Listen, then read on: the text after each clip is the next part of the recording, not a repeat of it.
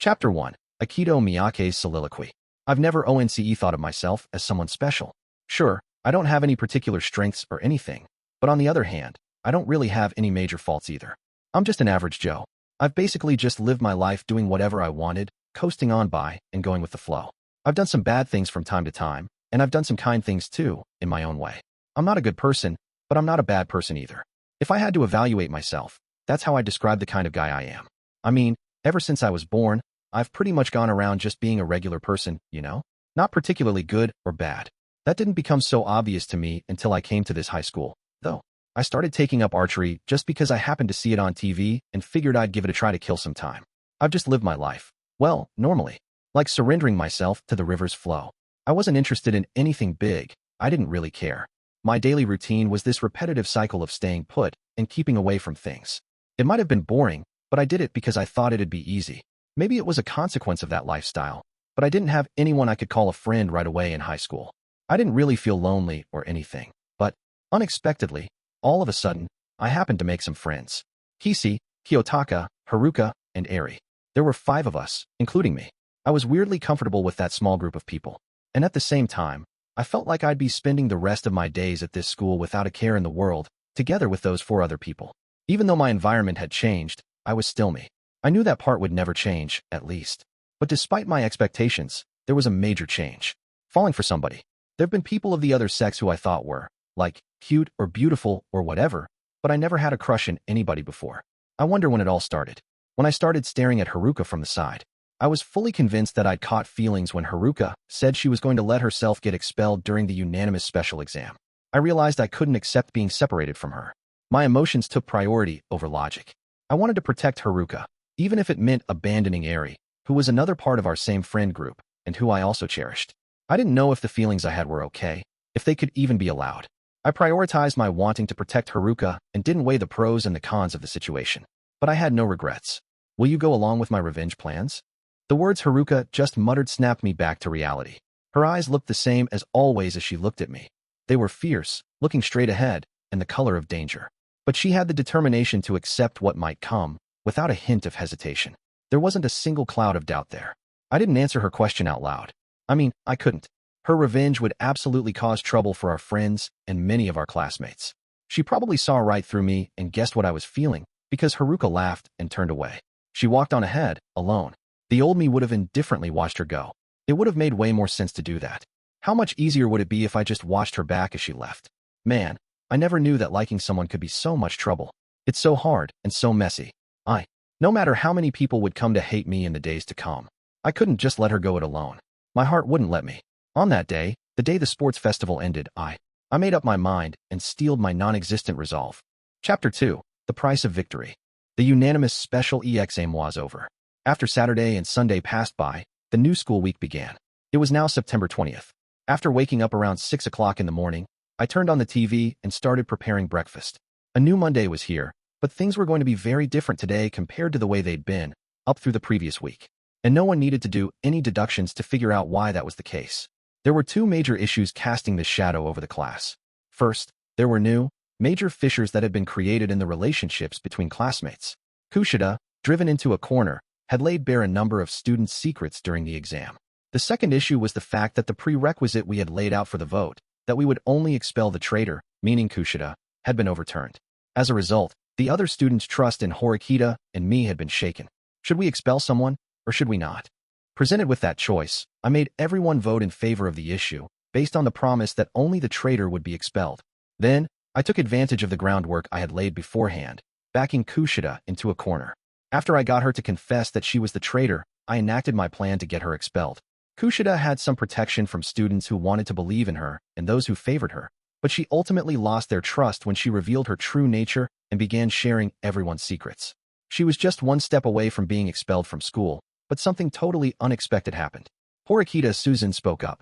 After learning the truth about Kushida, she appealed to the class, telling them that Kushida was a talented person that the class needed. If that weren't enough, Horikita even went so far as to declare she would never agree to Kushida's expulsion. Originally, I was the only person who promised that the traitor would be expelled. Horikita had simply agreed with the idea and nothing more. But I was still shocked that she chose to defend Kushida. The choice we had to make in what little time we had left shifted. Should we keep Kushida and accept the penalty that came with running out of time? Or should we expel someone else and clear the exam? At any rate, as I mentioned previously, our classmates' trust in Horikita and me was being shaken. Horikita changed the policies we set, and I went ahead and accepted those changes. I even announced who was going to be expelled. There were those who were genuinely hurt that their fleeting romantic feelings were revealed. There were friends who heard the kinds of insults and bad-mouthing that went on behind their backs, and were now feeling deeply suspicious of each other. There were those who lost friends, who resented their others they thought they were close to. The seriousness of the situation in the class, and the reasons that it had come to this, were far too many to count. However, this fallout from secrets being revealed wasn't a problem worth panicking over. That was something that had been planned from the beginning. It was a necessary expense and impossible to avoid if I wanted to trap Kushida. She had been trusted so deeply up until that point. It was easy to simply view the current situation as a negative, but I didn't see things that way. If you looked at things that way, then you couldn't gain valuable experience. It would then be a missed opportunity for growth. We were the only one of the 4 classes who had someone get expelled. Our classmates were deeply hurt. In exchange for that, we gained class points. No, it was important for them to change their perspective on the situation and veer away from that kind of thinking. Instead of focusing solely on the hurt and pain and leaving it at that, they had to look beyond, at the bigger picture. The students had to see that it was precisely because people were hurt that they had gained an opportunity to strengthen their bonds. By doing that, Horikita's class could become even stronger. It was unclear how many students were aware of that, but they needed to confront the problem anyway. They couldn't shy away from it. In a way, the special exam was still ongoing for Horikita's class. The weight and the value of those 100 class points was heavy. This was the perfect opportunity to look back and reflect on their actions, to understand things further. If things were left as they were, the class could very well get stuck in a rut, so they needed to be careful. If left unchecked, there was a chance that these wounds could open up even more. After I finished my breakfast, I checked my phone with one hand while I brushed my teeth. It didn't seem like I had gotten any calls or texts after the last time I checked in the middle of the night. Even so, I muttered. This wasn't the outcome that I originally foresaw. Even now, I was still shocked the special exam had taken such an unexpected turn. Looking at the situation with various philosophies in mind, such as rationality, conformity, and objectivity, there was no choice but to expel Kushida Kikyu. She had continuously, persistently voted in favor of the issue during the exam and threw the class into chaos. I had determined beforehand that expelling her would cause the least amount of damage to the class, and then everyone would be able to shift their full attention to the sports festival directly afterward. In other words, from my own subjective point of view, Horikita's choice to not expel the traitor Kushida Kikyu was an unthinkable, irrational mistake. Still, even though I felt it was clearly the wrong thing to do, I had supported Horikita's decision and steered the class toward expelling Eri. That meant I had chosen to resign myself to an irrational mistake. That option would have been entirely impossible for the old me before I had come to this school. So, what was my reason for accepting it now? The student known as Horikita Suzune had stronger feelings for Kushida than she did for other students. Without a doubt, Kushida was someone very special to Horikita. She held her in the same esteem as a close friend, even though that particular label wasn't technically correct. It made sense to keep around those who were special to you. But if you based your judgments on those priorities, it would ultimately be unfair. Moreover, it could be seen as an abuse of power for someone in a leadership position, a position that Horikita was becoming increasingly established in. It'd probably be easier to understand if one simply considered Haruka's perspective, for example. She was Eri's best friend. In Haruka's eyes, Kushida, who stubbornly continued to insist on the option of expelling someone, was evil and thus should have been eliminated. And also in her view, Horikita and I advanced the discussion based on the premise that we'd be eliminating that evil. That was precisely why she herself had voted in favor of expelling someone. But despite all that, her best friend had been expelled as a result of Horikita's favoritism toward Kushida. After everything that had happened, I was certain that there was no way she'd be on board with anything you tried to convince her to do. Not even something as simple as, hey, let's all do our best next week. At the same time, you couldn't forget that this wasn't an easy decision for Horikita either, not in the slightest. This special exam forced us into making that difficult choice, and Horikita made her answer clear. She took on the risk of putting herself in the line of fire, bearing whatever attacks came her way, and declared she was going to stand by Kushida. That alone would have been an impossible choice for an ordinary, run-of-the-mill student to make. Horikita was prepared for others to talk behind her back. They would say she was being unfair because she believed keeping Kushida around would be in the class's best interests. It's tough to say whether she made the right choice at this current stage, though, I mused aloud. Before the unanimous special exam was held, Kushida was clearly more valuable than Eri in terms of what benefits she brought to the class. Even after the incident, After Kushida exposed everyone's secrets, she still held that advantage over Eri. However, it was also true that the large gap that existed between them before definitely narrowed. In addition, at this stage, Kushida herself never claimed to have any kind of change of heart. Others would expect her to keep being uncooperative with the class in the future. In other words, there was no guarantee that keeping Kushida around would be beneficial to the class. Akito was mistaken about how things would develop on that front. My conclusion on that alone hadn't changed. Nevertheless, there was one single reason why I supported Akito's line of thinking. It might sound blunt, but I wanted to see Akito's growth. I wanted to see what direction it would go in, and ultimately the results of that growth. That was why. I could only wonder what consequences were in store as a result of the actions that Ayanokouji Kiyotaka could never have opted to take. I wanted to see the chemical reaction that was going to result from keeping Kushida in class. Would Akito reach Class A by a slim margin and prove that she had made the right choice? Or would the class crumble, making her realize her error? Perhaps this could even bring about some other unexpected change. At the very least, I thought it was very likely that it'd end up creating a negative chain reaction, but anyway, when I booted up the OAA app on my phone, I saw that Sakura Eri's name was already removed from the class roster. It was almost as though no student by that name was even there in the first place. I tucked my phone away in my uniform's right pocket, grabbed my bag, and headed for the door. Aside from the situation in Akito's class, there were things happening in the other classes that I found concerning. Ryuen and Sakayanagi had both expressed a desire to fight against one another in the year-end final exam. For Ryuen's part, it wasn't so strange for him to select classes so he could snatch away their class points. But why did Sakayanagi go for it? There was no benefit for her in choosing Ryuen's class, since it was ranked the lowest at the time. Was it because she was allied with Ichinos? Or was it because she had decided that crushing Ryuen was the best course of action? I wondered if the promise that Sakayanagi and Ryuen made with one another was also relevant somehow. I supposed I should keep a close eye on that as well. Sakayanagi and Ryuen going up against each other was the best possible scenario from the perspective of Akito's class, but after leaving my room at the same time I always did, I made my way to leave the dormitory. When I got off the elevator, I was met with a familiar sight. Akito was sitting on the sofa in the lobby, waiting for someone. She glanced over at me, but showed no signs of getting up right away. However, perhaps due to the fact that there wasn't anyone else around right at that very moment, she eventually did stand and approach me. "Are you waiting for Kushida?" I asked, breaking the ice. Akito paused for a moment, struggling to find the words. Then, she finally answered. "Seems like you saw right through me." "Yes, I am. I actually went to her room a few times over the weekend, but, well, it sounded like Akito wanted to try and provide Kushida with some emotional support, but she hadn't been able to reach her. I was sure that for Kushida, what happened must have been the most humiliating thing she had ever experienced in her entire life. There was no way she'd want to face Akito so soon after that. Perhaps Akito had been waiting for Kushida to come down to the lobby for quite some time now, maybe even from an early hour. But what bothered me more was that I could easily see the dark circles under Akito's eyes, indicating a lack of sleep. "It seems like you're really worried about this situation with Kushida," I commented. "Huh? Oh no, that's not it," Akito replied. "Yes, I've been experiencing a lack of sleep, but for a slightly different reason. She's never left her room, not even once. No matter how many times I went to check on her, she didn't answer. She just pretended to be out. It's like she's completely walled herself in there. I was still determined to meet her though, so I staked her out. And you said she's been holed up in her room. Does that mean you've been waiting by her door?" Even if Akito had only been doing that over the weekend, it was still a big deal if she was camping outside Kushida's room from morning until night. I repeatedly rang her doorbell and waited, said Akito. But even so, I didn't hear a single sound from inside her room. It was completely quiet.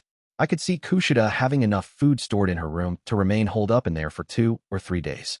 Besides, we need to be mindful of our surroundings, don't we? It wouldn't do us any good if the other classes found out that Kushida-san was shut away in her room. So Akito, on high alert, continued to wait in the hallway for Kushida to come out. It truly had been a grueling weekend for her. An ordinary student would have likely buckled under Akito's persistence, but Kushida was Kushida. She was just waiting it out, without giving Akito the slightest bit of sympathy. "After what happened the other day, she can't just carry on like she used to," said Akito. "Since you made the choice to keep Kushida in class, I suppose it's only right that you follow up with her." "Yeah," I replied. Akito nodded, her determination showing. But it seemed like she still hadn't marshaled her thoughts about the matter. "Ayanokouji-kun, how was your weekend?" she asked. By that, of course, she was really asking how things were with the Ayanokouji group. Since I was the one to name Eri and got her expelled, I supposed Akito was thinking that must have created more problems than keeping Kushida around would have. I exchanged a few messages with Kisi and Akito, but that was about it, I replied. The topic of Eri wasn't brought up during any of those conversations, however. It was more that I didn't really know how to touch on it, though, rather than I didn't try to. And as for Haruka, there wasn't any indication that she had read any of my messages. I wasn't an expert on how to use the app or anything, but I wouldn't have been surprised if she at least blocked me, even if she hadn't left the group chat. You still haven't been able to talk to Hasebi-san? Horikita asked. You're right, I haven't. As you'd expect, I couldn't muster up the courage to send her a message. Horikita gave me an apologetic look and bowed her head to me. Even if I forced us into having a face-to-face talk over this, it would be impossible for us to resolve the situation like that right now. It would be more realistic for the three of them to maintain their existing group relationship with me out of the picture instead of me trying to repair my relationship with them. The best option here was probably to sit and wait.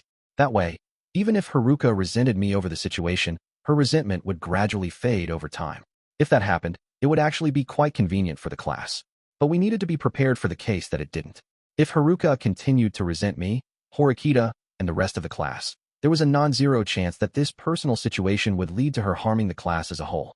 Her abilities weren't essential for the class, but it would be disadvantageous to take away one more pawn that could be used in its own way, thereby reducing the class's maximum value. It was also possible that a chain of events could result where, thanks to their incidental connection to Haruka, Akito and Kishi's strengths and utility would diminish as well. I don't think anything I say would get through to her right now anyway, I added. All I can do is wait. This was most definitely not something to be discussed in a place like this, though. After we had each gotten a grasp on the other's situation, Horikita sighed quietly. My forcing the choice to keep Kushida-san caused a change in your relationship, she said. I had been the one to name Eri directly and guided the discussion toward choosing her, sure, but I took on that role of my own volition. That part, at the very least, was all on me. There's no need for you to apologize twice for the same thing, I told Horikita. If you thought it was the right thing to do, then it's fine. But you covered for me. No, actually, not just that. Horikita seemed like she was getting her thoughts in order, choosing her words carefully. Even if I tried to guide the class toward expelling Sakura-san in that situation, I'm sure it would have been impossible for me to convince Hasebi-san to give in, even at the very last minute. I wouldn't have been able to avoid the penalty that came with letting time run out. Having spent the weekend cooling off and thinking it over, Horikita was now able to see the situation clearly. She understood the burden of the role of sentencing someone to be expelled and the difficulty in carrying it out. The fight that had taken place in that limited amount of time was even tougher than she had originally imagined. While I could tell that she was relieved we had avoided a worst-case scenario, I could still see some traces of unease in her eyes. To a significant extent, Horikita had been looking for the path leading to salvation, where no one was expelled because time was running out. A world where we weren't fewer than 39 people. Hoping that big if had happened, where even though we lost class points, we deepened our bonds with one another by protecting our friends and would strive to reach class A once again. Horikita herself knew that such thoughts were an escape too. That was precisely why she was holding those feelings deep inside, even as they attempted to rise to the surface. It was almost like you were able to see and understand everything in that exam. From the very beginning, she said. It's not like I can see the future, I told her. I simply considered every possibility and dealt with them accordingly. That's what's so incredible, though. I can visualize things to a certain extent, but I can't read situations perfectly, she said. The nature of the issues, what kinds of statements you should give to make people do what you want them to do. You did it all, based on your calculations. Horikita was beginning to see the world as I saw it, and to think about it little by little. Reflecting on what happened and analyzing it is all well and good, but don't you think that, right now, dealing with the class's problems comes first? I asked. Why, yes. You're right, she conceded. Don't go expecting the environment to be the same as it was before the exam, I warned her. I'm prepared for that, of course, she said. Hasebi-san undoubtedly holds a grudge against me, and I'm sure that Yukimura-kun and Miyake-kun feel the same. And I'm sure that there are also students who disagree with me forcing the decision to keep Kushida-san in the class. Horikita said that she was prepared, but it was hard to tell whether she understood what that truly meant yet. Just how long could she remain calm over the changes that would come as a result of the decisions that she herself had made? If these were positive changes, that would be fine. But this time around, it was the exact opposite. These changes were bad. Students probably weren't going to view her as someone who had worked hard and contributed to an increase in class points. You should have already gone ahead to school, said Horikita. She was busy trying to deal with Kushida right now anyway, so there wasn't any point in me trying to drag out the conversation. Yeah, it wouldn't be good if we carelessly drew attention to ourselves here. I agreed. It wasn't just students from Horikita's class who lived in this dormitory. People from the other classes that we should be calling our enemies like Sakayanaji and Ryun lived here as well. I didn't think it was possible to keep a lid on everything, like regarding the matter of Kushida's true nature, but that didn't mean that we should be handing them something to exploit by revealing that information ourselves either. Our class had scored major points. That was true. Whether the students were able to successfully deal with the cost of that win would depend on what they did in the days to come. But before that, there was an immediate problem that I could see when it came to fixing the situation in class, and along with what to do about it. 2.1 When I entered the classroom, I immediately noticed that the feeling in the air was significantly different from the way things were before the special exam. For one thing, there were a few students who were looking my way. Many of the onlookers were students I had no close associations with on a daily basis, but I supposed it wasn't surprising that they were looking at me. Up until recently, I had been on the sidelines, a passive observer, but during the test I had demonstrated that I was willing to take drastic action. There must have been many things they didn't quite understand yet either, like my relationship with Kushida, the behavior that I had shown before the exam, and so on. But even though these students were concerned, there didn't seem to be any who were willing to come up and ask me anything directly. "Good morning, Ayanokouji-kun." And in the midst of this situation, as soon as she spotted me in class, Matsushita approached me happily. "Morning," I answered. The stares of the guys and girls in class morphed into looks of surprise in light of her actions. Although Matsushita waved to me from a distance, this might very well have been the first time that she called out to me like this after arriving at class. Was she concerned about what happened the other day? Or did she have some other objective in mind? Matsushita had a high opinion of my abilities. My attempt to get Kushida expelled and the way that I had dealt with her might have actually increased me worth in her eyes, rather than lowered it. Even in the process of getting Eri expelled, Matsushita was one of the students who agreed with the course of action and voiced her opinion that there was no other choice. "So, are we finally moving on up to Class A?" she asked me. "Not sure." I avoided her light ribbing and sidestepped her question. She quickly backed off, perhaps because she thought she didn't need to press the issue any further. She then cast a sidelong glance at me. "There might be a lot of things going on for a while, but I don't think you need to worry." Matsushita then quickly added, "I mean, I'm sure Thaddeus won't be bothered, Ayanokouji-kun, knowing you." She was hitting me both with a polite opinion and her earnest thoughts. "It's the other stuff that's really important, right, Ayanokouji-kun? Not whatever's going on with you and Horikita-san." I thought that Matsushita understood how I felt about the results of this situation better than Horikita did. Or, well, she seemed to be interpreting things accurately. It was the matters with Shinohara and Haruka, as well as with Kushida and Michan, that were likely to be the problem. Those students had particularly suffered as a result of the unanimous special exam. Shinohara occasionally cast a pained look in my direction, but instead of looking at me, she was watching Matsushita. Matsushita herself, though, seemed calm and composed. Even so, she must have noticed Shinohara's gaze fixed on her because she commented on it. "I tried to reach out and make plans with her this weekend to find a time that worked," she said in a quiet voice. "She canceled on me at the last minute. Girls tend to take a long time with these kinds of things. They hold on to stuff. Sounds pretty rough." "Well, we're the ones at fault though," Matsushita said. This all started because Matsushita and their friends were making fun of Shinohara and Ike behind their backs. They joked about the two being a couple, among other things. It was only natural that Shinohara would be angry with them. Her friends had been insulting her appearance, and so on behind her back. "It's pretty much a normal, everyday thing," Matsushita added. "I've had much tougher things to deal with in the past." Guys tended to have superficial relationships with each other and couldn't even begin to understand the deeper friendships girls had. They wanted to know, but at the same time, they didn't want to know either. After my conversation with Matsushita, time passed by, and no one else came forward to talk to me.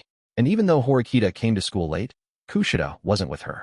Sudu and some of the other students tried to talk to Horikita, but since she showed up with barely any time to spare before the bell rang, everyone took to their seats instead. Horikita hadn't seen any sign of Kushida all weekend, and it seemed like she was continuing to stay in hiding. But morning homeroom started all the same, even though 3 conspicuously empty seats stood out.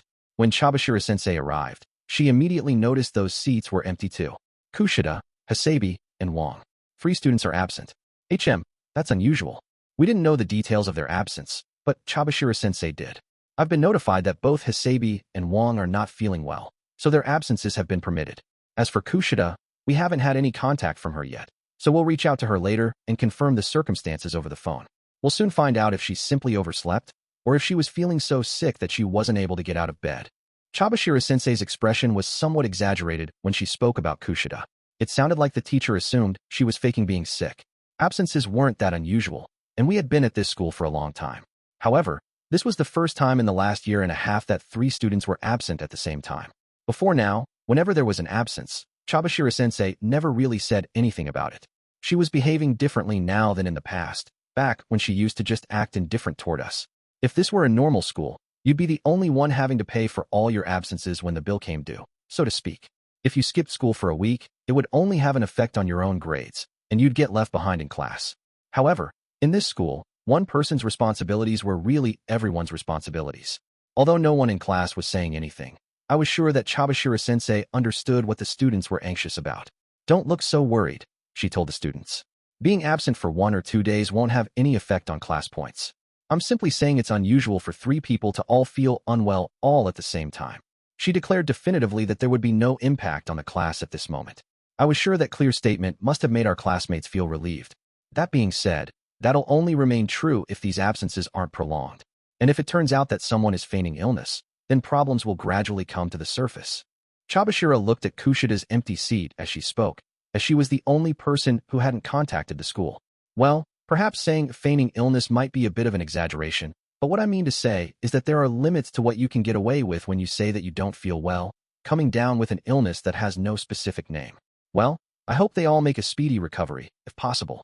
Even if they didn't want to look directly, all of our classmates' eyes were on Horikita now. During the unanimous special exam, Horikita had declared that she was going to give priority to her own ideas and keep Kushida in class. So, naturally, many students then focused their criticisms on Horikita. And despite that dissatisfaction, well, to put it simply, she wasn't quivering in the slightest in the face of it. Still, even if I couldn't see what she was feeling deep down, even if Horikita was upset by it, it wasn't like she couldn't say anything right now. Taking notice of the situation, Chabashira-sensei let out a cough, forcing the students to take their attention off of Horikita. Yes, those 3 students being absent is a concern, but don't let yourselves dwell on that too deeply, she said. Now that the unanimous special exam is over, you must turn your attention to the next battle. She gently placed her palm on the monitor behind her, bringing up something on the display. I'd like to explain to you the details of the sports festival now, along with the unique rules that apply to this year's event. Please listen carefully. I was sure the students were expecting the sports festival that awaited us this year to be the same as last year's event, which had been just like every other year before it. The first to ask a question was none other than Sudo, who was more fired up about the event than anyone else. Unique rules, he repeated. Wait, so does that mean that the sports festival this year is going to be different from last year, Sensei? Chabashira-sensei nodded in response. The student council president's recommendation for a new status quo here at this institution has been accepted. You saw that in the uninhabited island special exam as well. The goal is to incorporate ideas that emphasize the ability of the individual, and this sports festival is going to be the embodiment of that.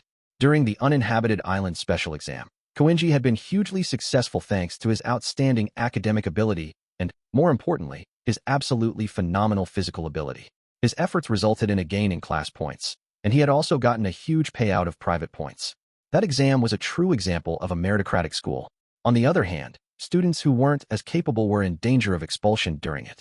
That same emphasis on individual ability was being placed on the sports festival as well. Even if we only went by what Chabashira-sensei was telling us right now, it could very well be a grueling exam for students like Kisi, those whose academic abilities were their strong point, but their physical abilities were cause for concern. I'm sure that more than a few of you are troubled by this, but the rules of this year's sports festival have been adjusted so that no one will be expelled for a lack of individual ability, and nor will any individual student suffer losses alone, said Chabashira-sensei gently, perhaps to avoid throwing the students into a mild panic. After all, not everyone can be the perfect athletine scholar, excelling effortlessly in both academics and sports. Some of the students exchanged surprised looks when they heard her soft tone of voice. It was quite different from anything they had heard from her prior to this week. Since there wasn't anything more to say, Chabashira-sensei put an overview of the sports festival and the rules up on the monitor. Sports Festival Overview and Rules Overview, a sports festival consisting of various events, wherein all grade levels will participate. Event period, 9 a.m. to 4 p.m. A break period will be held from noon to 1 p.m. Students are free to participate in different events of their choosing to earn points. Students will compete together as a class in terms of overall score. Rules: each student will be granted 5 points at the start. Students taking part in the sports festival must participate in 5 different events. 1 point will be awarded to students as a participation prize for each event. Winners will be awarded additional points in accordance with the nature of the event. Students may participate in more than 5 events, but will have to pay 1 point to participate per event from the 6th event onward. Students will not be granted the 1 point participation prize for taking on additional events. Students can participate in up to a maximum of 10 events per person. If a student participates in fewer than 5 events by the time the sports festival comes to an end, all of that student's points will be forfeited. If a student does not participate in or abstains from an event they have signed up to participate in, except in the case of compelling circumstances, that student will lose 2 points. Students who have already finished the events they intended to participate will cheer for their classmates in designated areas. That was what was displayed on the monitor. Just from a brief glance at the overview and rules, you could tell that this year's sports festival was completely different from last year. What you see here are the overview and rules for this year's sports festival, Chabashira-sensei announced. Unlike our usual sports festival where the entire school watches a single event, this time, events will be running in parallel, at the same time, in different locations. That sounds pretty busy, said Sidhu, sounding baffled by the rough idea of the day's events he imagined in his head. Your top priority is to participate in the competitions and aim for the top of the rankings. However, it does require putting together a meticulous schedule, replied Chabashira-sensei. If you're planning on competing in a large number of events in order to win, then yes, this will be a busy sports festival. There are 2 major categories of competitions this time. The first are called basic competitions, which are competitions in which one person can participate solo. All basic competitions have fixed rewards, 5 points for first place, 3 points for second, and 1 point for third. Plus, everyone taking part will get 1 point as a participation prize. The other kind of competitions are team competitions, also referred to as special competitions. Special competitions are events in which 2 or more people can participate. The rewards for team competitions are more substantial, and everyone on a participating team will receive an equal number of points. But while the rewards are certainly attractive, there are drawbacks too. For example, these events require cooperation, among other things, and have a more substantial time commitment. That meant there was a clear distinction between individual and team events, and the number of points we could win would be much higher in team events. There was no downside for coming in last place either, and students who weren't adept at sports would surely appreciate that. The rewards for team competitions vary depending on the event, so please check the details for each competition accordingly, added Chabashira-sensei. Once you understood the rules, they were actually quite simple. But still, there were surprisingly many things that we had to do during the sports festival. There were the 5 points that we would initially receive at the start, plus the 5 points we could get for participation, which came out to a total of 10 points. Regardless of our performance, we could obtain 10 points simply by participating in and finishing the event. But what if a student couldn't fulfill the minimum requirements as the result of some sort of accident? Did that mean that we would essentially be losing 10 points from our total score for each student who was out?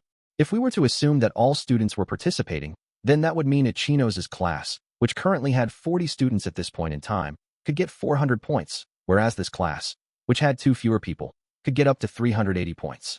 We'd be starting the competition with a 20-point handicap. As of now, it was clear that we could get 5 points as the reward for placing first in an individual competition.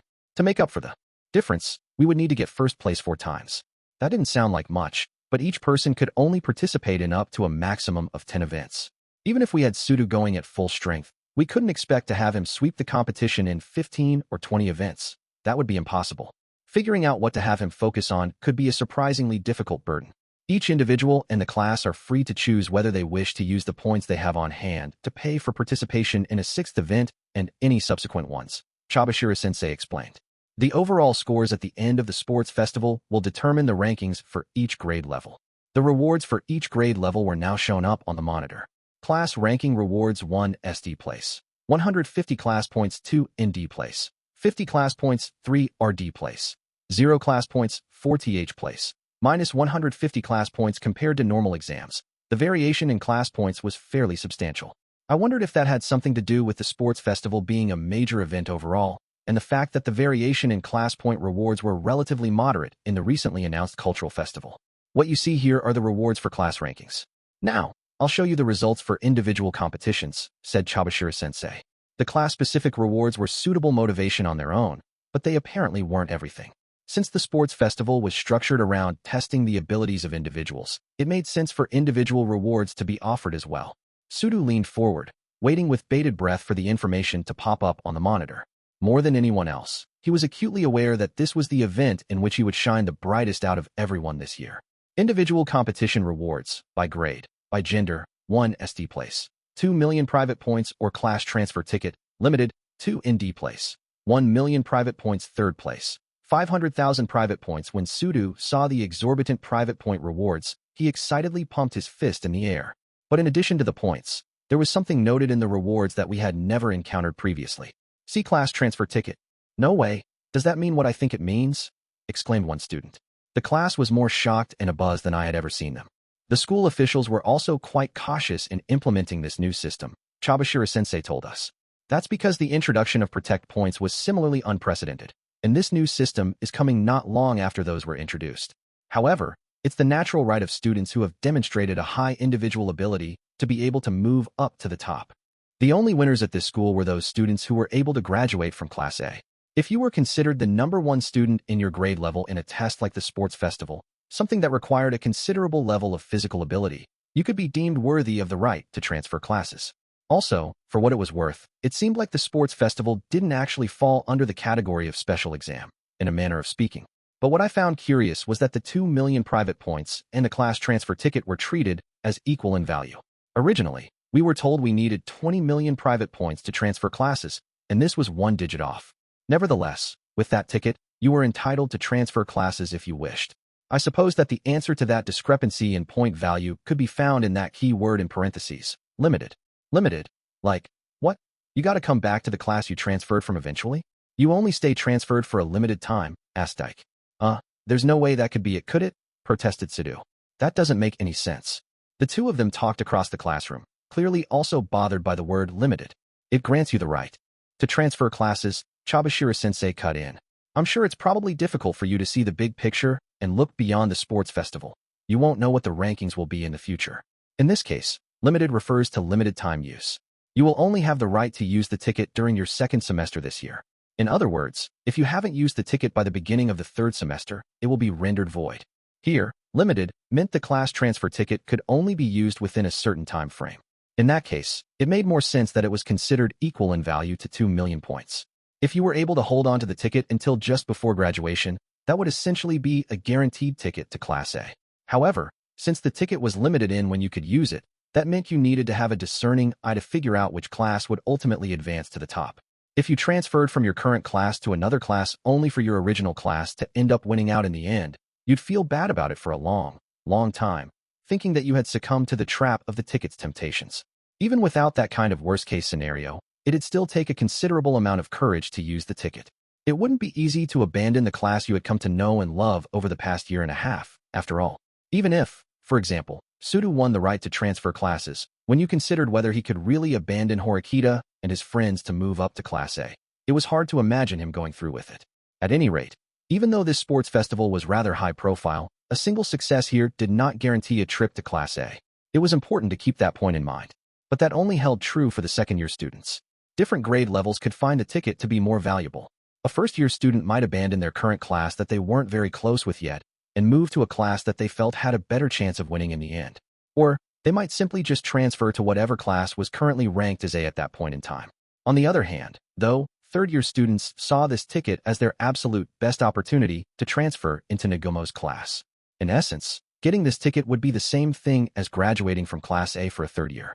Regardless of someone's grade, though, being given the right and the choice to transfer classes was significant. I figured I'd just have to wait and see how this was going to affect the future. I was sure the school was going to be watching for the response too, to decide if they would offer this same kind of ticket again. Overall, it was a profoundly intriguing reward, and one with an interesting balance. The male and female students who win first place in their respective grade levels will be asked to choose one of those two rewards, Chabashira-sensei said. Sidhu, if you're intending to aim for the top in individual competitions, then you'd best think long and hard about this. Sidhu's back visibly stiffened at her words. What she meant was that, instead of succumbing to the delusion of always putting friends first and jumping at the 2 million points, he should look to the future. Would he choose to stay where he was now, in Horikita's class? Or would he transfer to Sakayanagi's class, which was far away in the lead? He had the right to face his own future and consider the matter very carefully. Now then, let's move on to a more detailed look at how this works. There are two types of competitions, those that are open for registration before the festival, and those that won't be available until the day of the festival. So, in other words, there will be a fair number of events that you can only sign up for during the sports festival itself, Chabashira-sensei explained. In addition to standard events such as the 100-meter dash and an obstacle course, there were several interesting and unusual events that had shown up on the monitor. They included things like penalty kicks, basketball shootouts, tennis singles, mixed men's and women's doubles, and so on. There were quite a number of competitions that you wouldn't normally see at a school sports festival. The event times are fixed, as are the number of people who can participate in each one. So you may not necessarily be able to compete in all of the events that you hope to, Chabashira-sensei warned us. If you push yourself too hard to register for lots of events and make plans that don't align with the posted schedule, you might end up being unable to make it to certain events in time.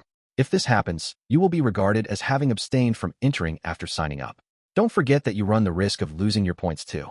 Students whose physical abilities were superior to most of the student body as a whole needed to take part in a lot of events where they could efficiently rake in points. That meant it wasn't just physical ability that was required of us for this festival. We needed to be able to use our heads to decide what events were the best to enter, or at least have the ability to make a good guess. Or, even in the end, luck. However, if we were to have the sports festival right now, with the way things were at the moment, the students would probably panic. If everyone rushed to sign up for a certain event on the day of the festival, there was no way it could work out. Of course, there was no way the school wouldn't have anticipated this. For events that can be registered for beforehand, registration will open via the dedicated app at 10 p.m. tonight, announced Chabashira-sensei. Events are first come, first served, for all grades. Cancellations will be accepted any time up to 1 week before the actual sports festival, but you can only cancel up to 3 times. The final reservation deadline is 2 days prior to the festival. If you have not registered for at least 5 events by that time, then you will automatically be assigned to available spots. With that announcement, the schedule I assumed would be used in the app was displayed on the monitor. As an example, let's say that you wish to participate in the 100-meter dash, said Chabashira. The image on the screen changed. 100-meter dash, an event that allows a maximum of 7 participants, divided by grade and gender. For races in total, reservations can be made for any of the 4 races. Day of registration is allowed if spots are still available. Participants must arrive 5 minutes before the start of the event to complete entry procedures. Students are not required to wait around after their race is over. Scheduled start time for the first race, 10:15 a.m. If you combine men's and women's races, the maximum number of people who could participate in the 100-meter dash during the sports festival was 56 students. Hypothetically, even if you were to participate in any number of the races, the competition started at 10:15 in the morning, and so you'd be required to arrive at least 5 minutes before then. Judging from the explanation provided, you didn't have to wait around after completing your race, so if you participated in the first race of the period, you could move on to the next competition shortly after. On the other hand, if you were signed up for the 4th race, you'd be waiting around for a long time for your turn to come. It was the same competition, and the rewards were the same, but there were losses with respect to time. It's also important for you to note that students will not be allowed to participate in events related to clubs that they are currently in or have been a part of at any time during their tenure here at this school, noted Chabashira-sensei. That means Hirata would not be allowed to participate in events related to soccer, nor would Sudo be allowed to participate in basketball-related events. Students who were involved in club activities for a specific sport would not be at an advantage here. Instead, they'd be barred from participating. Since there wasn't anyone who could beat Yusuke or Sudo in their areas of expertise, the school must have wanted to avoid competitions where students who had club experience faced off with novices. If Sudo played in a soccer event, or Yusuke played in a basketball event, then even the other students they were playing against would still have a good chance of winning. There also might be a few students who were active in sports clubs in junior high, but didn't join them in high school. That could lead to slight advantages or disadvantages too. You know, this actually kind of sounds like booking a seat for the movies. Sudo had been absorbing the explanation intently and voiced his thoughts on the system. He was right on target. Yes, you could certainly say that the system here is similar, Chabashira-sensei agreed. It's also designed to show who has signed up for what events and at which time slots. It also updates in real time. Wait, so does that mean that some people might cancel because they don't want to go up against me then? Sudo snorted, crossing his arms proudly. That's right. Those students will run into a wall sooner or later though, since you can only cancel reservations up to 3 times, replied Chabashira-sensei. Since the number of participants was limited and the event times were fixed, you would want to lock yourself into the events you were best at and the specific races you wanted to enter as soon as possible in order to put together your schedule. However, the earlier you signed up for events, the greater the risk of being paired up with a formidable opponent. Still, if there was a fixed number of times that you could cancel to get out of a situation like that, people would be indecisive and hesitate even just making their reservations. This was going to be a battle where you'd have to keep your enemy in check while searching around. It was like an online competition serving as a prelude to the proper sports festival. Chabashira-sensei then added, also, please note that if an individual competition ends in a tie for first place, the private point reward will be split equally between those students. However, the class transfer ticket option will not be available. In the unlikely event that some students were to collude to both take first place somehow, deliberately reaching a tie in order to try and get the most class transfer tickets possible, the system would cause that plan to fall apart. I suppose that taking the ticket away in the event of a tie was one way of avoiding that issue. At any rate, if you performed well yourself and earned many rewards, you could either get a huge number of points or a class transfer ticket. It was truly a reward worthy of something designed to test your true abilities. Even if you didn't intend to change classes, you could still use those 2 million points to various ends. It was even possible to use them as a stepping stone on the lofty goal of securing the 20 million you needed for a definite ticket to class later on. On the other hand, students who weren't confident in their athleticism would be smart to stick to those mandatory 5 events as much as possible. If they used up the precious points they had on hand to enter a 6th event and more after that in an effort to win, they'd just be spending 1 point per event. That would make them a significant liability in this fight, which was ultimately a class-based competition. After Chabashira-sensei finished giving us her explanation and left the classroom, students started feeling like they had to rush and take action now, almost like a pot of water immediately coming to a boil. All right, Susan, let's have a meeting right away. The first person to say something, and rather loudly, was none other than Sudo. Having heard the rules, he had become even more motivated. Yusuke also got up, naturally, and began walking toward Horikita. Up until this point, it was the same sequence of events as usual. However, some of the students in class were staring at Horikita coldly. Doubts swirled around in the air, and the students were uncertain whether they could really entrust this matter to Horikita and if they were okay with making her the leader. Horikita decided to make the first move. First, there's one thing that I need to tell all of you before we discuss the sports festival. She got up from her seat and turned around so that everyone could see her face. I forced the choice of not expelling Kushida in the special exam held at the end of last week, and I violated the promise that I made to all of you. Please allow me to apologize for that first, said Horikita, bowing her head. However, once she raised her head, you could see that there was a strong determination in her eyes. However, in the end, I do believe that I made the correct choice, she said. She is someone who can be an asset to the class. I don't think so. The first person to speak up and reject Horikita's words was none other than Shinohara. She was one of the people who suffered as a result of Kushida exposing people's secrets. Now that we know Kushida-san is like that, no one's going to trust her, Shinohara continued. I don't get the feeling that anyone from the other classes is talking about this whole thing with Kushida-san yet. But don't you think it's just a matter of time? Shinohara cut straight to the chase, pointing out an important matter that should be considered, regardless of whether people liked Kushida or not. The fact that she was going to continue to be their classmate couldn't be changed. And if things were going to proceed based on that assumption, it would be best to keep the inconvenient truth of the matter as quiet as possible. In other words, going around telling enemy classes that Kushida was actually a bad person with dangerous ideas would undermine our efforts. It was a simple matter of just keeping things quiet, but pulling that off was going to be surprisingly difficult. Shinohara was protesting right now, and she had particularly suffered because of Kushida. It wouldn't have been surprising if she'd exploded before now, but it seemed like she had been holding it in all this time. Shinohara didn't seem to understand the advantages that came from this, and being the case, it wouldn't be surprising if a clever person who'd understand, like Yusuke, had urged her to keep quiet about the matter in advance. However, it was doubtful whether that would last forever.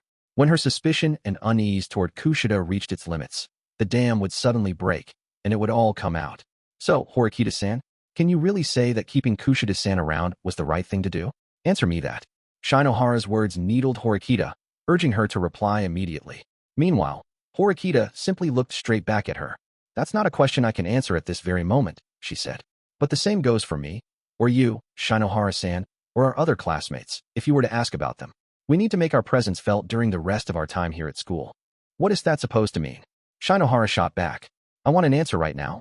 No matter how you look at this, Kushida-san is going to be an issue for our class. It's true that you might have been hurt by what happened in the unanimous special exam, Horikita acknowledged.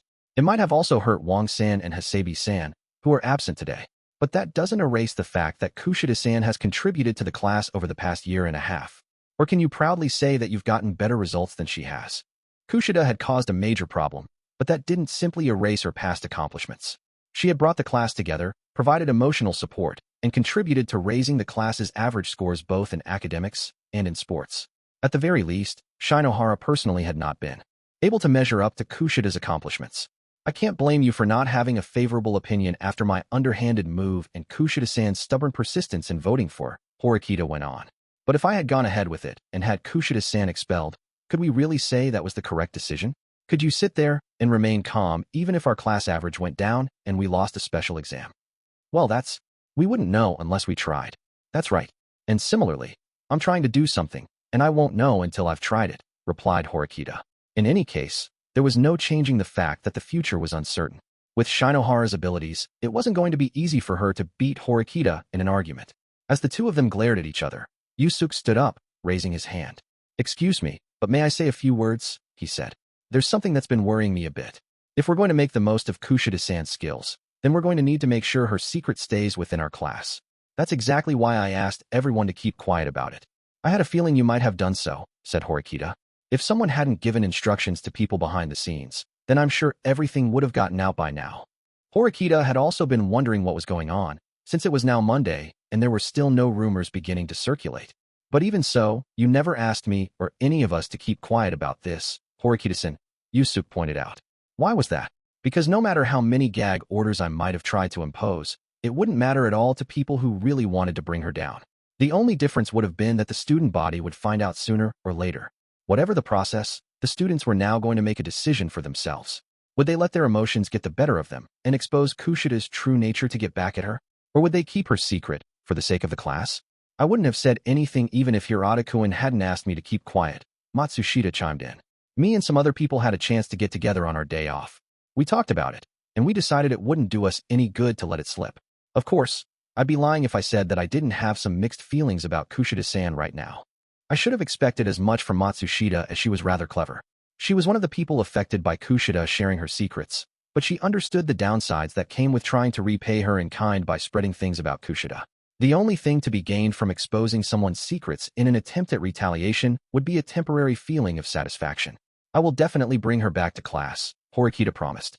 "And if by some chance I can't then, if that time comes, I intend to take responsibility in whatever way necessary." When Horikita said that she'd shoulder that weight, even the students who had been snarling at Horikita in the face of her determination suddenly stopped. Several people gulped loudly, taking a breath. Even Shinohara was no exception. "You're really going to accept responsibility?" asked Shinohara. "I was fully prepared for that outcome when I chose to keep Kushida-san here," Horikita replied. "If that time comes, you can judge me." Akito and Kisi silently watched Horikita as well. It wasn't difficult to imagine how they felt right now as they listened to this conversation. At any rate, Horikita had brought the conversation to a close with some strong words, and now, free time had arrived. Horikita's gaze wasn't on me, but on someone else. That person also stared back at her, and eventually, Horikita left the classroom. At the same time, Koenji, who had been sitting next to an empty seat, got up and left the classroom in a similar fashion. I was curious, so I decided to crack open the door slightly and see what was going on. "You looked as though there's something you want to say to me." "What is it?" asked Koenji. "I wanted to confirm something with you regarding the upcoming sports festival," replied Horikita. Foo. "Well now, I suppose I'm not wrong in thinking that I don't have to cooperate, am I?" "You're absolutely right. You don't," Horikita said. "I just wanted to confirm your intentions. Would it be all right for me to at least ask that much? Could she include Koenji's contributions in her calculations, or not? Depending on that, her strategies would change." After being asked that, Koenji smiled smugly and placed his hand on Horikita's shoulder. That must have gotten on Horikita's nerves. She tried to brush his hand off, but he didn't budge an inch. "You seem to be a very lucky girl," he said. With Koenji's hand still on hers, Horikita looked somewhat displeased. She then asked him about the true meaning behind what he just said. "Does that mean that you're feeling motivated?" "I've saved up some money from the uninhabited island exam and the treasure hunt. Now, the time has come to spend a little," he said. "As far as I'm concerned, there's no reason not to participate." Koenji had demonstrated overwhelming prowess in the uninhabited island special exam and wasn't expected to take any further actions for the class. But from the sound of it, he was plenty enthusiastic when it came to a unique event like this where individuals could earn gigantic sums. From Horikita's point of view, this was an unexpected bit of good luck. As long as Koenji was earning as many points as he could, Horikita wouldn't have anything to complain about. And for Koenji, there was a good chance that he could easily earn 10 or 20 points. However, I was sure Horikita had some concerns about the rewards. She seemed to hesitate for a moment, but then opened her mouth to speak. "If you earned the right to transfer classes, what would you do then?" Koenji was, without a doubt, the biggest problem child in the entire grade. Well, maybe the most free-spirited would be fair, I supposed. He wouldn't hesitate to abandon his current class if the whim took him. Whether he would be an asset to the class moving forward or not was another matter, but at the very least, Horikita could not consider the loss of students from her class to be a positive. Besides, Koenji would likely take special exams that offered a lot of money very seriously, like the Uninhabited Island Special Exam and the Sports Festival. If that happened, he would undoubtedly make a formidable opponent. That's no problem, Koenji replied. I don't think there's enough appeal to any of the other classes at the moment for me to throw away the contract that I have with you, Horikita girl. At the moment, huh? Repeated Horikita. That meant there would always be a possibility he'd transfer classes later, depending on the conditions. As of today, you're safe, said Koenji. I didn't think that this had anything to do with being safe, but regardless, I was skeptical that many other classes would want to bring Koenji on board anyway. There would be advantages to having him, sure, but there would be disadvantages too. Very well, said Horikita. I'll take your word for it. But I can't trust you if you're going to get carried away with whatever whims pop into your head. Can I plan on you earning enough points to take the top spot? I don't mind if you interpret it that way, Koenji shrugged. I won't be working with anyone, though. From the sounds of it, he was only going to be earning points from competitions that you could participate in on your own. I wouldn't be surprised if Koenji won first place in all of those events, so it was highly possible that he'd get a maximum score of 55 points. Are you really sure you're not interested in moving up to Class A? Asked Horikita. Koenji answered her question with a laugh. He then proceeded to walk back toward the classroom. Is eavesdropping a hobby of yours? He asked, coming right to a stop beside me.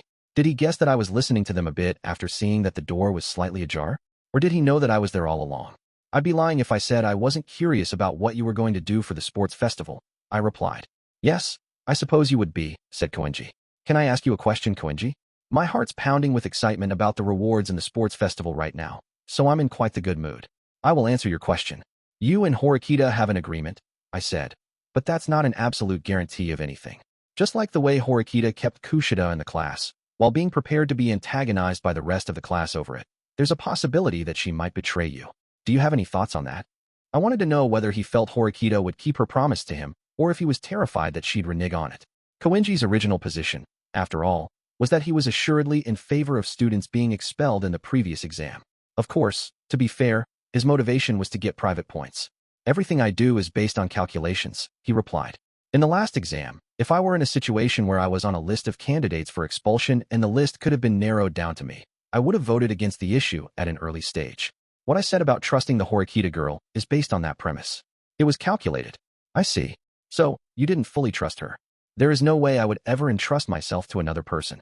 It's the same for you, no? He asked. You're probably right about that, I agreed. On the outside, Koenji seemed like a free spirit, the sort of person who just did whatever they wanted. However, there was a calculated thought process behind his actions. And on top of that, even though he was calculating, he maintained his freedom. No matter how many students I pulled apart to find the answers about who they were inside, this man alone was someone I couldn't figure out. 2.2 Immediately after lunch started, Horikita came up to me with a question. Ayanokouji-kun, do you have a moment? Well, Kei and I we're going to be having lunch together. So sorry, I can't lend you Kiyotaka. Kei ran up to me and aggressively inserted herself into the conversation, stopping Horikita in her tracks. Furthering the point, she held her hands out, signaling no. Kei then continued. Besides, what are you thinking, inviting a guy who has a girlfriend to come with you? I see, said Horikita. But you know, I'm not the one who wants to see him. It's someone else. And it's not a girl. Still, I'd have to wonder if you'd allow it, even so. Horikita held her phone out toward us, and Kei peeked at the screen before I did. Yagami Takuya, she read. Who's that? The sender of the message doesn't matter. What's important is the contents, said Horikita. Yagami's text to Horikita appeared to have been sent about an hour ago. It read, could you please bring Ayanokouji-senpai to the student council office during lunchtime? The student council president wishes to see him. If that's inconvenient, please let me know so that I can come to you instead. As a member of the student council myself, I also have a role to play, Horikita told us. If a fellow member asks me to take care of an errand, I cannot turn down their request. Horikita had no choice, so she had to come tell me about this. It seems as though student council president Nagumo wants to see you again, she added. Did something happen? Nothing. At least not lately, I added in my head. If you refuse to go, Yagami-kun will come here, Horikita said. And if you still refuse to go even after he comes, then President Nagumo may come here himself. How should I respond? Horikita was simply acting as a messenger. No matter how I answered, she would just carry on with indifference. Sorry, Kei, I said. If I ignore the student council president, there'll be trouble later. Humph. Well, if it's him asking, then I guess there's nothing we can do about it. Understanding that she had no other choice but to accept the situation, Kei immediately rushed over to Sadu and her friends. Sadu-san, do you want to have lunch together? Your girlfriend sure changes gears quick, muttered Horikita. I wasn't sure if she was impressed or disgusted. I'll head over there now, I told her.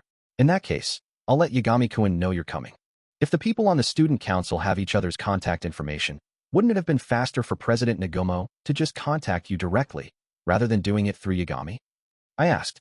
The only person on the student council that President Nagomo has exchanged contact info with on the chat app is Yagami-kun, Horikita explained. Yagami-kun requested it directly. I was satisfied with that answer, so I left the classroom. When I did, Horikita followed me into the hallway. I don't know why he wants to meet with you, but I suggest that you try not to offend him as much as possible, she said. After she gave me that bit of advice, we went our separate ways. At that point, I had no other choice but to head over to the student council office, so I decided to do just that. I figured that, considering that he could very well come directly to me, it would be significantly more comfortable for me to go to him. Once I arrived outside the office, I lightly knocked on the door. Shortly afterward, I heard Nagomo's voice from the other side of the door, and I went in. As I expected, there was no one besides Nagomo in sight inside the student council office. Yo, Ayanokouji. Any changes in your day-to-day lately? Nagomo started the conversation off with a light jab. The person who was responsible for disrupting my life these days was none other than the person before me, the student council president, thanks to the order he gave. The pressure from the stares the third-year students had been giving me on a daily basis had not diminished in the slightest. In fact, even third years who didn't have the first idea about me seemed to have completely committed my face to memory now. Without a doubt, to the upperclassmen, I was now the most infamous junior in the school. Even though they didn't know what happened exactly, they knew me as the junior who defied Nagomo. Well, I'd like to say that no, there haven't been any changes, but I suppose there are some things that have been bothering me, I replied. It would have been easy for me to pretend I hadn't noticed anything, but if I showed him that I wasn't distressed by the situation, it could cause him to escalate things even further. You know, as the student council president, you can talk to me about things that are bothering you, said Nagomo. It might just be my imagination anyway, I said. When I really am in trouble though, I'll come ask for your help. If I could make Nagomo feel satisfied at least to some extent, there was a possibility that even he would back off. Well, probably not, actually. That was being overly optimistic. All Nagomo wanted was to defeat me personally, by his own hand. There was no way he'd be satisfied just with what happened so far. I was sure Nagomo was already feeling somewhat happy with this conversation, and there was no way he'd let it end here. He ended up changing the topic. You heard the rules for the sports festival already, right? He said. That means the time has come for a direct showdown, Ayanokouji. There are some events in the sports festival that all grades can compete in, so you're going to fight me in one of those. Is this your way of laying down harsh discipline to a junior student? I asked. I've seen your OA scores, Student Council President Nagomo. Unless we're talking about a competition where luck is a major factor, there's no way I could possibly hope to win no matter how hard I try. The outcome of a match between us is patently obvious. Even though being modest was the only way I could have responded to him, my words likely wouldn't convince Nagomo. So, you're the kind of guy who'd give an answer like that, huh?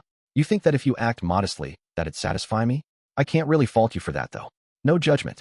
I mean, you don't really have any other choice but to be all humble right now anyway.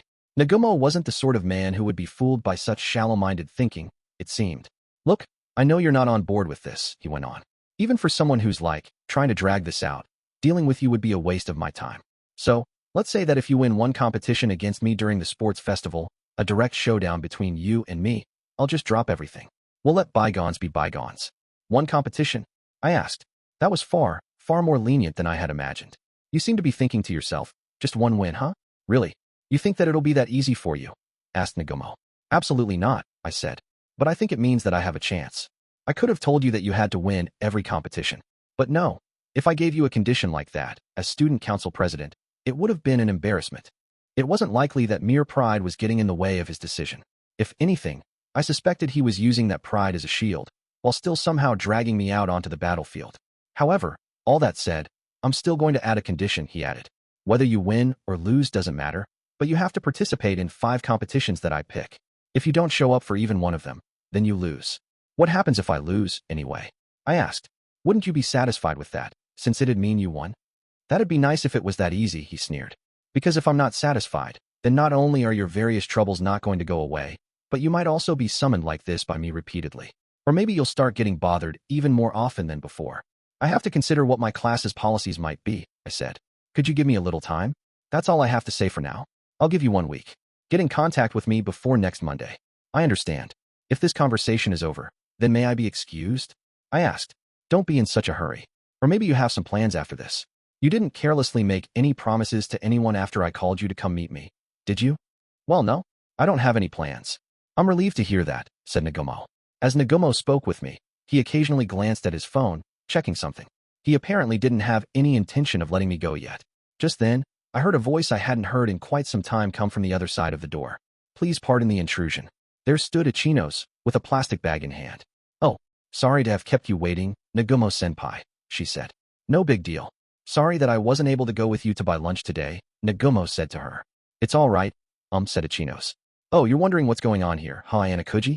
I've been having lunch with Hanami every day lately, here in the student council office. We've been so busy with student council work, after all. My right hand is keeping me pretty busy, It seemed like we were getting fewer opportunities to pass by one another or bump into each other during our lunch breaks. But this was the reason, huh? I guess if they were in the student council office, somewhere regular students didn't typically go, then I naturally wouldn't see Ichinos as much.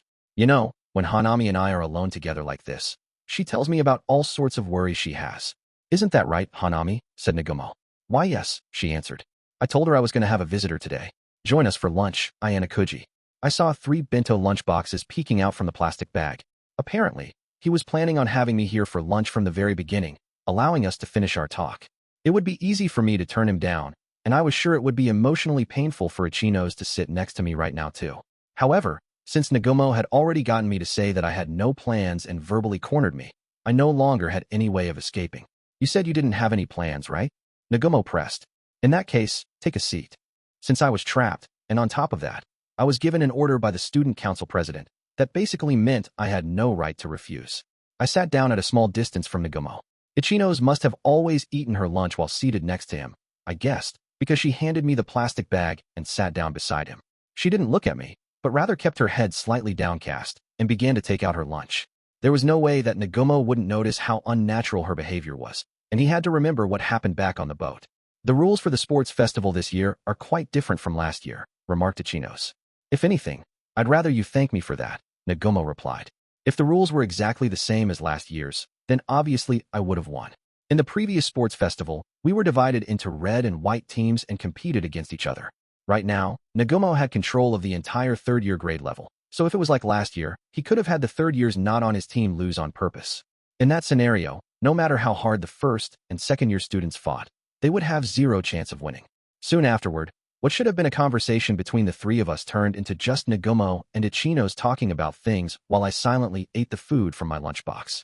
I finished my meal before they were even halfway through theirs, so I shut the lid on the box and picked it up. What?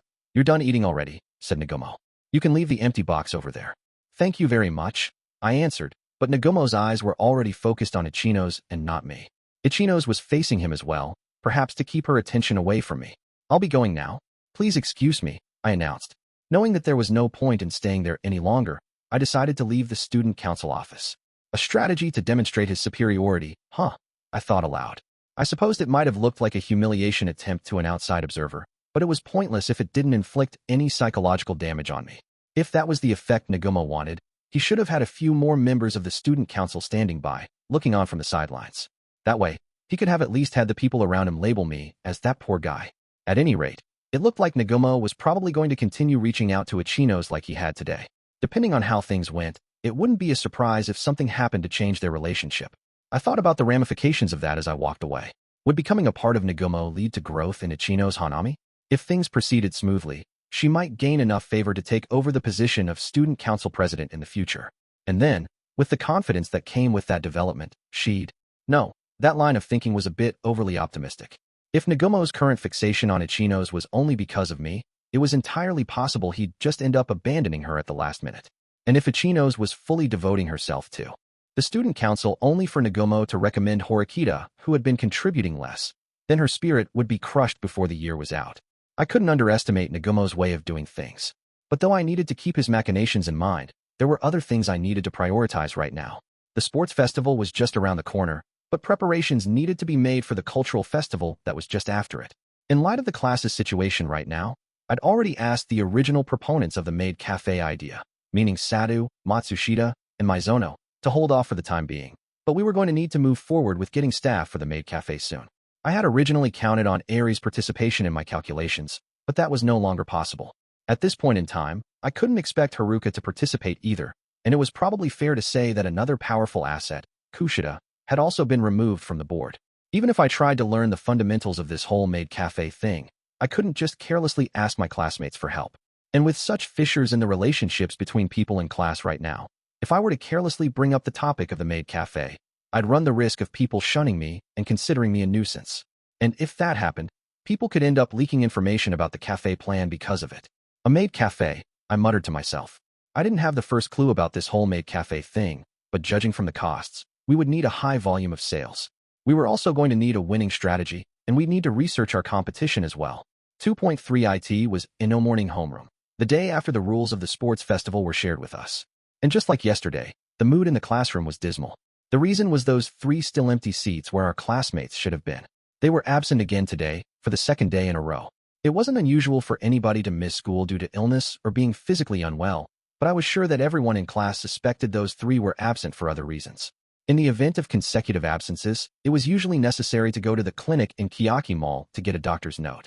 As long as you had a doctor's note, it wasn't a big problem if you were absent. Even if you didn't have a fever, the clinic was expected to cover for someone for 2 or 3 days if they were complaining of some kind of malady. However, according to what Chabashira-sensei said in homeroom, none of them had gotten a checkup at the clinic. With the exception of Kushida, the other 2 students seemed to have contacted the school, but it remained unclear exactly how long the administration would allow this to go on. The problem was what was going to happen if those 3 continued to be absent indefinitely. Haruka's absence was because of Eri's expulsion. Wang's absence was because her romantic feelings for Yusuke were exposed. As for Kushida, her absence was due to her true nature being revealed. None of their reasons had anything to do with illness. What was going to happen if this continued for 3 days? 5 days? A whole week? The school could very well judge that the absences weren't just a series of coincidences and launch an investigation. Just as Chabashira-sensei had said, it would eventually have a significant impact on our class points. On top of that, several other issues were starting to appear which weren't immediately apparent. Wang wasn't the only casualty of Kushida's actions.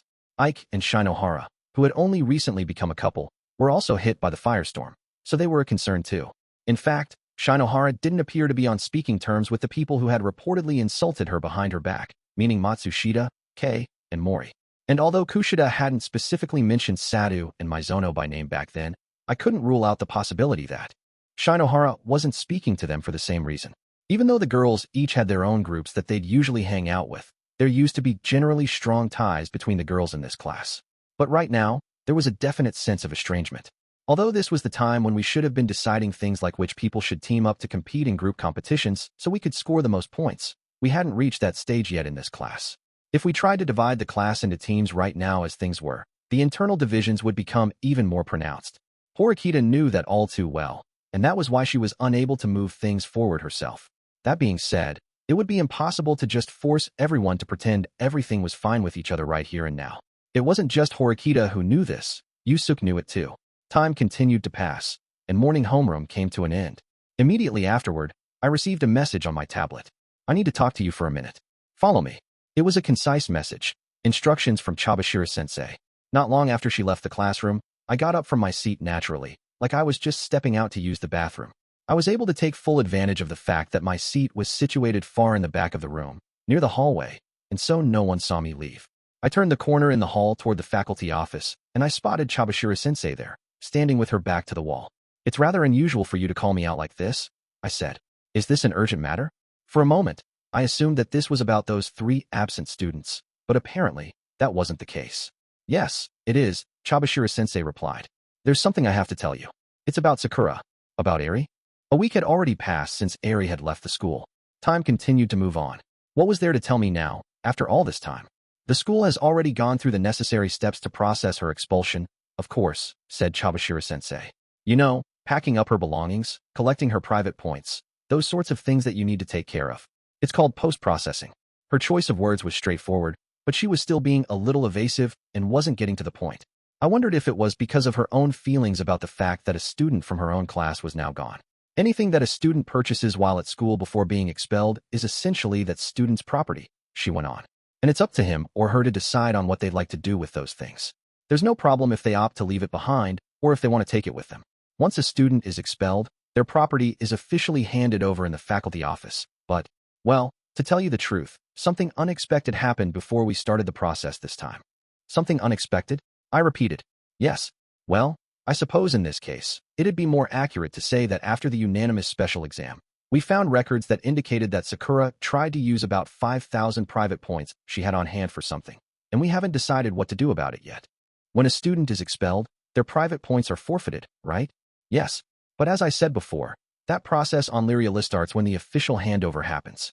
However, by the school's estimation, there's a gray area with some things. For example, there's the matter of someone not normally being allowed to transfer their private points to a particular student. I see. I suppose that if someone were to transfer all of their private points after their expulsion was definite, that could lead to some problems. Are you telling me that Eri transferred 5,000 points to someone? No, that's not what I'm saying. Sakura, I was then told how she had spent those private points in a rather unexpected way. As I listened to the explanation, I realized that the teacher's story had something to do with me after all. So, there you have it, Chabashira-sensei concluded. That's why I thought I would reach out to you, as this matter concerns you. Of course, you are under no obligation to accept it. If you want to refuse it, we'll handle it. Eri had done something in the short span of time after her expulsion was certain. While I had a hunch about her true intentions, I made a decision about how to handle it. It's not that large an amount, so it's all right. I'll take care of it, I replied. You're going to pay in her stead? She asked. That won't be a problem, will it? Not at all. Since you're simply using your own private points, as a matter of convenience, then the school will not see it as a violation of the rules. I understand. I had a clear statement from a teacher confirming that it wasn't going to be an issue. I just want to ask you one thing. You have something to do with all of this, don't you? She asked, her gaze somewhat probing. No, I actually don't, I told her. It's just that this is the conclusion I came to myself, in what limited time I had. Of course, I didn't know all of the details, but I was sure that the answers would come to me naturally as time went by. At any rate, the fact that one problem has been resolved, even if it's a small one, is good news to me, Chabashira-sensei said. I'm not exactly very happy about the situation in class. I couldn't help but feel like seeing her like this, with her worrying over the class as their homeroom teacher, was out of character for her. What's with that look? She asked. Nothing. Anyway, it's true what you've said, sensei. The class is unstable right now. I was planning on forcefully correcting some things, but that might not be necessary. What do you mean? Please watch over the class now, I said, so that every student in your class will grow as an individual. Chabashira-sensei seemed a little bit disgruntled at that, but she nodded silently. Chapter 3, An Unavoidable Path. Once again, the class was facing multiple difficulties simultaneously. There was no way that the leader could simply sit by and watch as things continued to deteriorate here and there. That would be simply unacceptable. She probably wanted to solve everything by herself. There was nothing wrong with wanting to do something yourself, of course, but if it was beyond your capabilities to do something, then that attitude was simply idealism. No, actually, even if you did have the skill to solve the problem, there were some things that you just couldn't handle alone. What she needed now was to rely on her friends. And, at the same time, through cooperation, she had to choose the path that would correct the situation. As for me, I hadn't made any substantial effort to lend a hand before today. After I finished checking the news on my phone, I decided to get up from my seat, leaving a little bit after other students who were once again heading off to have fun after class. Just then, someone who had been waiting for just the right moment ran after me in a hurry. I figured that if he were panicking and couldn't find a solution, he'd reach out to me. He seemed to be a little concerned about all the students around us right now, but he leaned in close and whispered something to me. Excuse me, Kiyotaka-kun, Yusuke said. I was wondering if you could make some time for me this evening? There are a few things I want to discuss with you. I have plans to meet with Kei tonight, I replied. Can't we just talk about this now? I didn't actually have any such plans, but I wanted to see his reaction to my lie. Well, there was no way he'd just immediately say yes, of course. Yusuke had club activities, so he didn't have free time after class. And since club activities would be temporarily suspended when the sports festival got closer, he probably wanted to participate as much as he could for the time being. I'm messing with you, I told him. I'll talk to Kei. We can have our date another time. Thank you. Just double-checking. But you're sure you want to talk to him about whatever's going on? I already knew the answer, but I asked the question anyway. Yusuke nodded, not finding anything strange about it. Yes, and I thought that it should be as soon as possible. All right. Then if you're fine with meeting in my room, I'll set aside time tonight for you. Yusuke's face relaxed, and he gave me a childlike smile when he heard my answer. I'd greatly appreciate it if Kurosawa-san could be present as well, if at all possible, he added. Would that be all right? You want Kei there too? I'm sure she'd be happy to be there, but wouldn't she be in the way? There are a few things that need to be worked out, and I could really use her help. Kei practically had an information network with the girls in the class. Having her around would make a big difference. I didn't need to ask what Yusuke was talking about.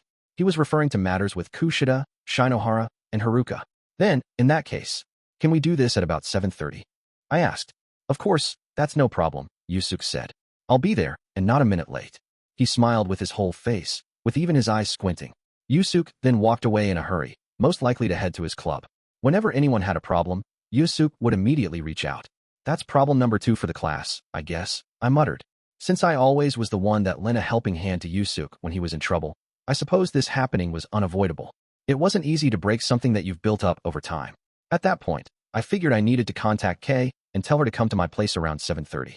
3.1 IT was 5:30 in the evening when I got back to my room and was waiting around patiently for Yusuke to arrive. Suddenly, I got a notification on my phone. Can I come over to see you now? It was a message from my girlfriend. Kei. She included a cute cat sticker with her text. We were scheduled to meet with Yusuke at 7:30 tonight, but it looked like she wanted to come rather early. And also, how about we have dinner together while I'm there? She sent another message before I could even reply. Apparently, she had an ulterior motive for wanting to come earlier, having dinner. In response to Kei's message, I simply sent a short response to tell her that was fine. Now I guess I'll have to make something, I muttered. I supposed I could just serve leftovers from yesterday, but if I could think of something I could quickly whip up that Kei liked, then. But just as I opened up the fridge and stared at its contents, my doorbell rang. When I went to answer it, I found Kei standing there, grinning at me. I was a little surprised, but I casually invited her in without getting flustered. Now that our relationship had become public knowledge, there wasn't much need to worry about having her in my room. That was fast, I remarked. Kei took off her shoes and stepped into my room. Her movements showed that this was all rather familiar to her and a well-loved routine. That's 'cause I texted you right before I got on the elevator, she teased. It looked like she had already been planning to come visit me anyway. My plans and where I was at the time were secondary concerns. I gave up on cooking for the time being and sat down on the floor by the table with Kei. Maybe it's because I've been here in your room so often lately, she said. But you know, it's like I'm getting used to it here. Like it's my own room. I'm glad, I said. On the other hand, though, you've never invited me to come to your room, Kei. Well, because it'd be a little embarrassing and, I dunno, maybe someday, when I feel up to it, I will. She didn't give me an honest, immediate affirmative response, but I figured there must have been a lot of things to consider when it came to bringing someone to a girl's room. I decided to not push the matter too much. That reminds me, what are people you know saying about our relationship, anyway? I asked. You mean the other girls? I think they're being surprisingly casual about it, and just kind of accepting it outright. It's like, never mind. Kei was trying to say something, but she got evasive near the end. I was a little curious, so I decided to try pressing her. What? I asked. Well, it's let's just say that people like Hirata Yusuke are really popular out there in the world, right? Lots of girls say that not being with him is a shame.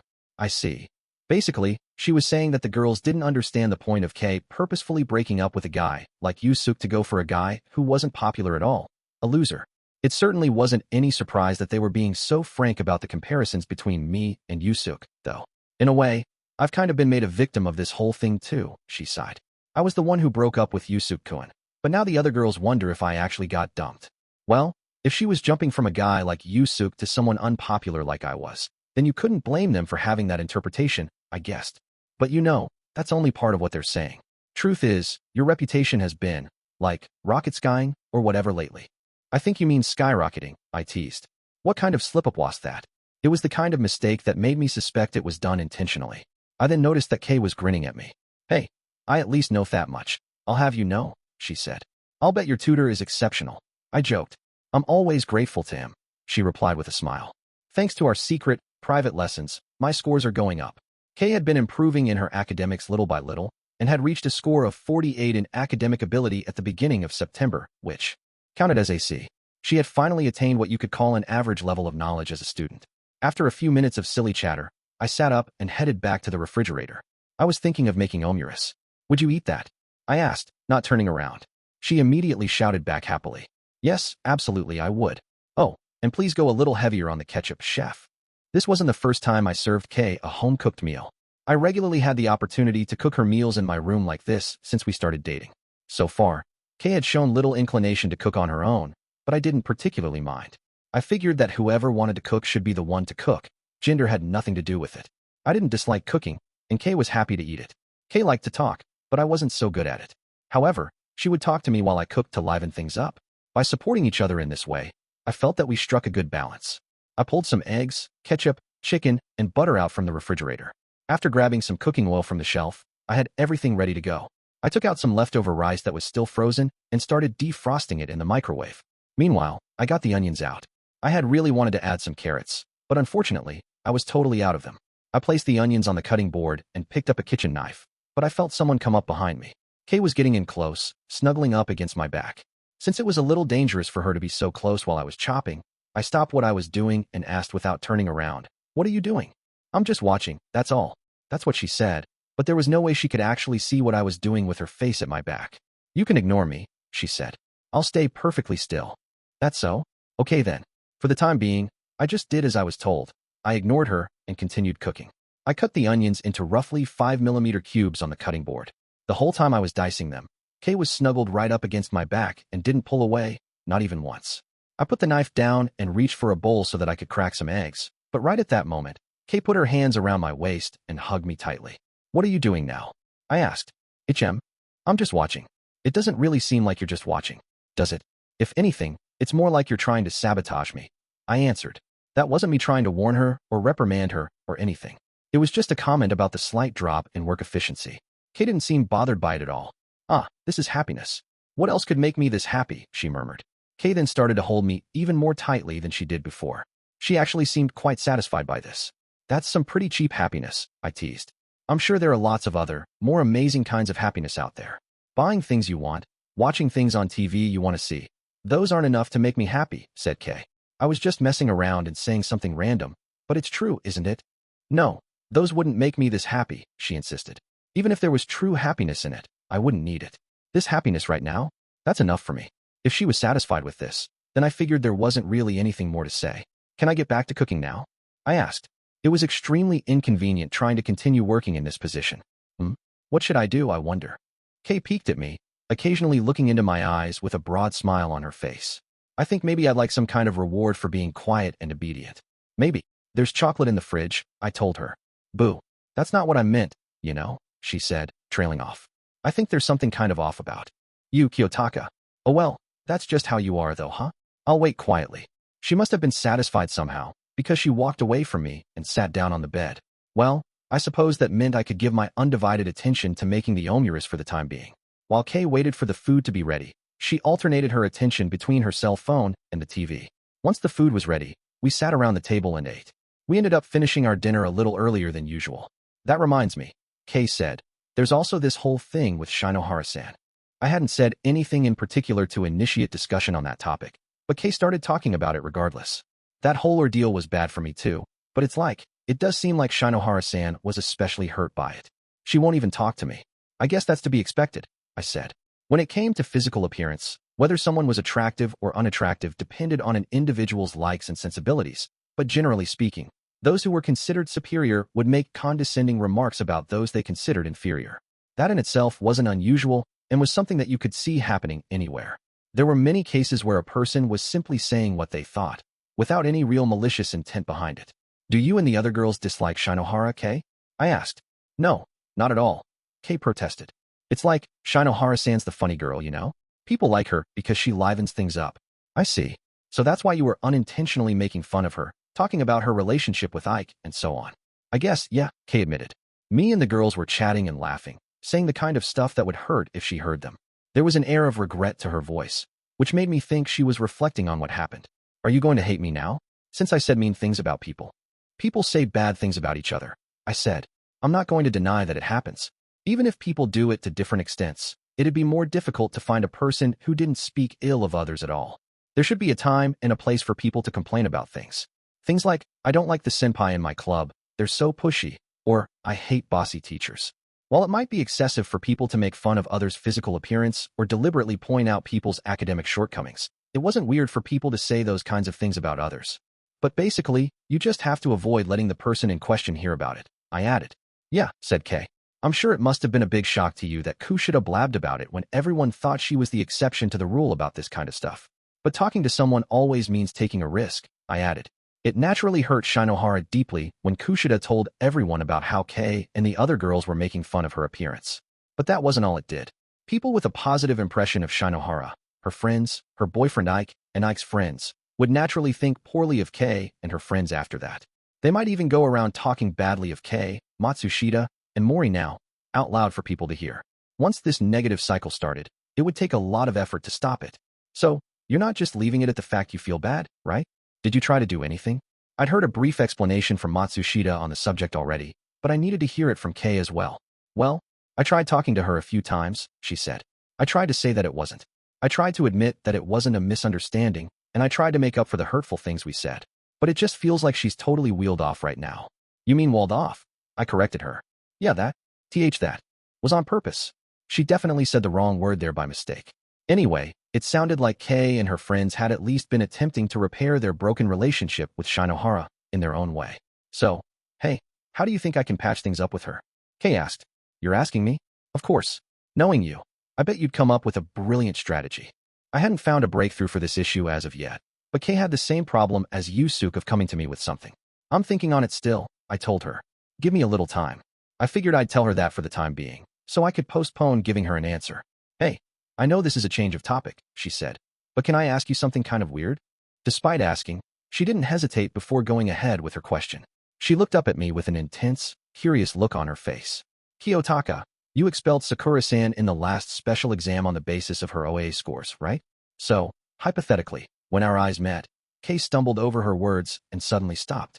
Actually, never mind. Forget it. It's nothing. You're wondering what I would have done if, hypothetically, you had the lowest score in OA?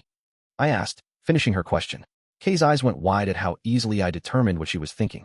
As I said before, when I explained why I wouldn't expel even if you had similarly low scores, the difference in your friend groups was overwhelming, I said. I wouldn't have expelled you. Then, what if I didn't have any friends? Kei's anxious feelings started bubbling to the surface, her words spilling out in rapid succession.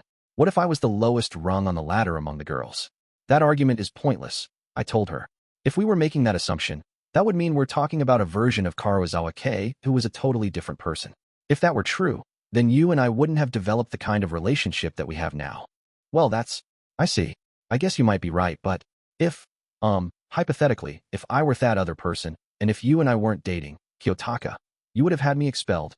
Even though she understood it was a pointless discussion to have, it seemed like she couldn't help but ask anyway. In the scenario you've just described, then yes, I would have, I answered. Oh, look, I can understand how that might hurt your feelings, but that person wouldn't be you, I insisted. It's a totally different person. You were bullied and hurt, and in high school, you took hold of your social status among the girls so that you could turn things around. You used Yusuke, and then we met, and you started going out with me. That person is Karuizawa Kei. When I said that though, Kei pursed her lips in an obviously dissatisfied pout. You know the correct answer was for you to say that you'd protect me, no matter what I was like. Right, Kiyotaka? I see, I said. She had wanted me to declare that I would protect her, even if we were talking about a different Karuizawa Kei. I was learning that there was no need for logic when it came to this kind of thing. She lay down and rested her head on my lap, and I gently stroked her head to try and put her in a better mood. After having spent a few minutes curled up on my lap like a cat, she seemed content. Kei spoke up again from her position. Hey, Kiyotaka, I actually think it's fine that you got rid of Sakura-san. There's nothing wrong with what you did. But was Horikita-san keeping Kushida-san around really the right thing to do? She'll definitely be an obstacle, right? Kushida Kikyu was the person responsible for creating deep divides in the class. Kei felt that the downsides of not having Kushida removed were significant. That wasn't a strange answer to come to, and instead was a natural reaction. Everyone had their doubts, but it wasn't easy for them to voice them out loud back then when the clock was running out. At that point, they all were most likely thinking that it was fine as long as they were safe in the end. It was probably during the 2 days off we had after the exam that things started to cool down. Some people would start wondering if what happened that day was really a good thing, while others would still just be glad that they didn't get expelled themselves. On top of that, there were also those who feared that they might be next. There's something Kushida has that Eri didn't, I said. Do you know what that is? Huh? You mean like skill at academics and sports, right? Kushida-san is pretty amazing, all around. She's good at everything. That's the superficial reason, sure. But that's not what's actually important. What does that mean? Kei asked. She could be an important asset to helping Horikita Suzune awaken as a leader. Kushida, not you or Yusuke, might very well become someone that Horikita can call a partner. Kushida-san could. Horikita herself might not fully understand it yet. She may have just trusted what her intuition was telling her when she was under the pressure of the clock ticking down. So, that's what Kushida-san has that Sakura-san doesn't, said Kei. There's Kushida's point of view, which only she has, along with her thought processes, and the things that only Kushida can say, I explained. Those are things that Kushida can bring to the table whether she's popular or not. And that was what drove Horikita to do what she did. Kei understood what I was saying, at least to a certain extent, but she probably wasn't immediately on board with that train of thought. Was that a natural reaction too? Well, it was based on an uncertain future, I supposed. What I said was nothing more than hypothesizing, based on the assumption that Horikita was correct in making the choice that she made. I'm sure that Horikita knows full well that Haruka and the people close to her will resent her over it, I added. But still, it's not like Horikita's choice is going to start yielding results after just a day or two. All anyone can do is be kind, patient, and wait. But doesn't Hasebi-san resent you even more, Kiyotaka? Asked Kei. Yeah. You had to consider the difficulty in reaching a unanimous decision in that situation when time was about to run out. No matter how many other candidates Horikita might have proposed, it would have been nearly impossible to reach a unanimous decision in time. And getting class points taken away would have been a difficult outcome for us to accept. As such, there was no other way Horikita could have been saved except by me taking action. If people could just talk about the results, the conclusion, the answers, then it'd be simple. But the reality is that they can't. You're talking about Horikita-san? Asked Kei. Let's suppose that there's a hurdle in front of you that's so high, you aren't sure if you can actually jump over it, I said. That is to say, it's a risky situation. Say that you try and fail. You might simply fall to the ground, and that'd be it. Alternatively, you might fall and come away with some scrapes on your legs. If you're unlucky, you might even break a bone. The situation that had faced Horikita was exactly the kind of scenario. There was a hurdle blocking her path ahead, one that was too tall for her to jump over with her own level of ability. What do you think you'd need to do to make absolutely sure that you'd get over that obstacle? I asked Kei. You practice a lot before making the jump. And what if you can't practice? You mean like just doing it right on the spot, without any warm-up or anything? Like, right then and there? I guess that'd be all you could do then. In that situation, said Kei. It was exactly like that in Horikita's situation. She couldn't stop running, and she had to try and jump right over the hurdle that was in front of her. So, you're saying that Horikita-san tried and failed, and she fell? Asked Kei. No, I'd say she made the jump, and her foot hit the hurdle a bit, I answered. How badly was she hurt? Will she fall? And will she be all right in the end, or seriously injured? All those questions are yet to be determined. Avoiding the hurdle would have been easy. All she would have had to do was not jump and take a little detour instead. That choice was another thing that made me want to keep an eye on Horikita. I found myself wondering once again about these sorts of things. It was strange. I would have never imagined her doing those things when we first started school. I guess that makes sense, yeah, said Kei. But still, I just can't agree with Horikita-san's decision. She broke her promise. She even said she'd protect Kushida-san. While it was true that Horikita meant it as a threat, it was also a fact that order in her class had been too lax. Horikita knew that her personal safety would not be guaranteed after causing such a stir. That meant, of course, that trust in her had been significantly shaken, but she was going to make up for it in the special exams ahead. At least on the condition that she continued in pursuit of the goal of getting closer to Class A, that is. While we were talking, I realized that it was now after 7 o'clock in the evening. I put away the dishes that we used for dinner and went over to the kitchen to wash them while I had the time. Hey, come on, let's keep chatting over here, said Kei. I'm going to start washing dishes, so later. Huh? But if we wait until later, it'll be 7:30 in no time, pouted Kei. I could hear the dissatisfaction in her voice, since once Yusuke arrived, that meant more serious discussion would begin. I started washing dishes anyway. Kei sat quietly for a while, but she gradually grew impatient and started making demands again. Hey, come on, don't be shy. Come over here. Okay, please.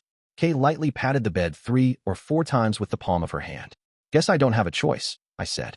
I at least wanted to wash the dishes before Yusuke arrived, but I gave up on that. When I sat down in the spot Kei had directed me to, she proceeded to gleefully poke me in the right cheek with her index finger. Your skin is, like, almost unfairly smooth for a boy. What do you do? She asked. I just use lotion, I said. Considering the burdens that came with your skin in your teens, I figured that anything beyond that was basically unnecessary. Even though Kei seemed convinced, I wasn't sure if she really cared whether it was true or not. She seemed like she wanted to keep touching me though, because she wouldn't stop poking my cheek. I grabbed Kei's hand, pulled her in close, and stole a kiss from her lips. I was expecting her to be surprised, but actually, it seemed like she had been waiting for it. She smiled bashfully back at me. I was waiting for that ever since I came to your room today, she said. Is that so? I had to admit that I was still a little bit naive and unable to pick up romantic cues. Afterward, our lips met again and again, with almost no words at all. Our repeated kisses tasted like our Omurus dinner, a somewhat unusual experience. I love you, said Kei, breathlessly. I gently embraced her as she held me in her arms, and a quiet stillness enveloped us. It wasn't awkward. Instead, it was a very pleasant moment. I wondered how many minutes passed as we sat there, just holding each other tightly. Then, without warning, the doorbell rang, breaking the silence in the room. Kay was immediately snapped back to reality, and, in flustered embarrassment, she hurriedly moved away from me. There wasn't any need for her to rush since the door was locked, but, well, I supposed I could understand how she felt. After giving her a little bit of time to settle down, we both welcomed Yusuke to my room. He had shown up still wearing his school uniform. After club, I went to Kiyotaka Mall with some of my senpai. Yusuke told us, noticing that we were looking at his attire. "Welcome. Come on in. Don't be shy," said Kay, ushering him inside as if it were her own room. When Yusuke saw Kay, he smiled happily. I could tell he was really overjoyed to see how cheerful and pure Kay looked right now, and precisely because he had been watching over her more closely than anyone else since they started coming to this school. "All right then, sorry for the intrusion," he said as he stepped in. After he carefully set his shoes down, came inside, and sat down, I served him some tea. "Thank you," said Yusuke. "So, what is it you wanted to talk about?" I encouraged him to go ahead and get right into it, since there wasn't any point in drawing this out over a long period of time. Of course, I already had a hunch about what all of this was about. "Yeah, okay," he said. "It's about the situation in our class. I'm sure that Karuizawa-san is well aware of this too, but I was thinking that it would be, well, troubling if we were to head into the sports festival with things as they are now. I was thinking it'd probably be difficult in particular for the girls to coordinate." Yusuke glanced over at Kay, figuring that she would know more about the situation. "I was just talking with Kiyotaka about Shinohara-san earlier, actually," she said. "To be honest, with where we're at right now, I'm not so sure we can handle competitions." That was because first, they needed to repair and re-establish their relationship as friends. "I was wondering if you had any good ideas," said Yusuke, looking at me. "I need your help, Kiyotaka-kun." Kay had asked me for help in a similar fashion earlier, and now she too turned to look at me with pleading eyes. I decided I wouldn't hold back now and tell them what I thought. "Yusuke, did you bring this discussion up with anyone else besides me?" I asked. "Huh? No. You're the first. I just started this now," he said. "I thought it wouldn't go very well if I just carelessly brought it up and let people know that I was trying to repair the damage. I was sure that Shinohara would be happy if she felt that Yusuke was sincerely trying to help, but if she knew that he was actually working as a go-between, his efforts might backfire and cause her to become even more guarded. She might suspect that there was some ulterior motive behind his kind words. And I asked, "I guess I just want some direction from you. After all, I think," said Yusuke. "In that case, from this point on, I'd like you to talk to Horikita, the class leader first," I told him. "Not me. I feel like Horikita-san has her hands full dealing with the matter of Kushida-san right now. Bringing up problems with another classmate now would be..." "All right then," I interrupted him.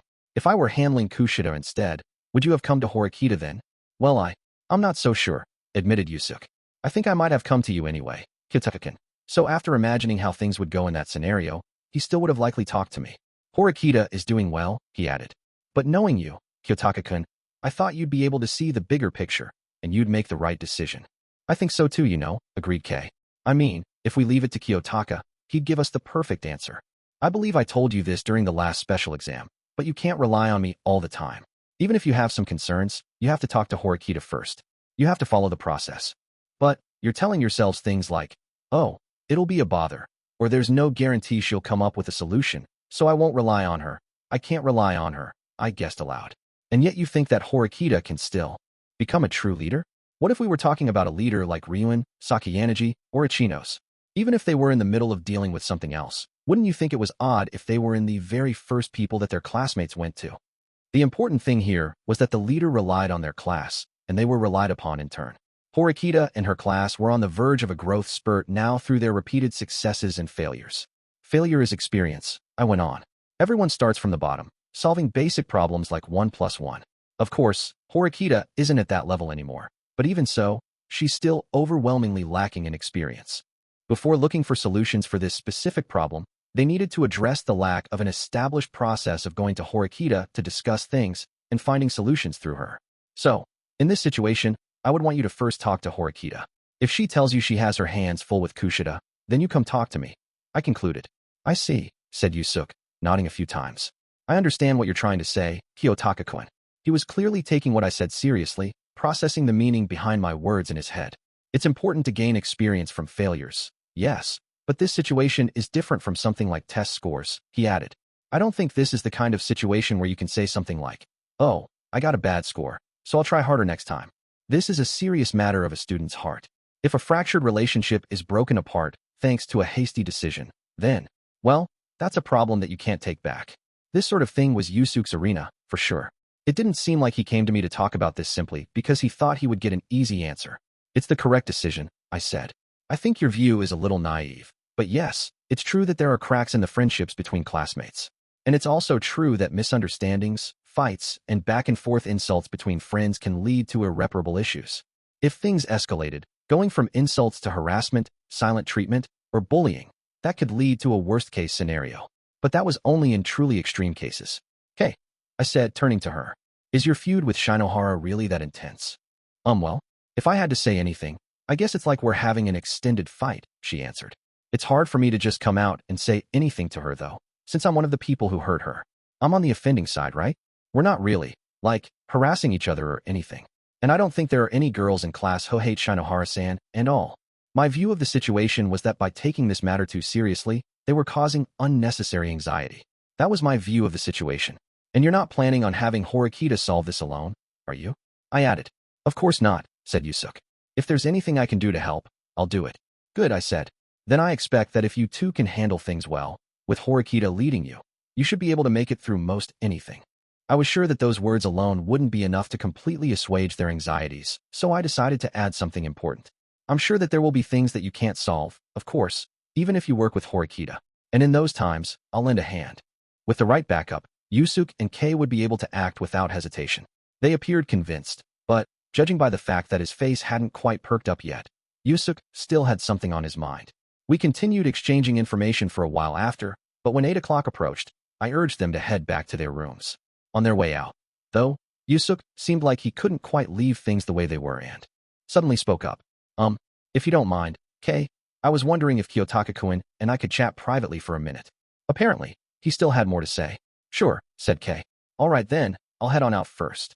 With that, she left right away. Once she closed the door behind her, Yusuke turned back to look at me. "Kiyotaka-kun, I'll talk to Horikita-san tomorrow about all this, but I just want to ask you privately, right now, is there a clear path forward here? To be honest, I don't have any ideas for an immediate solution regarding matters with Haruka and Kushida," I admitted. "I'm hoping that you guys can discuss the issue more and steer things in the right direction. Since you put it that way, I take it that means you do have an idea for how to approach things with Michan." "More or less. It'll take time, but there's a chance things can be improved. If you need to hurry, though, there's no reason why you couldn't take some forceful, drastic measures." "Drastic measures? If there's something I can do, then I think I should do it."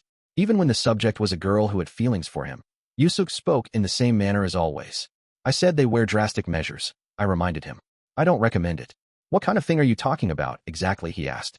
"For you to go see Michan and reciprocate her feelings," I said. Yusuke's reaction was one I wasn't expecting.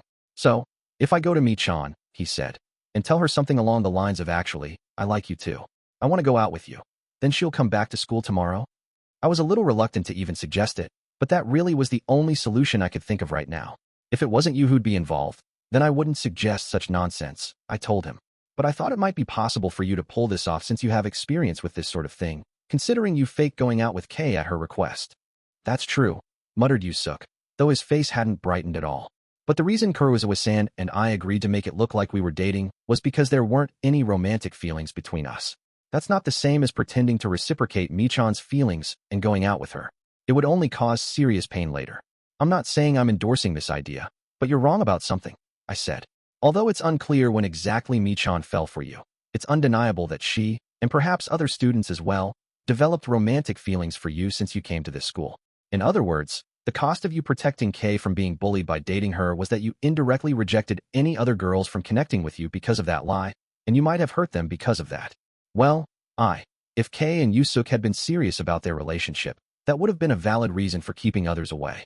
However, as long as that wasn't the case, then there wasn't much difference between the situation with Kei and with Michan, even though the circumstances were different. What if Michan came crying to you right now and told you that she couldn't go to school anymore unless you went out with her?"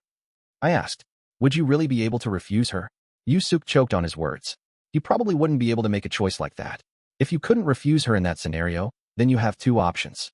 You can either tell her that you don't like her but will go out with her anyway, or you can lie and say that you like her too and go out with her. And if true love could blossom in the process, then that could bring things to the best possible conclusion." "I still don't think I should do that," said Yusuke. Even though he could understand what I was saying, it seemed like his emotional side was getting in the way. Anyway, that's just the most heavy-handed solution, I said. It's going to take some time, but right now, we're basically just sowing the seeds. I understand. Anyway, I have to say, you really are strong, Kiyotaka-kun. You don't even seem the slightest bit bothered over the fact that Sakura-san got expelled. Yusuke's quiet voice showed no indication of sadness or anger. I still can feel that sensation from back then in my hands. Yusuke stretched out his arms and looked down at his palms. The sensation in my fingertips as I held my tablet and pushed the button to vote in favor. I'll never forget it. Yusuke worked tirelessly day and night for the sake of his classmates and didn't often show weakness.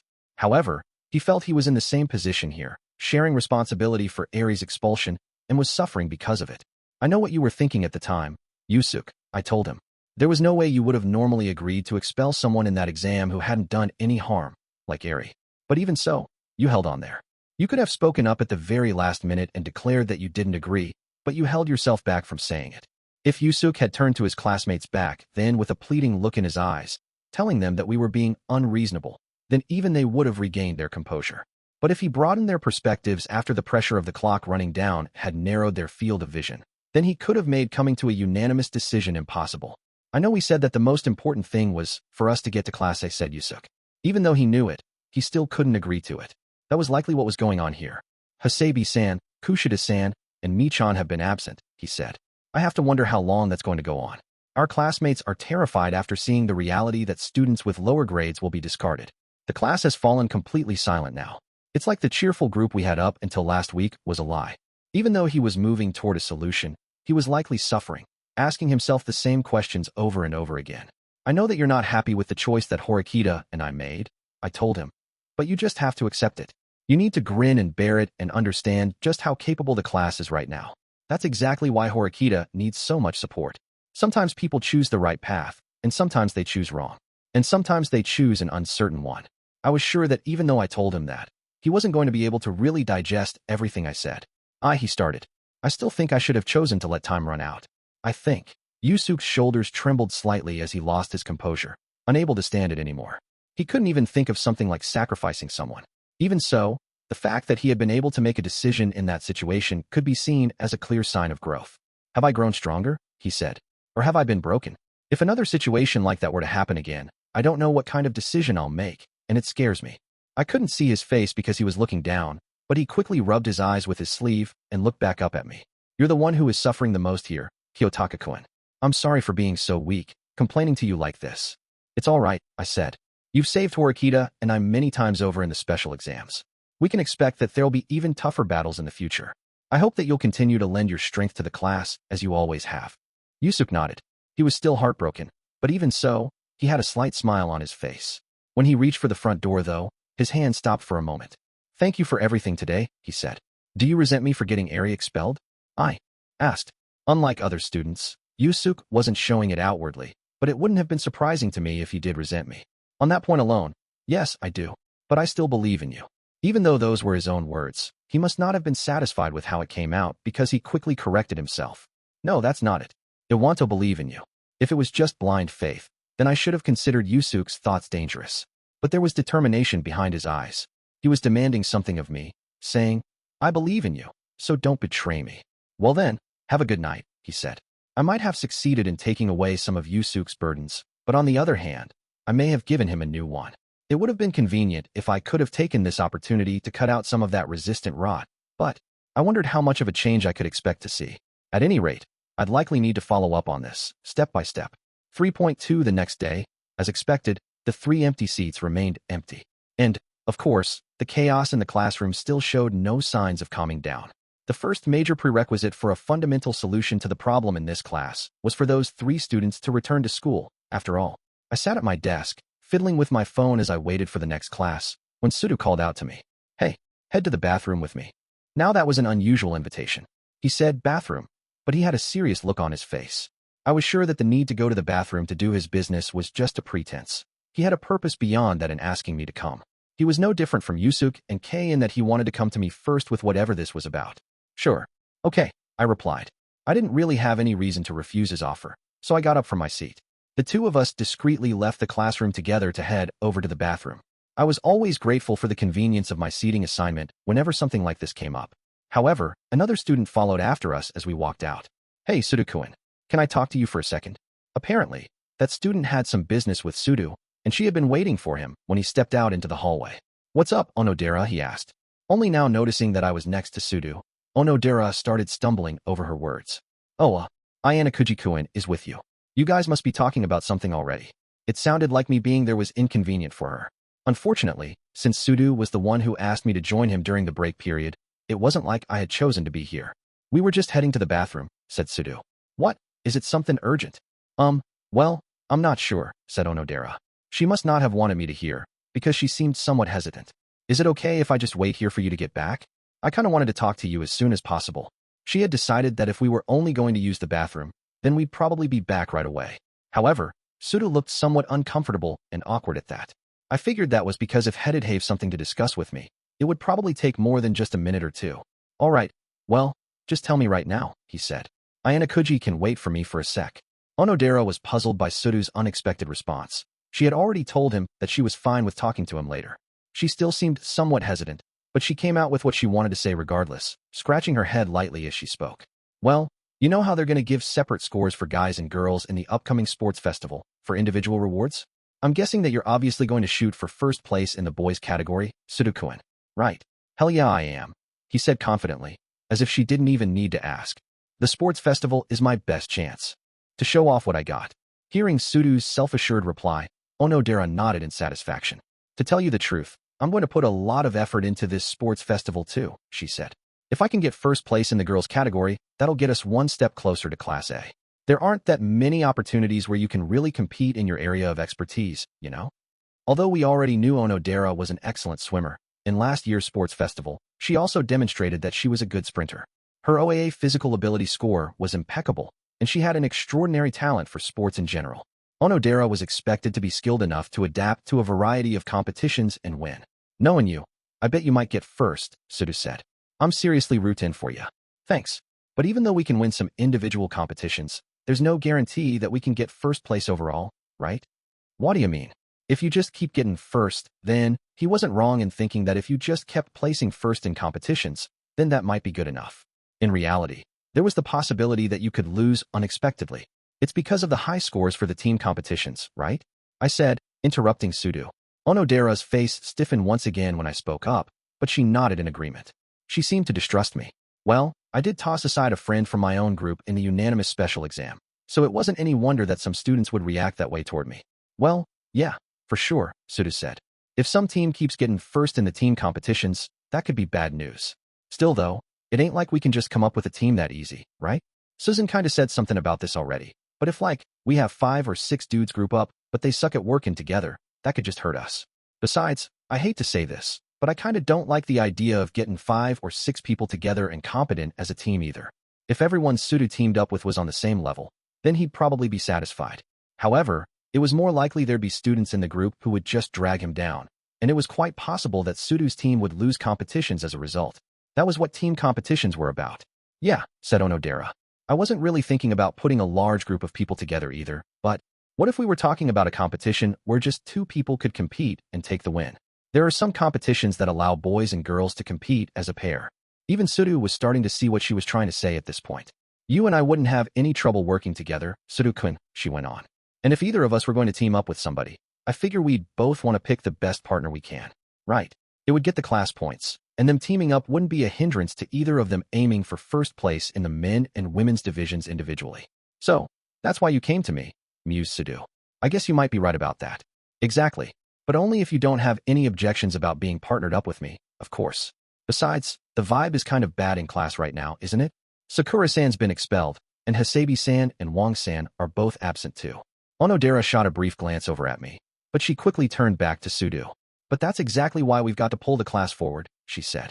Sudo didn't seem to dislike the invitation since it was based on her recognition of his abilities, but he still didn't seem to be jumping at her offer. Am I not good enough? Asked Onodera. Nah, that ain't it at all, he assured her. There's no way anybody could complain about your skills, Onodera. Even though he had absolute faith in her physical abilities, it sounded like he had other concerns. You mean you don't want to partner up with anyone other than Horikita-san? Asked Onodera. Huh? And no, that's not. he stammered. Guess she hit the bullseye, Sudo? Sudo appeared uncomfortable now. Besides looking for someone with physical ability, pairing up with the person he liked might have been an important consideration for him. As long as they couldn't participate in any swimming competitions, then there likely wouldn't be that much of a difference between Horikita and Onodera. Well, there's Koenji too, for example, said Sudo. I don't want to admit it, but he's even better than me. Yeah, it's true he's really capable, Onodera conceded. But I can't trust Koenji-kun. More importantly, though, I don't like him. Onodera clearly rejected the idea of partnering with Koenji. Her appeal to Sudo was genuine, coming right from the heart. How would Sudo respond, I wondered. If I turned you down, what did you do then? Well, if there's somebody else in our class who's trustworthy and has the skill, then, well, I guess Hirata-kun comes to mind. But inviting him to pair up with me might be a little tough. I don't want people to get the wrong idea. If she partnered up with Yusuke, someone who was extremely popular with the girls in the class, then it was possible 1 or 2 people would get jealous. So, I guess if you refuse my offer, Sudo-kun, I'll just see how far I can go on my own. She wasn't saying that as a threat. It was simply a straightforward statement of the facts. If that happened, I could imagine her getting first place overall in our grade would be a less certain prospect. Sudo was shaken after hearing Onodera bring up Horikita's name, but he looked at Onodera again, quickly regained his composure, and came to a decision. He ultimately realized that he was trying to turn down Onodera's offer for a trivial reason. All right, Onodera, he said. Let's pair up. Really? Exclaimed Onodera. Yeah, let's use our strength to support this class. With that, Sudo held his arm out, asking Onodera to shake his hand.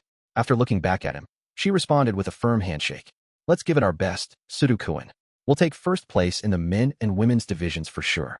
Feeling that their deal was set, she must have been satisfied because she then returned to the classroom.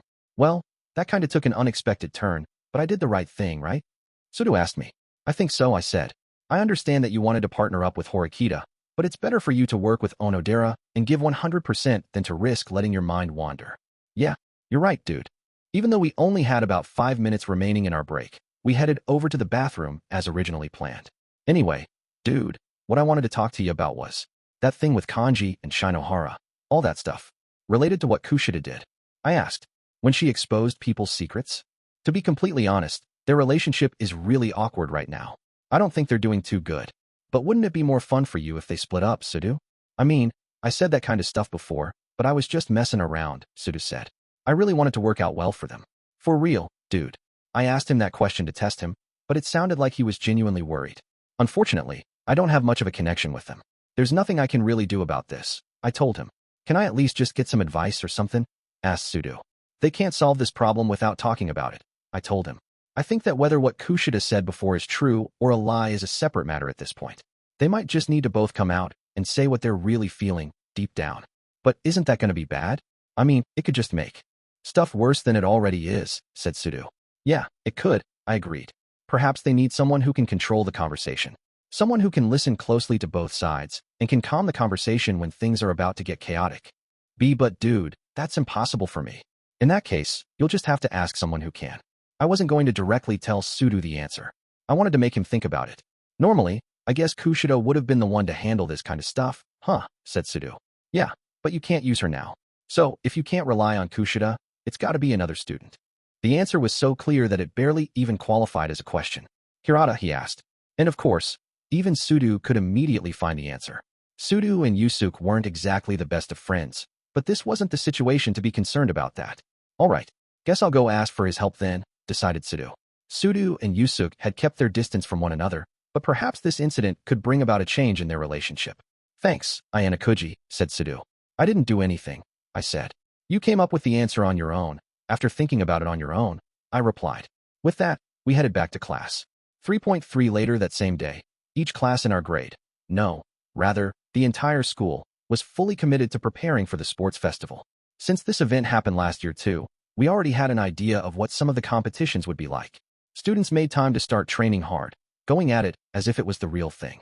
They utilized the fields and the gymnasium during their lunch breaks. They couldn't help wanting to devote as much time to practicing as possible, especially for team competitions that involved 2 or more people. When I went to the gymnasium to scout things out, I could hear a great number of energetic voices. The school had carefully organized the gymnasium in such a way that would allow all students, from first years to third years, to be able to practice fairly. There were clearly divided sections that could be used freely by anyone, to a certain extent. The second-year students seemed to be playing volleyball and ping pong today. However, the first thing that I noticed was just how many people there were from a certain class. There were a lot of them, and all had an extremely high level of enthusiasm, too. Though the students were speaking pretty loudly, they seemed to be proactively discussing the competitions back and forth. I had brought Yusuke with me to the gym. You can see how serious Class A is, he said. Yeah, I replied. I then calmly offered my analysis of the students. Pure, class-based sport competitions don't appear to be Class A's area of expertise. I agree. For better or worse, there are a lot of students with just an average level of physical ability, and only a few students will be able to win the top prizes. Class A students knew that they were at a disadvantage in terms of overall strength, and that was precisely why they were working together to try to quickly improve their skills. It looked like they were planning to focus on competitions where they could earn points by practicing a lot beforehand and building their skills. Although I couldn't confirm who exactly their key players would be, I was sure that this directive must have come from Sakayaneji. There were students from Ichino's and Ryuin's classes here too, but they just seemed to be fumbling around. On the other hand, there were no students from Horikita's class here. I expected that at least one or two would have shown up, but given the circumstances, even if they did, they would have just been standing in the corner, unable to do much. We still haven't gotten past the unanimous special exam, Yusuke commented. It's not easy to come together and practice under such circumstances. There are still some causes for concern. True, I said, agreeing. But it's not all doom and gloom. I proceeded to tell Yusuke that Sudo and Onodera agreed to team up, planning to shoot for the #1 spots for both the men and women's divisions in our grade. His face relaxed into a small smile just from hearing that little bit of good news. If the two of them take first in enough individual and pair competitions, then they should have a good chance of finishing on top, I reasoned. Knowing those two, I'd say they have a good shot at winning, said Yusuke. Their skills gave the class a lot to hope for, but even so, 2 people alone wouldn't be enough for the whole class to win. What the class needed right now was a system that would allow people to work together temporarily, even if it was a patchwork system full of holes. That reminds me, said Yusuke. Sudoku said he wanted to meet me after school today, before club activities. Could you by any chance have been involved with that, Ayanokouji-kun? From behind the scenes. I didn't do anything, I insisted. Don't you think Sudo just thought about it himself and decided to ask you for your help? I'm sure that this has something to do with Shinohara-san, though, said Yusuke. He probably figured that he just couldn't leave things as they are. And what about Michan? I'll try something to deal with her. You will, Kiyotaka-kun? If I told him to just leave the situation alone or to let the right person for the job handle it, Yusuke wouldn't approve of that. I suspected that the reason he was so fixated on Michan despite all the turmoil was probably that he felt like it was his fault, more so than any other student's. Of course, what happened wasn't Yusuke's fault at all. While I was carefully observing the situation, I had decided that Michan just needed a little help from me. And one of the reasons for that was because I couldn't use Yusuke as a key. Chapter 4. Still, we gotta do it. The last time I saw Kushida-san was last week, during the special exam. It was now the end of class on the following Friday, and she hadn't shown up once during this entire week. She wasn't the only one. Wong-san and Hasabi-san hadn't come to school either. They were absent from Monday to Friday, and it had already been 5 days. In the meantime, though, the world continued to move around us. Day-to-day life wouldn't stand still and wait for us to catch up. Structured meetings and research for the sports festival. Student council work. Everyday studies. I felt like if I kept facing these oncoming waves head-on, my knees might give out and I'd fall over backward. But I couldn't allow myself to fall right now. I had no right to wallow in self-pity when I declared that I would absolutely bring those students back to class. But despite repeated attempts, I hadn't had any success. I had thought about contacting Ayanokouji-kun several times, but stopped myself from doing so. If I went to him for help, the chances were that he'd accept, and there was a possibility that he'd give me the answers that I was looking for. But, in this case at least, this was something that I had to solve on my own. And thus concludes homeroom for today, announced Chabashira-sensei. As soon as Chabashira-sensei left the classroom after the final homeroom session for the day, I followed after her. Sensei, I'm sorry, but might I have a moment of your time? I don't mind. Sure, that's all right, she said. How about we walk while we talk? Many students would leave their seats to go to the restroom during this time, so I knew we'd stand out if we stayed in the hallway. Perhaps Chabashira-sensei understood my intentions, since she suggested we walk as we chatted. Kushida-san, Wong-san, and Hasabi-san have been absent for 5 days now, I said. Indeed, Wong and Hasabi are, ostensibly, sick. However, even though they called in to the school to say they're sick, they apparently haven't gone to the clinic for a checkup like they were supposed to. As for Kushida, she has only said that she'd be resting. I haven't heard any other details. There was no way she was simply recuperating. Her extreme absence felt like some kind of punishment aimed at me. Is it possible that there could be severe penalties if this situation continues? I asked. I assumed the teacher wouldn't be able to provide me with a concrete answer, but I thought I should try asking anyway. Don't worry so much about it, Chabashira-sensei told me. The rules are designed to provide a long grace period, especially for honors students like Wong and Kushida. As for Hasebi, she's not exactly a troublemaker, so it won't be a big deal for now. If they had no accomplishments under their belts, or they were students who typically had bad behavior, then it would be a different story. So, are you saying that, thanks to how they usually act, they're okay? That's exactly what I'm saying. Besides, there are healthy, cheerful students who can play hooky quite cleverly, and there are students who have hurt feelings who could carelessly just skip an entire week. It's difficult to tell the difference. The only way we can judge them is to look at their past behavior and performance in school. I could feel the burden on my heart begin to lighten just from hearing that. And besides, it's not like school officials are monsters, added Chabashira-sensei in a soft tone. They wouldn't want to break a child's heart by forcing them to go to school. At any rate, those 3 students have never been late before, and they've always been on their best behavior in class. They are more than qualified for a grace period. She seemed so different now, almost like she was a different person entirely. I wondered if there was something behind it. Rumors had been going around among my classmates that she had changed because of the special exam, and perhaps it was really true. More importantly, though, the school officials understand very well that we conduct strict special exams, she said. Because of that, they felt that it wasn't strange for students to say that they just needed to rest or take time off. That was why they were allowing this situation to go on right now, then. After confirming that there was no one else around though, Chabashira-sensei stopped and said more. However, the time limit is almost up. If their absences continue into next week, then those 100 points that you fought so desperately to earn will be snatched away without mercy. Her statement had a hidden message. She was telling me to do something this weekend. But would I really be able to do something about this? I thought of asking her about the current situation, but little by little, my own weakness began to show its face. Thank you very much, I said. You've been a big help. Wait, Horikita, said Chabashira-sensei. Is there anything else you wanted to say? No.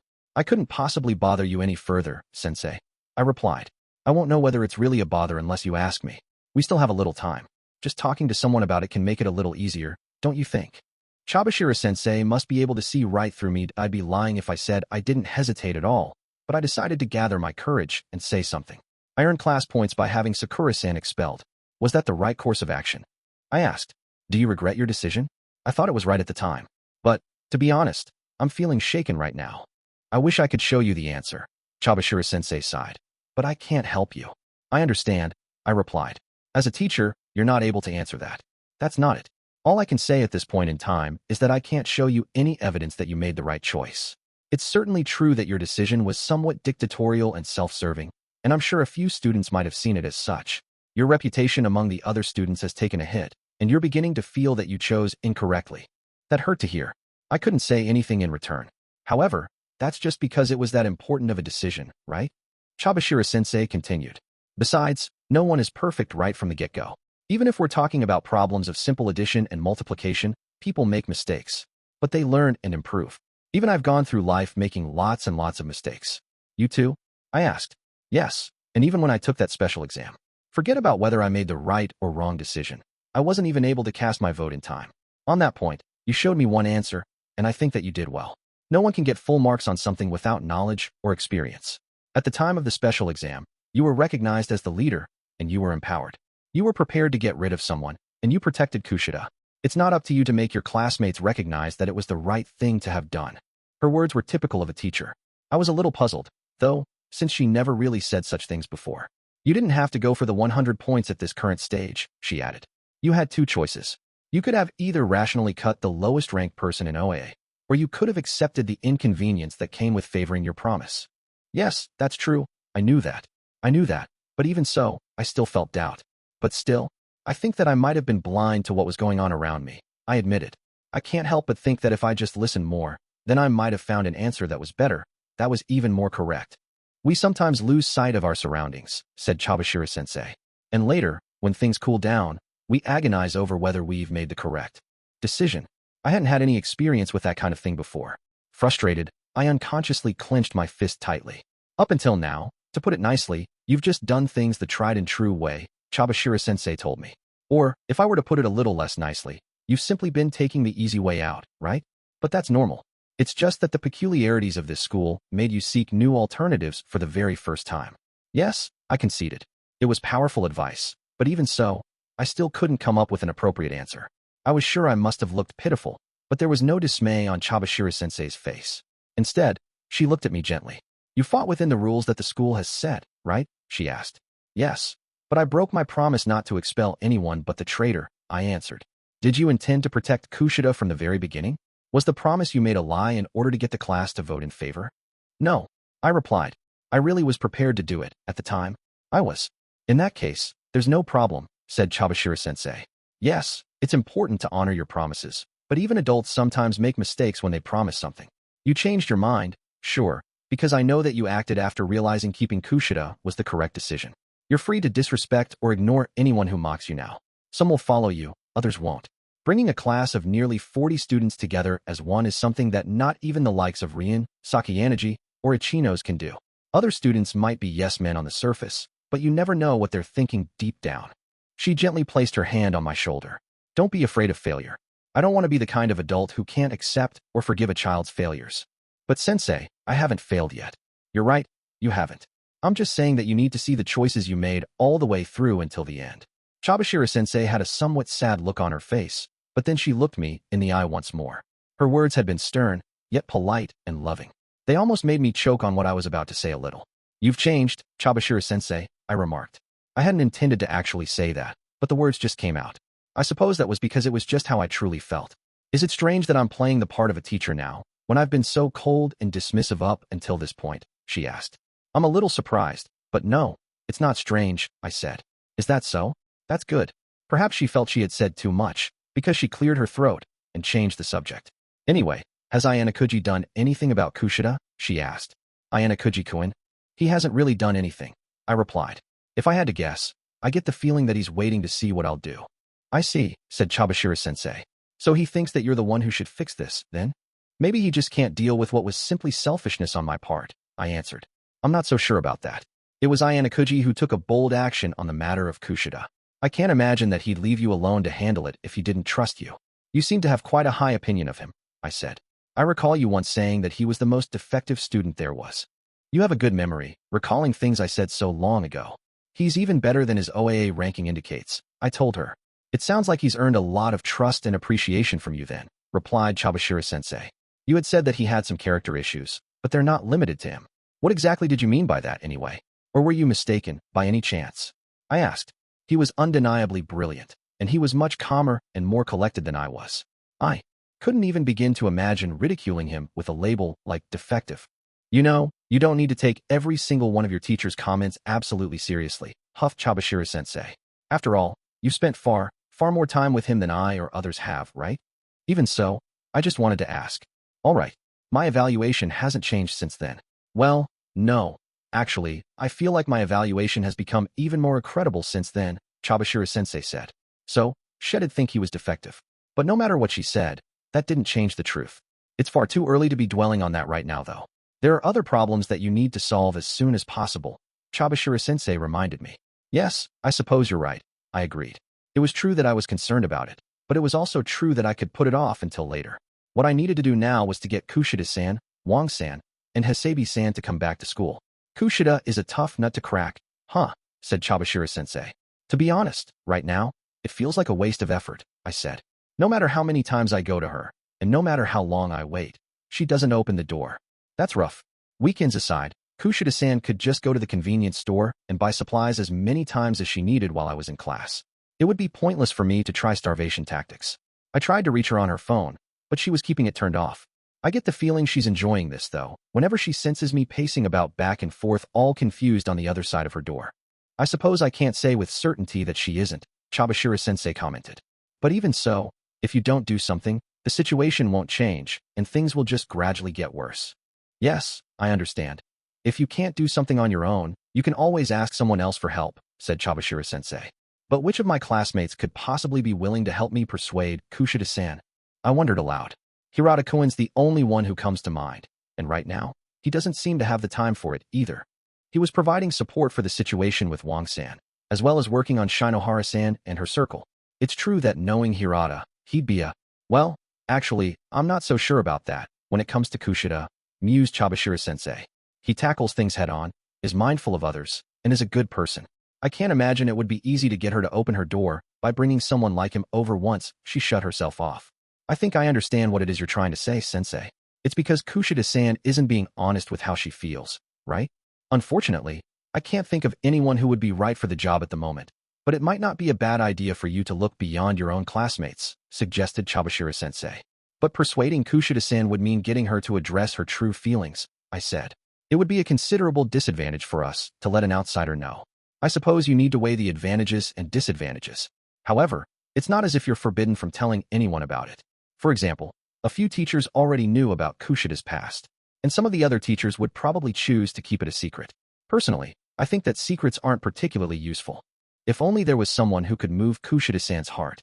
No, even if they couldn't move her heart, if they could even just help with some kind of breakthrough, then it's about time I head off, said Chabashira-sensei. But let me say just one last thing, even if it might just sound like I'm being a meddlesome busybody. The most important thing is what I want to do with Kushida. Think about that long and hard. What I wanted to do with Kushida-san. Thank you very much, sensei. I told her. I feel like my resolve is a little stronger, thanks to you. I still hadn't found any answers yet, but I could feel the energy to make another desperate attempt surging within me. Don't worry about it. As a teacher, it's the least I mean, it's what I naturally should be doing. With that, Chabashira-sensei headed back to the faculty office. I continued to watch her from the stairs as she walked away, until she was no longer in view. For point one, when I returned the dormitory building after finishing my shopping at Kiyotaka Mall, I found Ibuki-san standing near the elevator door, scowling at me. When I ignored her to press the button, her anger exploded like water breaking through a dam. Don't just ignore me, she shouted. She rushed me, coming in so quickly and getting so close that it felt like her spit was about to land on my face. I was fully prepared for the battle that was about to begin, but just what in the world was happening here? It looked as though she was going to get into the elevator and continue following me, so I had no choice but to stop and look away from the elevator, just as the doors opened to welcome me inside. Ignore you, I repeated. Do you have some business with me? What is this text supposed to mean? Answer me. Glaring, she shoved her phone in my face. With the screen right in front of my eyes, a blinding light from the screen filled my vision, and all I could see was white light. Are you an idiot? I asked. It's way too close, I can't see anything. Can you please pull it back a little? Ugh. Fine there. She actually only pulled it back slightly, but even so, I was then able to read it. I could understand the message more or less immediately from just a glance. A very well-crafted and impressive message, I concluded. No doubt it must have been written by an intellectual. Don't flatter yourself, Ibuki huffed. And hold on. What part of this screams intellectual? Maybe if you read it aloud, you'll understand? I suggested. What? It says, if you get expelled because of something I had nothing to do with, that obviously means you'll have lost to me. Don't do anything that idiotic, she read aloud. So what about that says intellectual, huh? Actually, forget that. Tell me what it's supposed to mean. You didn't understand it even after reading it? I asked. Not one bit. I've been thinking about it all week long, and I couldn't make heads or tails of it. So what? She crossed her arms with a derisive snort. I hadn't expected that she wouldn't have taken simple advice as, well, just that. Advice. Well, actually, I hoped it might have been a little effective. There's no point in going into it anymore, I told her. It doesn't seem like there were any problems. Huh? What does that mean? Explain this in a way so that I can understand better right now.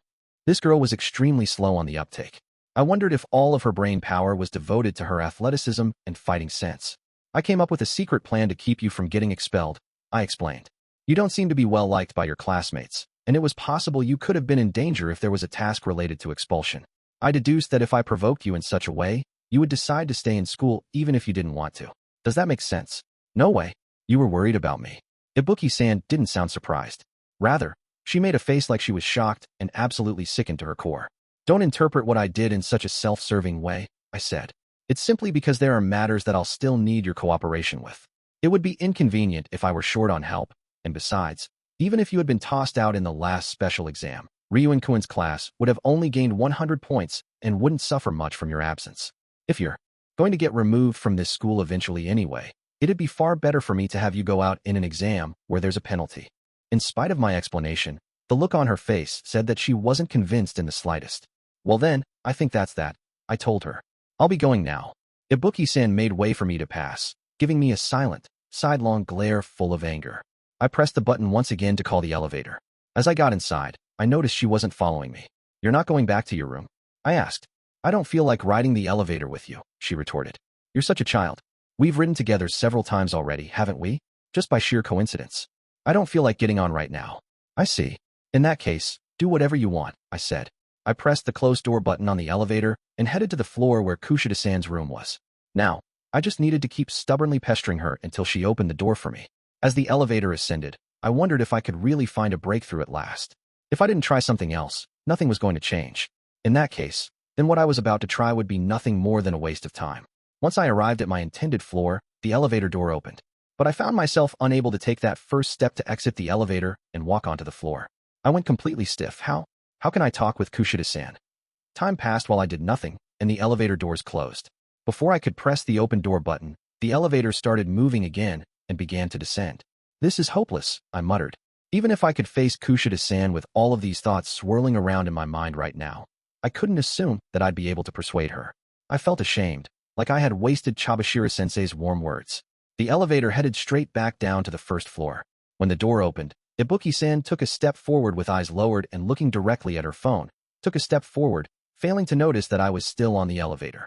When she noticed that there was someone already there at last, she looked up slightly and saw me. "Why Araya here?" she sputtered. Well, it certainly made sense that this was a shock to her. "Didn't you want to get on?" I asked. "I told you I didn't want to ride with you, didn't I?" What is this, harassment? I shook my head no and reached for the closed door button. As I did so, I looked over at Ibuki-san, who was averting her eyes, and something clicked in my mind. Instead of touching the closed door button, I slid my finger over to the open door button and stared at her intently. She looked over at me, likely suspecting that the elevator would continue to stay open forever. A breakthrough might very well come from an unexpected place. Perhaps this was the moment I'd be able to put Chabashira-sensei's advice into action. "What?" "I was just thinking that I was going to ask for your help," I replied. "Huh," she blinked. "It would be quite a gamble, but this could very well be just the thing to break through this stalemate. It might be an unseen development, a surprise ambush to break through the situation." Despite feeling like this was foolhardy, I decided that, for the time being, I had to try anything I could. "Get on," I told her. "How many times do I have to tell you that I'm not riding with you?" she snapped. "Enough already. Get on." The hell is your problem? Even though she was irritated, she still got on. Once I was sure Ibuki-san was on board the elevator, I pressed the closed door button. "There's something I'd like to talk to you about," I told her. "Say what? Me? Oh no. No way. I am not doing this," she protested. "You got on the elevator, didn't you? You told him to get on, remember? It's perfectly fine for you to talk to me about something then, isn't it?" I asked. "That doesn't make any sense. What I'm asking isn't a bad deal for you. So, anyway, here's what's going on. Don't just selfishly launch into whatever this is," Ibuki-san growled. "The fact that you're asking me for help with something is bad enough already." While Ibuki-san and I argued back and forth, we arrived at the floor where Kushida-san's room was. I got off first and turned back to look at Ibuki-san. She was still on the elevator. "Get off too, just in case. We don't know how many eyes and ears are around, after all." "I don't care. I'm going back to my room." "I have no idea what you're going on about." Ibuki-san pressed the closed door button to try to leave, but the doors didn't budge. "It seems like the elevator wants you to get off too," I remarked. "It's 'cause you're pushing the button on the outside to keep me from leaving," shouted Ibuki-san. "By the way, do you have a favorite thing?" I asked. "Something really special to you?" "That's got nothing to do with this. Just answer the question." She made a noise. "MPH. MPH? No, not. Ugh, what the hell?" Ibuki-san sighed. "Fine. I can't really think of anything at all right now, but I guess, like strawberry stuff. I've just found out something surprisingly cute about you." "All right then," I said. "Just forget about this." "What the hell did you ask me that for? Out of the blue?" she demanded. "Scratch that. Just cut it out and take your hand off the button already." As Ibuki-san's mood became worse and worse, I decided to just cut straight to the heart of the matter. I realized that it would be better for her if I just shared what this was all about and moved on. "I'm going to go meet with Kushida-san right now," I informed her. "And you can go see her on your own, whatever," she snapped, repeatedly slamming the closed door button. It was pointless, of course. "No, I'm afraid I can't," I said. "I haven't even seen her once over the past week, and she has missed a lot of classes. I went to her room to visit her, but I haven't seen any sign of her even coming out. I need you to get her to come out of her room. Understand?" "Huh? Hey, wait. Why do a have to do anything? It'd be an act of mercy. Don't care. Why would you think I'd ever help you with your class when I don't ever help my own?" As I'd anticipated, there was no way Ibuki-san would simply accept my request right away. But if there was a benefit for her, that would be a different story. The elevator was held open the whole time, and a warning beep was starting to go off. "Very well," I said. "If you succeed, I'll give you a reward." "Don't need one," she replied. "If you think I'll work for money, you're sorely mistaken. I know that. That's why I decided my reward for your success should be something that you desire strongly. I can't imagine you can give me anything like that. Ibuki-san's heart would not be so easily swayed. But if I were to present her with a certain something, then she would take a 180-degree spin on things. We're able to pre-register for up to 5 events of our choosing at the sports festival, I said. We are free to choose our groups and which competitions we would like to participate in. The main purpose of the registration system is so students can clear a required number of events, and also so that they can avoid encountering strong opponents if they wish. But, on the other hand, it's also a system where you can fight against the opponents you want to face. As I explained, Ibuki's previously listless eyes lit up. I know you haven't been putting in any reservations. You've been waiting for a chance to fight with me, haven't you? But unfortunately, I'm not planning on deciding anything until the very last minute. Depending on how things go, there's a very good chance that I'll be going after the final openings that are available. In other words, the opportunity for you to fight with me will never, ever come, even if you're waiting for me to sign up. So, you're saying that if I help you, you'll fight me? Asked Ibuki-san. Yes, I replied. I will fight you in one competition of your choosing. Of course, I won't go easy on you at all since you're not in my class. You won't earn any points as a result. But if you're all right with that, then yes. Uffed, she snorted. Well, isn't that interesting? But just one isn't enough to satisfy me. It's got to be at least 3. If you make it a showdown, best 2 out of 3, then I'll cooperate. 3? Now that's just being greedy. As the elevator alarm continued to beep, I thought about her counteroffer. It's non-negotiable, said Ibuki-san, firmly. I supposed as much. I had to agree that we wouldn't really be able to find a clear winner if we were to only have a showdown in one competition. If we were to compete in 2 or 4, however, there would be the possibility of a draw. I'd been expecting from the very beginning that we'd ultimately decide on 3 competitions, but if that was the first offer I made, she might well have come back demanding that we compete in 5. If she was willing to accept 3, that was well within my expectations, so I could call it there. Very well, I said. I will participate in 3 events against you. Is that all right? Duh. There's no taking it back later, though, said Ibuki-san as she stepped out of the elevator. When I pulled my hand away from the button, the doors slowly began to close. Of course. However, I'm going to need your help with this matter until it's ultimately resolved. Tell me exactly what your goal is here, said Ibuki-san. That Kushida-san comes to school starting Monday. That's it. That sounds simple, though. I mean, Kushida's just resting, so what's the big deal? Everyone gets sick sometimes, right? Chabashira-sensei had said that in Kushida-san's case, secrets wouldn't do us any good. But even so, it wasn't a good idea to just carelessly divulge the truth.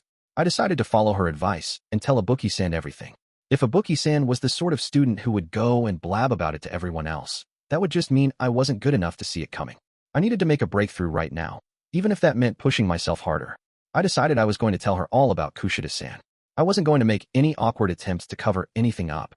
I was sure that even Ibuki-san knew what Kushida-san usually was like at school. But I would now explain, in detail, Kushida-san's true nature, her way of thinking, and what led to her current situation. While I was talking, Ibuki-san listened with apparent disinterest, looking off into the distance as I spoke. Normally, I would have been annoyed by such an attitude, but strangely enough, it almost came as a relief. When I finished telling her the true reason Kushida-san was absent from school, Ibuki-san sighed in exasperation. She didn't show any interest in hearing about Kushida-san's real nature. Instead, she nonchalantly expressed how she truly felt. This is stupid. You don't seem surprised, I said. Did you know? No. It's just, I don't believe there's anyone who's straight up a good person. That goes for Kushida, Hirata, or even Ichinos. I mean, usually the ones who claim to be good people have the darkest sides to them. That's an interesting way of thinking. Surprisingly enough, I felt that some of what she said could be exactly right. Then does that mean you have a high opinion of people like Ryuen-kun? Since, on the surface, he's... Actually, no, disregard that. He is not a good person at all, inside or out, I replied. I hate him even more, said Ibuki-san. And while I'm at it, I've also started to hate people who look like they're harmless to everyone else, like Ayanokouji. He irritates the hell out of me. If she'd go that far, I had to wonder if there was anyone on the opposite end. Anyone out there who Ibuki-san found likable. Anyway, I don't really hate dragging people like her out into the open, she conceded. If anything, I kind of want to ask her how it feels to be exposed after everyone saw her as such a good person all this time. If Ibuki-san took things too far, I might have to stop her. On the other hand, I suppose there might be some things I needed to learn from someone like her, who could be that forceful. So, I just gotta drag Kushida out from her room that she shut herself up in, asked Ibuki-san. Yes, I replied. Ibuki-san, looking quite confident, strolled over to Kushida-san's door with light footsteps. Are you planning on doing this all yourself? I asked. Just shut up and watch, she snapped. All right then. In that case, let's see what you've got, Ibuki-san, I thought. As she reached Kushida-san's door, she suddenly clutched her middle and keeled over. Ow, ow, ow, ow, she wailed, letting out an agonizing scream that carried through the hallway. I stared at her in shock. I couldn't understand what she was doing. And my stomach just suddenly started hurting. It's no use. I can't make it back to my room. Huh, a stomachache? Don't tell Meth that was the plan you came up with. Seriously? Was her plan to make Kushida-san open her door to let her use her bathroom? Setting aside the fact that it was an entirely cliché plan, her acting was devastatingly bad. This wasn't even Ibuki-san's floor in the first place. Even if we were on the same floor, it would have been faster for her to just head to her own room anyway. Bathroom. Let me use your bathroom. Ibuki-san quickly and repeatedly slammed the doorbell to try and get her to answer the door.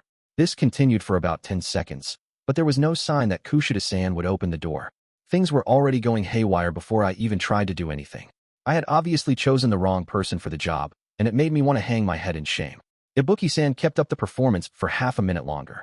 Then, her expression abruptly returned to normal, and she shot straight up and walked over to me. Maybe she's not in after all, she asked. No, I'm fairly certain she's in her room, I replied. Really? Huh. Well, if she didn't fall for my act, I guess that means Kushida really isn't a good person after all. I suppose. She sounded like she was being serious, so I decided it was best if I didn't touch that statement. I instructed her to come over by me, and I opened the box on the wall with the built-in electricity meter for Kushida-san's room. You see the circle here? If it's moving slowly, then it's likely that the person inside is out. Alternatively, if someone is in their room and using their TV or a computer, the rotation is faster. Right now, the circle was spinning somewhat quickly. So, can you understand that this means it's highly likely that she's in right now? This is the kind of stuff a thief would know, commented Ibuki-san. I learned quite a few things while I was waiting for her over the last week and the weekend, I explained. Don't abuse what I just told you. She shot me a cold look, as if to say, no, I obviously won't. Do you have any other ideas? I asked. If not, then I'm afraid there's a chance I'll have to simply declare our deal is off, and I just went about it wrong, said Ibuki-san, cutting me off. Huh, I blinked. Look, it's all or nothing, right? I'll force her to come on out. I felt like I wanted her to provide me with some rationale for this, but seeing how fired up she was, I decided to just let her try once more. I stepped back, and Ibuki-san walked to Kushida-san's door again. Once she was there, she opened her mouth to speak, and, Hey, Kushida, I've heard a lot of things about you.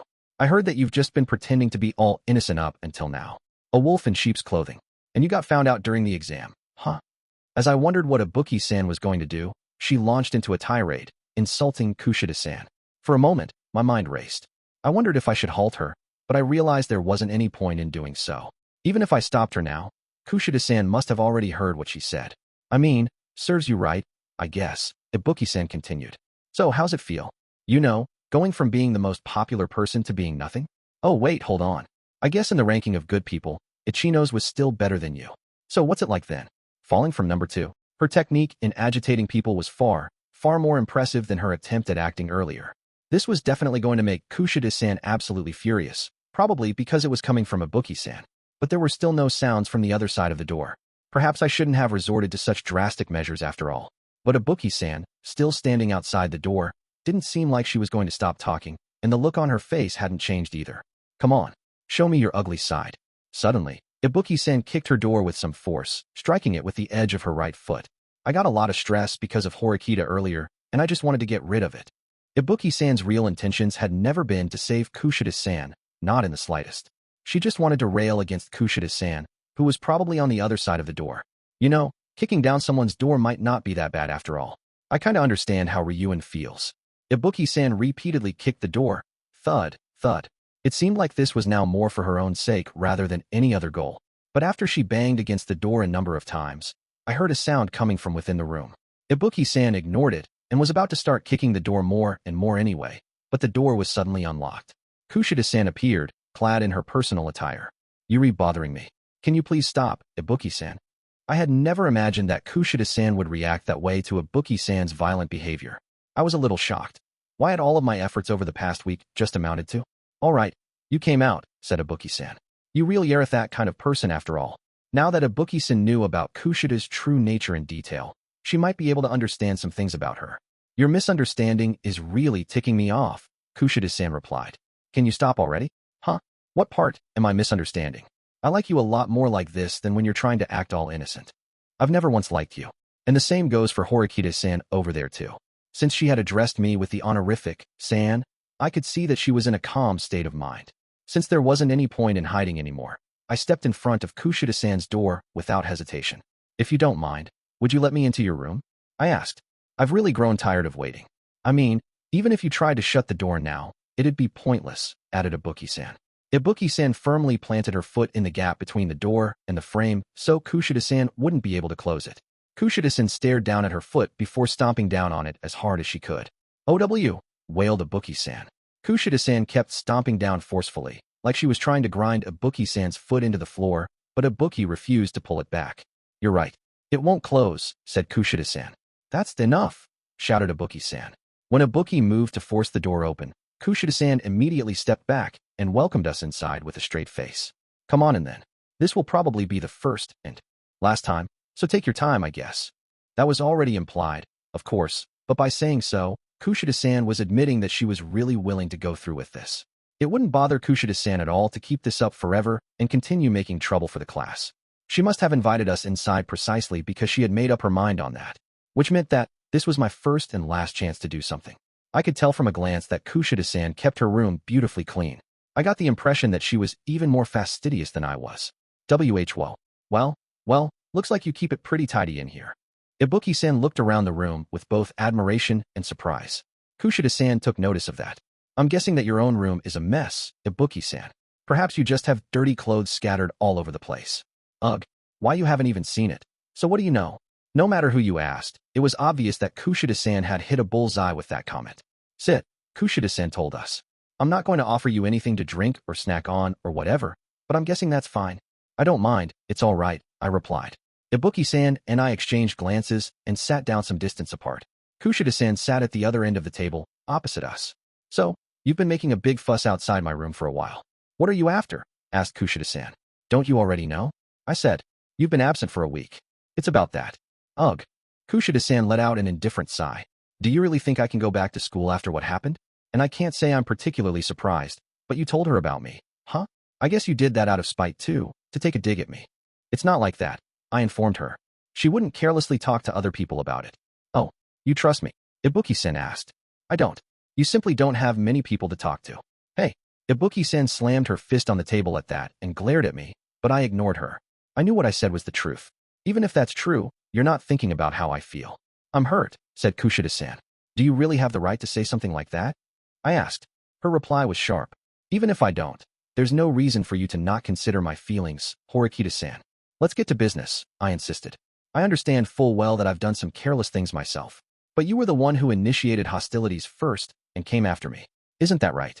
Kushida-san was just a classmate, but even from the very beginning, she viewed me as someone who needed to be expelled. I'm not going to deny that, she said, but there was no way around it. I just couldn't stand it. What was I supposed to do? I asked. Even looking back now, I can't see a clear answer as to what I should have done. Well, I thought about it many times over, Kushida-san began. Eventually, I came to one conclusion. You should have just dropped out of school voluntarily, for my sake, since I couldn't stand you, you know? Can you stop saying such ridiculous things? I scoffed. That's not a conclusion. That's an irrational rant. A rant, HM? That's all I could do, though. Although she was answering my questions, I'd be hard-pressed to call this a friendly conversation.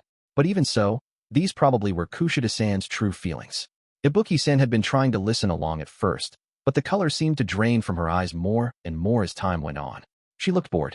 I'm hoping that we can put the past behind us and that you'll cooperate with me, I said. I knew you were going to suggest something like that, but really, don't make me laugh, replied Kushida-san. It's just that I know you're that capable and that valuable. I want you, I replied. I'm aware, Kushida-san said. Immediately, without even the pretense of modesty. Talk about a superinflated ego, muttered Ibuki-san, absent-mindedly. Really? I don't think so, said Kushida-san, not correcting her, but just responding. Ibuki-san clenched her fist. Yeah, no? I don't think you're all that capable, she said. What do you say we throw down, right here? You're an even bigger idiot than I imagined, Ibuki-san, Kushida-san said. That's clearly not what she meant by capable. Why don't you have a look at OA to understand? In this school, how capable you are means how good your scores are. I'm guessing that the difference between you and me is probably even more significant than you expect. So, Ibuki-san was irritated and immediately whipped out her phone as if she were responding to a showdown. She quickly checked OA. As she compared her overall ability score and Kushida's, She went pale and silently turned her phone back off. I want you to use your high level of ability for the benefit of the class, I pressed on. But if you continue to miss class without permission from the school, you will eventually lose your place. I've already lost it. I mean, of course it's gone, right? Horikita-san, you were against my expulsion and prepared for whatever came your way because of it, right? That means you're the one who'll be in trouble if I'm not useful. I can understand why you'd be this desperate to convince me to come back. I was sure that even Kushida-san knew what was going on in class right now. I lost, she continued. There's no place for me anywhere anymore. But the reason I've been so quiet since the unanimous special exam was just to hurt you as much as possible. If I keep refusing to come to class, the school will punish the class that caused those students to be absent, right? And the blame for that punishment will fall on you. It was true that if Kushida-san continued to be absent like this, our class would keep suffering. It was like we had swallowed poison. It was possible that her strategy of remaining absent could eventually be put on hold if there was a special exam. But by doing this, Kushida-san was able to get her revenge against me quite brilliantly. There's nothing for you to gain from this, said Ibuki-san. Kushida-san dismissed her. It's too late for that. I don't have anything more to lose. Isn't it normal for me to want to take you down with me? Huh? No, it's not normal. Don't get carried away just cause your OAA scores are kinda good. I invited you in partially for the fun of it, but I guess I really did make the right decision. You're funny, Ibuki-san. If it was just Horikita-san and I, this would have been a boring conversation. You're probably right that I was wrong to describe myself as normal. If anything, I guess normal, to me, must be something abnormal. So what? You're admitting that you're a psycho, said Ibuki-san. I can't be satisfied unless I'm number one, Kushida-san said. I can't tolerate anything that's inconvenient for me. Gross, huffed Ibuki-san. There's nothing I can do about it. I can't change the way I think. I was simply born that way. I wouldn't mind particularly if she said that she was venting her anger, or if she were just holding a grudge. But Kushida-san was making me even more uneasy than usual right now with the way she was calming herself down, as if she had achieved some kind of enlightenment. She was much a more formidable foe at this moment than she was back in class when she was shouting and exposing people's weaknesses. I'm going to continue being absent until the school does something to force me to do otherwise. Kushida-san continued to speak in a detached, indifferent manner, almost as though she felt she were invincible. She was going to keep doing as she was, prepared to go all the way without surrender. So, what are you going to do? She asked me. What can I do? I replied. I have no other choice but to continue talking to you like this. In other words, you have no plan, she concluded. You're very different from Ayanokouji-kun. Ibuki-san's ears perked up when she heard Ayanokouji-kun's name mentioned. I had thought I had the upper hand over him, Kushida-san went on. But he wasn't panicking at all. On the contrary, he was actually planning to use everything against me the entire time. I really shouldn't have made an enemy of a guy like him. Yes, I suppose you're right, I said. He might have the ability to see into the distant future. It's only recently that I've come to realize that. Same goes for me, said Kushida-san. I see. There was a short period of silence. You're a huge moron too, Horikita-san, Kushida-san eventually said, after a while. It would have been much easier for you if you just got rid of me. You're right. I might be a moron, I agreed. It was baseless intuition. Unfounded confidence. It's fair for people to interpret what I did that way, but there is absolutely no doubt that you are an excellent student. Although your actions toward me and Ayanokouji-kun have caused some harm, and people now know about your past, that still doesn't change the value of your contributions to the class over the last year and a half. She had achieved a great deal. I thought she should feel proud of what she had accomplished and continue to do well. If causing trouble for the class really is your top priority, then yes, your continued absence might just work as a form of revenge. But are you really okay with that? I asked. What are you trying to say? She asked. I'm asking if that's enough to satisfy you, I replied. It's plenty. There isn't anything I want more than that right now. No matter what you say, no matter how many words you use to try and persuade me, I'm not going to agree to it. Persuade. When I heard that word, I felt like there was a small bone lodged in my throat. It was certainly true that I wanted Kushida-san to come back to class, but that was because I wanted to prove to everyone that my choice hadn't been a mistake. Kushida-san knew that better than anyone else. However, what I was doing was just for my own sake. I couldn't really say it would be the best answer for Kushida-san. Perhaps I was mistaken, I said. What do you mean? Asked Kushida-san. I came here with the intention of trying to persuade you, but I was wrong. Ultimately, I was just doing this for my own sake, or for the class's sake. I hadn't actually taken your feelings into consideration. What? Now you're going to try to make me take pity on you. I just realized that it was a mistake to bring you to school when you don't want to go. In that case, this conversation is over. If I drag my feet, then you'll fall by default. I hope that you'll suffer at school without me for a long time, said Kushida-san. Don't worry about me, I assured her. But you know, at the same time, you're going to suffer too. Me? She asked. What are you talking about? Because you still have a place to return to and you're going to lose it. Now you're just selfishly spouting off whatever you like. There's no place for me to go back to anymore. The more I thought about her, and the more I focused on her, the more one certain emotion welled up within me. I get so frustrated just looking at you, I said. Huh. Kushida-san blinked at me. I try to get close to you, but I can't do anything because you're a child. You made all the wrong choices. This wouldn't have happened if you hadn't tried to get rid of me. I don't go around telling people secrets, and I don't even really care about your secret anyway. And the same goes for Ayanokouji-kun too. I already told you. I just couldn't stand it, said Kushida-san. And that makes you a child. You couldn't deal with it, and you lashed out. That's exactly what a child does. The first person to react to my words was Ibuki-san, who had been silently listening along until that point. She unconsciously burst out laughing. Kushida-san looked visibly irritated. You just have to endure that much, I went on. You're a high school student, remember? All you have to do is walk to class, and you can't even do that. Don't just lay on the ground forever, throwing a tantrum. Stand up on your own 2 feet and walk already. Huh, Kushida-san scoffed. That's easy for you to say, Horikita-san. I'm just a poor girl who's hurting right now. If I go to school now, our classmates are going to ostracize me. There's no way I can carry on like before. You're awful, trying to make me go back to such a painful place. You're not trying to get close to me at all. It's not my place to speak for the others, but you are absolutely a mess right now, I told her. Kushida-san was silent at that. The class already found out about your past, and they know it now. You can't change that. There's no longer any way to smooth it over. But even so, you're still making trouble. You looked like a child before when you were bawling in class, but now, you're just a child. No, maybe even younger. I feel like I'm dealing with a toddler right now, I remarked, laying into her. Don't make fun of me. Kushida-san raised her hand and mercilessly took a swing at my cheek. I calmly caught her arm, holding it forcefully. You make me want to make fun of you, I told her. You made trouble for me and for our classmates, all for your own amusement, and made something like that your top priority. That makes me see you as nothing more than a toddler. So, what? I'm supposed to be the only one to be bitter and just endure it, helping you and the rest of the class? She snorted. Don't twist what I'm saying. Listen, you're clever. In that case, use what you've got for your own sake. The people around you don't matter. If you can do this for yourself and get into Class A yourself, then that would undeniably be your own achievement. And then you can do whatever you want with the privileges that come with being in Class A. If you want to do the same thing you were doing before, then just go to some place where no one knows about your past. Kushida-san was glaring at me, but I continued speaking. We only have a year and a half left at this school. It shouldn't be that hard to finish, right? You've been putting on a good face for your classmates for the past year and a half. This will be easier than that. You don't think you can do that with your skills? I could feel Kushida-san's hand trembling with anger as I held on to her. But I had arrived at another conclusion. This is the only time I'll be visiting you here. All that's left is for you to think this over. If you still want to be my enemy, even after all I've said today, well, then there's nothing more I can do for you. Stay a child for the rest of your life. And you're saying that, while I'm standing still right here, you'll keep moving forward, said Kushida-san. Even though I hadn't stated that specifically, Kushida-san could see what the situation was. You'll be expelled, I replied. And I'll be achieving my dream of graduating from Class A. That's a big difference, I'd say. The highly prideful Kushida-san closed her eyes, imagining the future of the person she despised. If you looked at the bigger picture, our time as students here only made up a small percentage of a long life.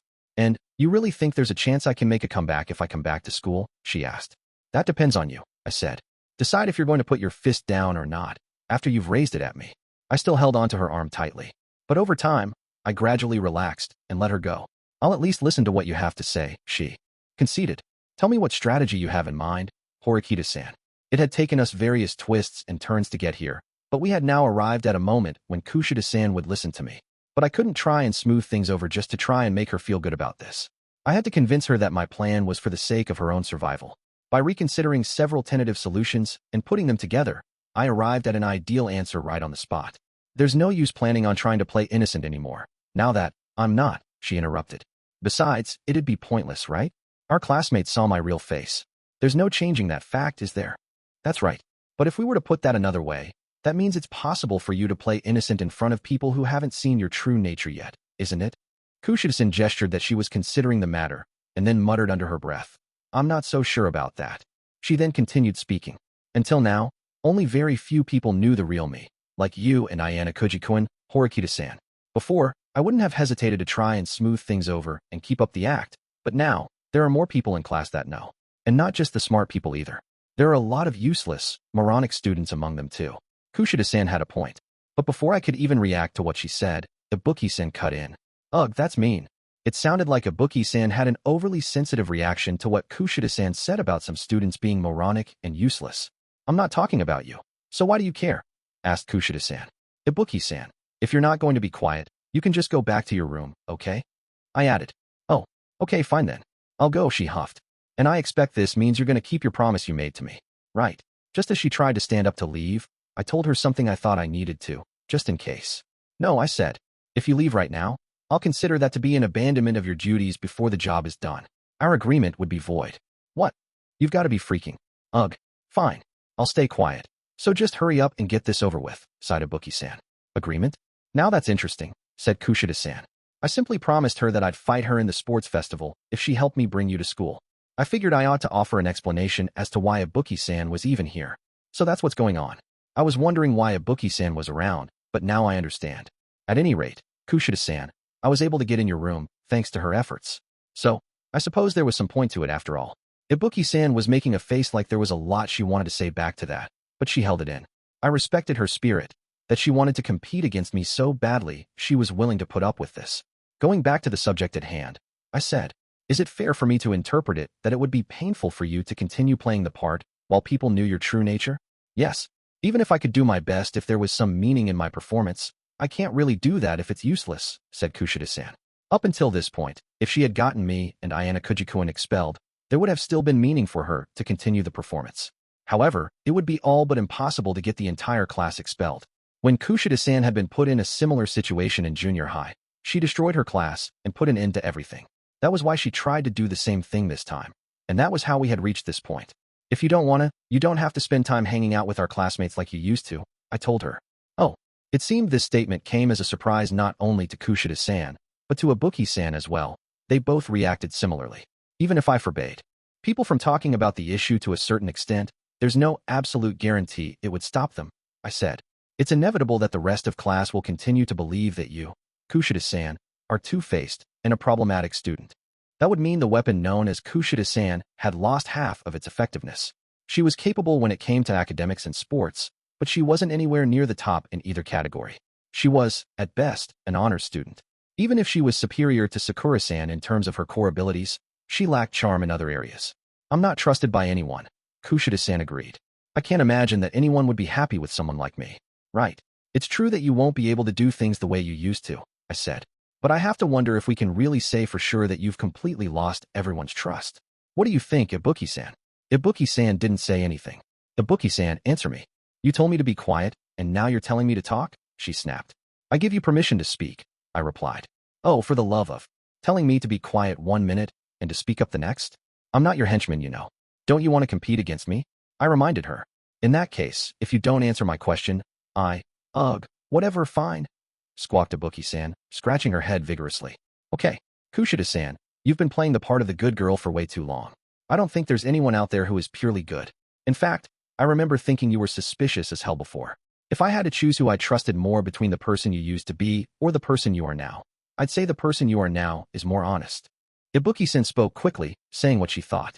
I supposed it must have come off as very honest and straightforward to Kushida-san since Ibuki-san was lacking when it came to pulling off trickery or wit.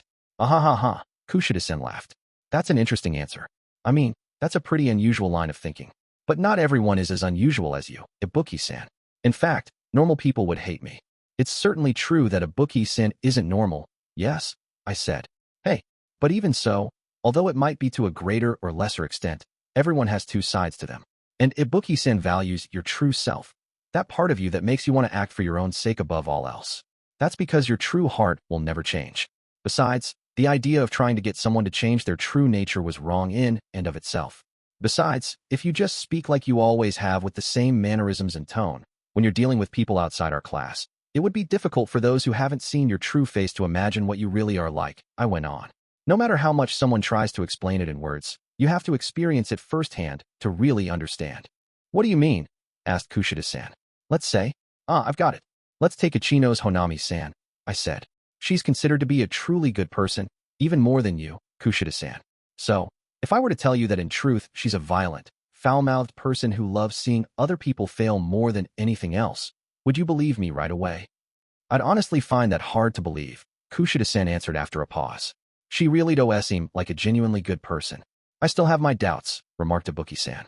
But in your case, it isn't really about Ichino-san, I pointed out. It's because you doubt the existence of good people in general, right?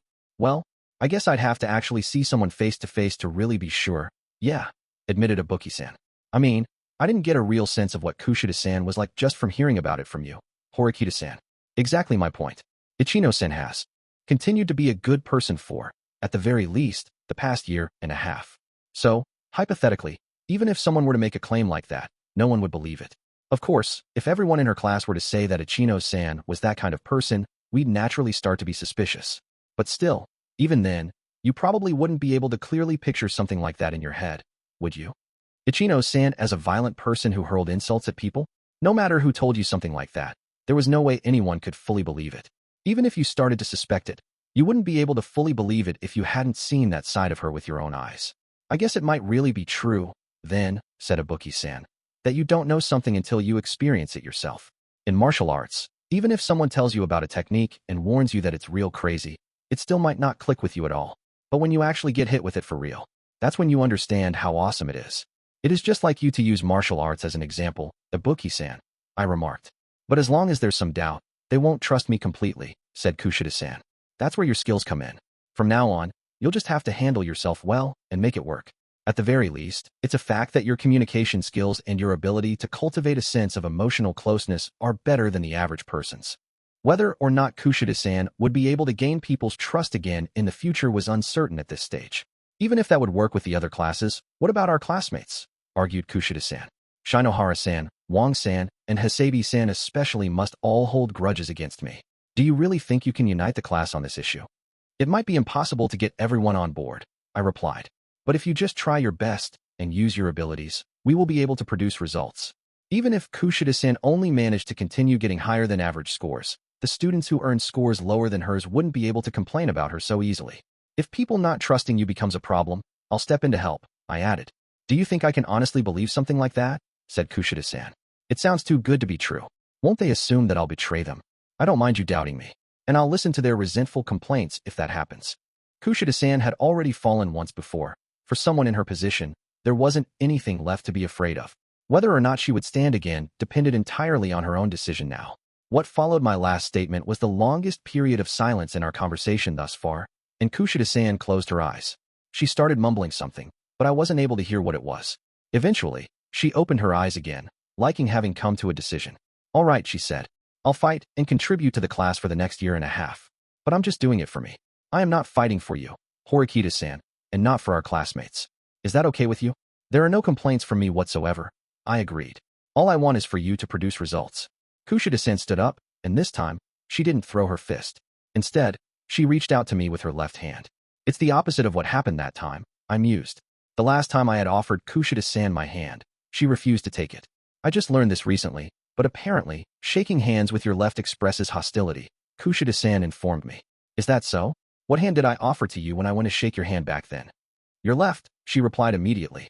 She seemed to remember what happened back then very clearly. She was deliberately asking me for a left-handed shake with that in mind. I got up and took her hand, meeting her in that left-handed shake.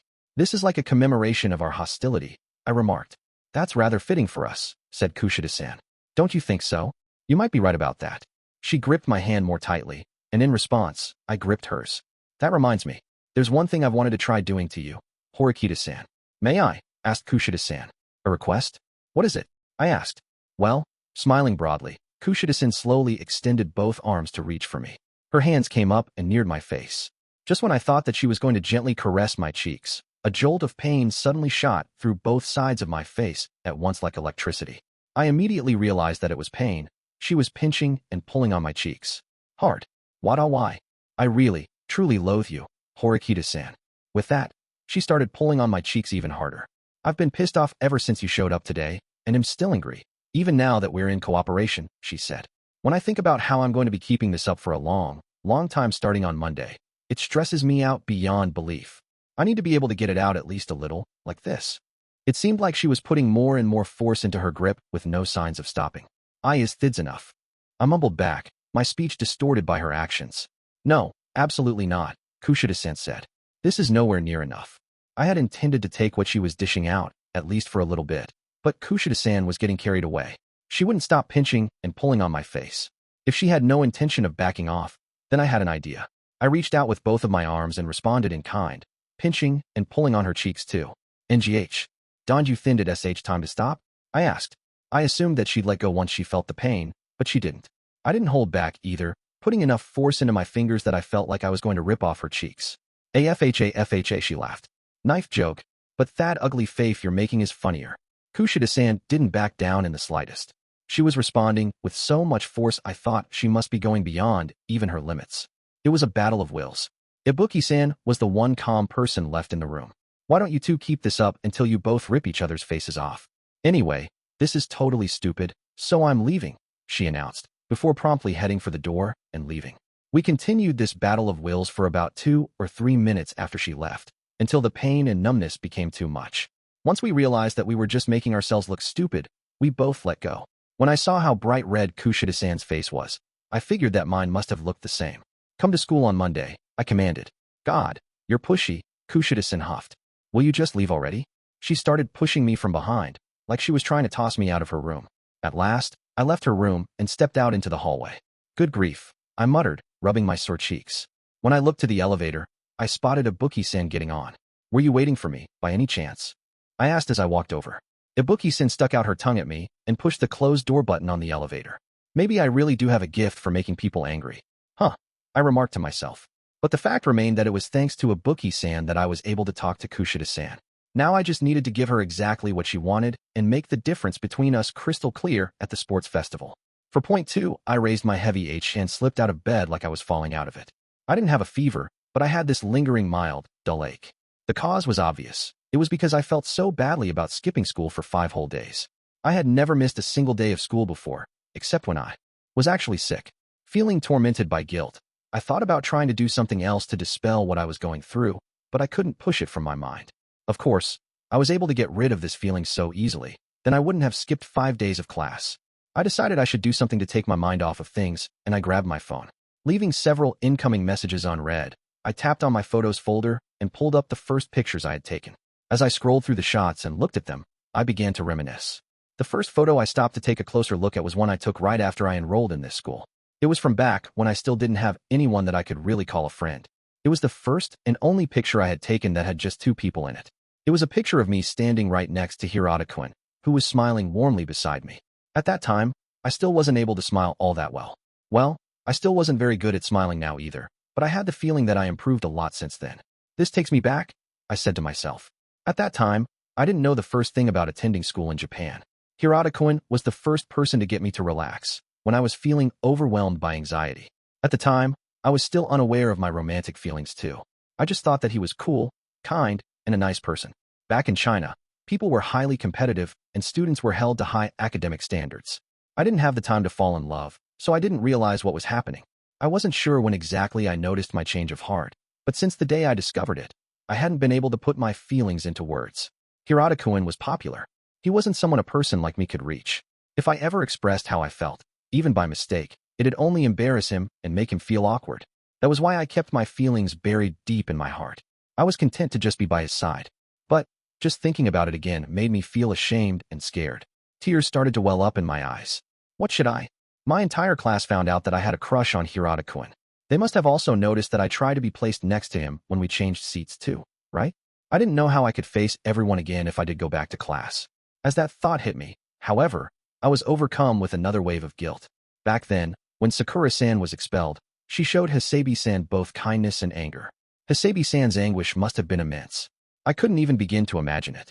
And yet here I was, so preoccupied with thinking about myself that I pushed the button to vote in favor of Sakura-san's expulsion right away.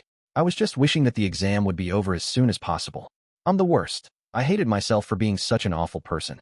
I was being consumed by sadness and pain. I mean, my tiny, insignificant worries were. Just as I was about to turn my phone off again, not wanting to look at my awkward smile anymore, I remembered the email that I had received from Ayanokouji-kun on Monday night. I wondered how Ayanokouji-kun was feeling right now. Was he still able to keep going to class after he expelled a dear friend with his own hand?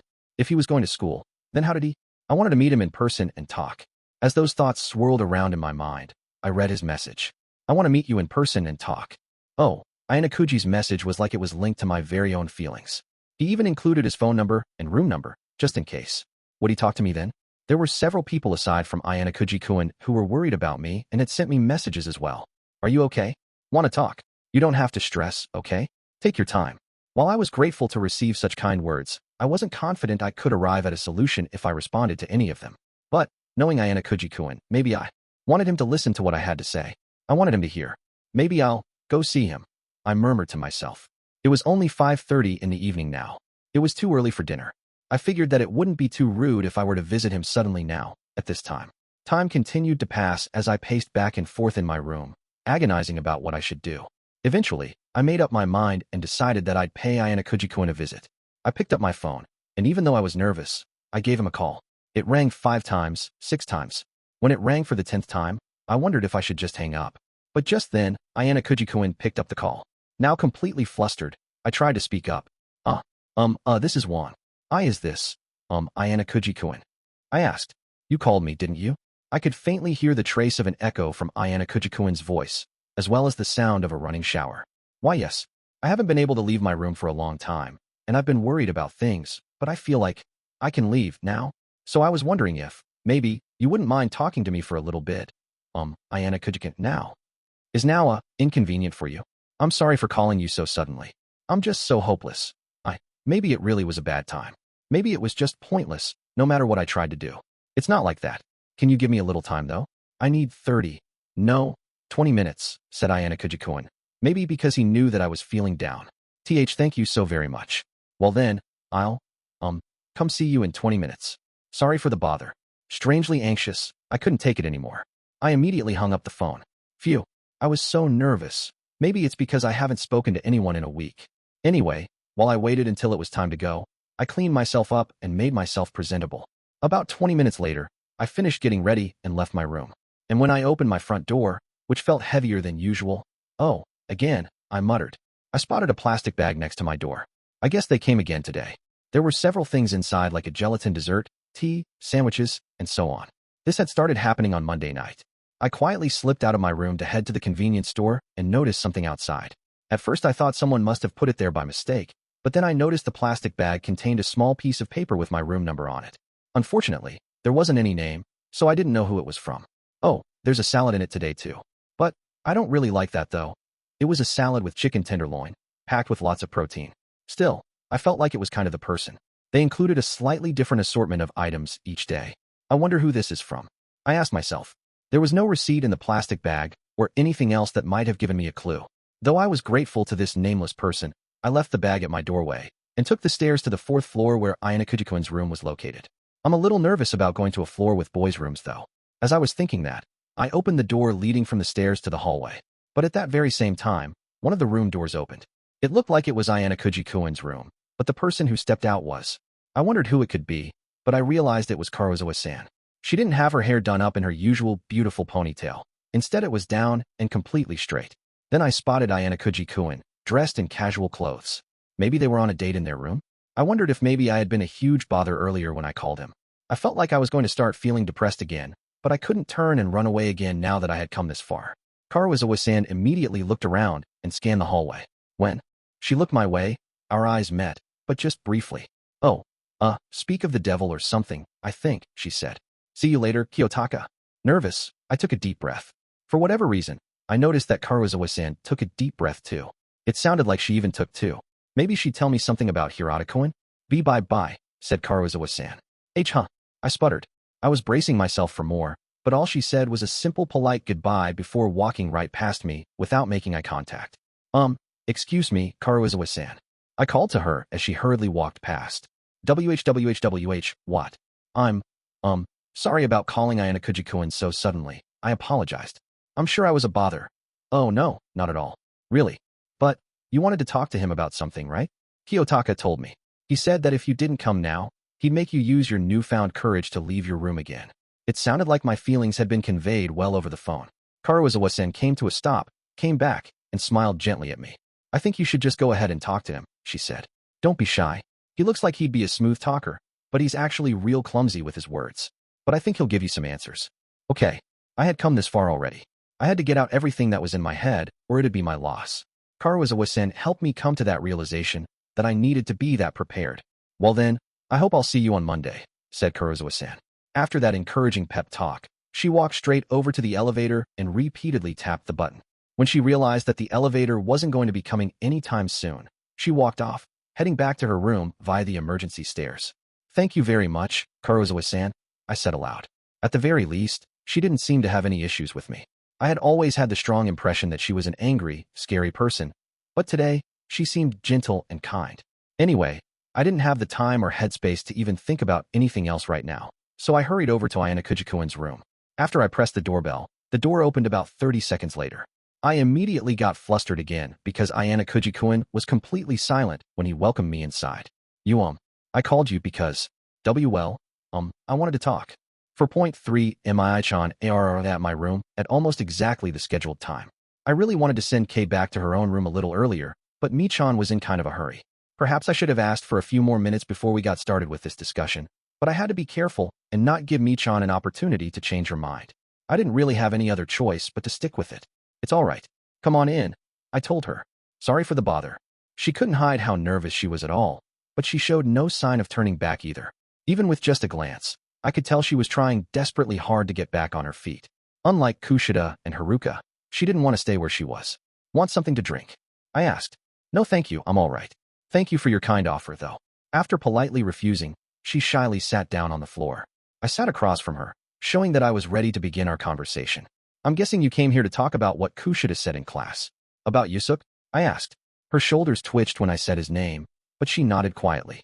That, and I'd also like to know how things are going in class, she said.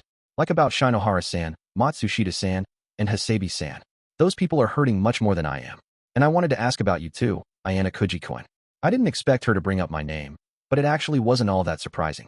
From an outside perspective, it would look like I made the painful decision of throwing one of the people from my friend group away. I would have thought that plenty of people would be calling and texting you, though, I asked. Thankfully, there are a lot of people who seem to be worried about me. Yes, said Mi-chan. But, for some reason, I just can't look at their messages. I felt like if I looked, then I'd have to respond, so I just couldn't. She couldn't simply leave those messages on read without sending a reply. In that case, then the only thing she could do was simply not read the messages at all. All right then, I said. You don't have to put your questions in order or anything. Anything you want to ask me, feel free to go ahead and ask. The two of us had rarely ever talked alone like this. It wasn't necessary for her to get everything out smoothly and eloquently or anything, but if she continued being shy, she wouldn't be able to solve the things that could be solved. It'd be better for her to find a way to open up, even if just a little. Well, okay, I'll go ahead then. But before that, I wanted to ask you something, just to be sure. Were you the one who bought all those things for me and left them outside my room, Ayanokouji-kun? Seeing that I didn't know what she was talking about, Mi-chan explained that someone had been delivering food to her once a day since she began missing school. There was a piece of paper with Mi-chan's room number included in the bag, but there wasn't anything else that could help identify the sender. For a moment, Yusuke came to mind, but I hadn't heard about anything similar being done for Kushida or Haruka. Hirata treated all of his classmates equally, so he would have done the same thing for everyone if he was the person delivering food to Mi-chan. On top of that, he would have told me about it one of the times we had met. Sorry, but that wasn't me, I said. And I have no idea who it could have been either. I see. That person has really helped me a lot. I was thinking it'd be nice if I could show them my thanks. Whoever it is, looking at your situation since you've been absent, there are people who care about you, Mi-chan. Some students sent her messages, several tried calling her, and someone was bringing her food. There were probably a lot of other students that were worried about her too, even if they hadn't reached out. Mi-chan nodded somewhat happily and proceeded to ask me another question. Ayanokouji-kun, you've been able to go to school, right? If she hadn't been in contact with anyone this week and hadn't heard anything, it made sense that she didn't know if I had actually been attending class. That being said, if someone was holed up in their room, sleeping, and unwilling to see anyone, they probably wouldn't say they were open to meeting to chat like I had. I went to school this past week, yeah, I replied. Same as any other week. Wasn't it hard for you though? No, off-course seat must have been hard. But didn't you maybe not want to go? She asked. You're asking me if it was hard, say in general? I'm guessing that's because I haven't ever done anything like trying to lead our classmates before. I suppose anyone would have been shocked to see me driving Kushida into a corner and getting one of my friends expelled. Yeah, you were so different from the Ayanokouji-kun I knew. It was a little scary.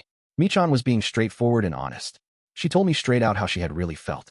I decided there was no point in talking about things like relative merits and the order and priority of our friends and classmates right now. That was something that I'd already explained back in the special exam, and I didn't need to go digging that up again. All I was doing was trying to fool everyone, covering up my cowardice by acting intimidating, I told her. And no one noticed because I've never been good at expressing my emotions very well. The reason why I've been able to keep going to school without taking a day off is just because I thought I would have looked lame if I stopped coming. I thought a little bit about that too, said Michan. I didn't go to class because I didn't want people to know that what Kushida-san said was exactly right, and that I was hurt. Actually, on Monday morning, I changed into my school uniform and got as far as my door, but I just couldn't take that first step outside. Then, the door felt like it kept getting further away and too heavy to push, just because I had missed that one day of school. And I started thinking that it's all my fault, and she must have been thinking back on what happened because she then lowered her head. I'm so sorry for missing a week of school because of this. I don't think you need to be sorry, though, I said. I'm sure it took quite a bit of courage for you to come here and talk to me. And I take it this also means you haven't given up on going to school altogether, right? Oh, of course I haven't. I really want to get back to school right away. Even I know that I have to go. But it's just, I'm so ashamed, and I feel so pitiful. Her feelings, which she had kept hidden, had been exposed in a public place. No matter how many students had become aware of them, it was completely understandable that a person would suffer deep emotional scars from having their private feelings shared. I can't say that I can understand the position you're in, or that I can change it, I said. But at the very least, I know that your classmates are worried about you, Michan. I understand. And it's also true that you're causing trouble for the class right now. It was like I had suddenly pressed a knife to her throat. She gasped and went stiff at my words. It would have been easy just to tell her nice things she wanted to hear, like, don't worry about it, or, we'll wait for you, as long as it takes. But in reality, that would only result in dragging things out. What I said might have seemed harsh to an outsider, but I knew it would stick in her mind. Fortunately for you, that fact hasn't really come to the surface yet since Kushida and Haruka have been absent from class too, I went on. But we don't know what next week will be like. What do you think would happen if you keep staying here while those two go back to school? Get what I mean? Imagining your own hypothetical situation was something that even an elementary schooler could do. Terror must have been welling up inside her because her arms trembled slightly as she nodded. I was planning on adjusting what I said if it came off too aggressively, but surprisingly, I wasn't seeing any warning signs. She was small and easily frightened, but she was relatively strong at her core. She was determined not to break. Just come back to school with a nonchalant look on your face. Act like nothing's wrong, I told her. There's no need for you to say anything special to Yusuke. But, I sit in front of Hirata-kun, so, we're close together, and, oh, come to think of it, I do remember you calling dibs on a seat near the exact middle of the room pretty quickly, before anyone else did. That was an unpopular choice of seat. Was that because you thought Yusuke would take the seat behind you? I could tell that I was correct without her even needing to tell me directly, because of her completely obvious reaction. I should have guessed, I said. You watch Yusuke closely and understand him well. Ugh, I'm so embarrassed. She lifted up her knees and grabbed hold of them tightly, hiding her face. She shook her head from side to side. It looked like her shyness was an even bigger issue. Has Hirata-kun said anything about me? She then brought up the thing that she had probably been curious about for quite some time. Since her face was hidden from view, I couldn't really see what she was thinking. He's worried about you, of course. Much more than he is about Kushida and Haruka. That's just because he feels annoyed with me, though, I bet. Right.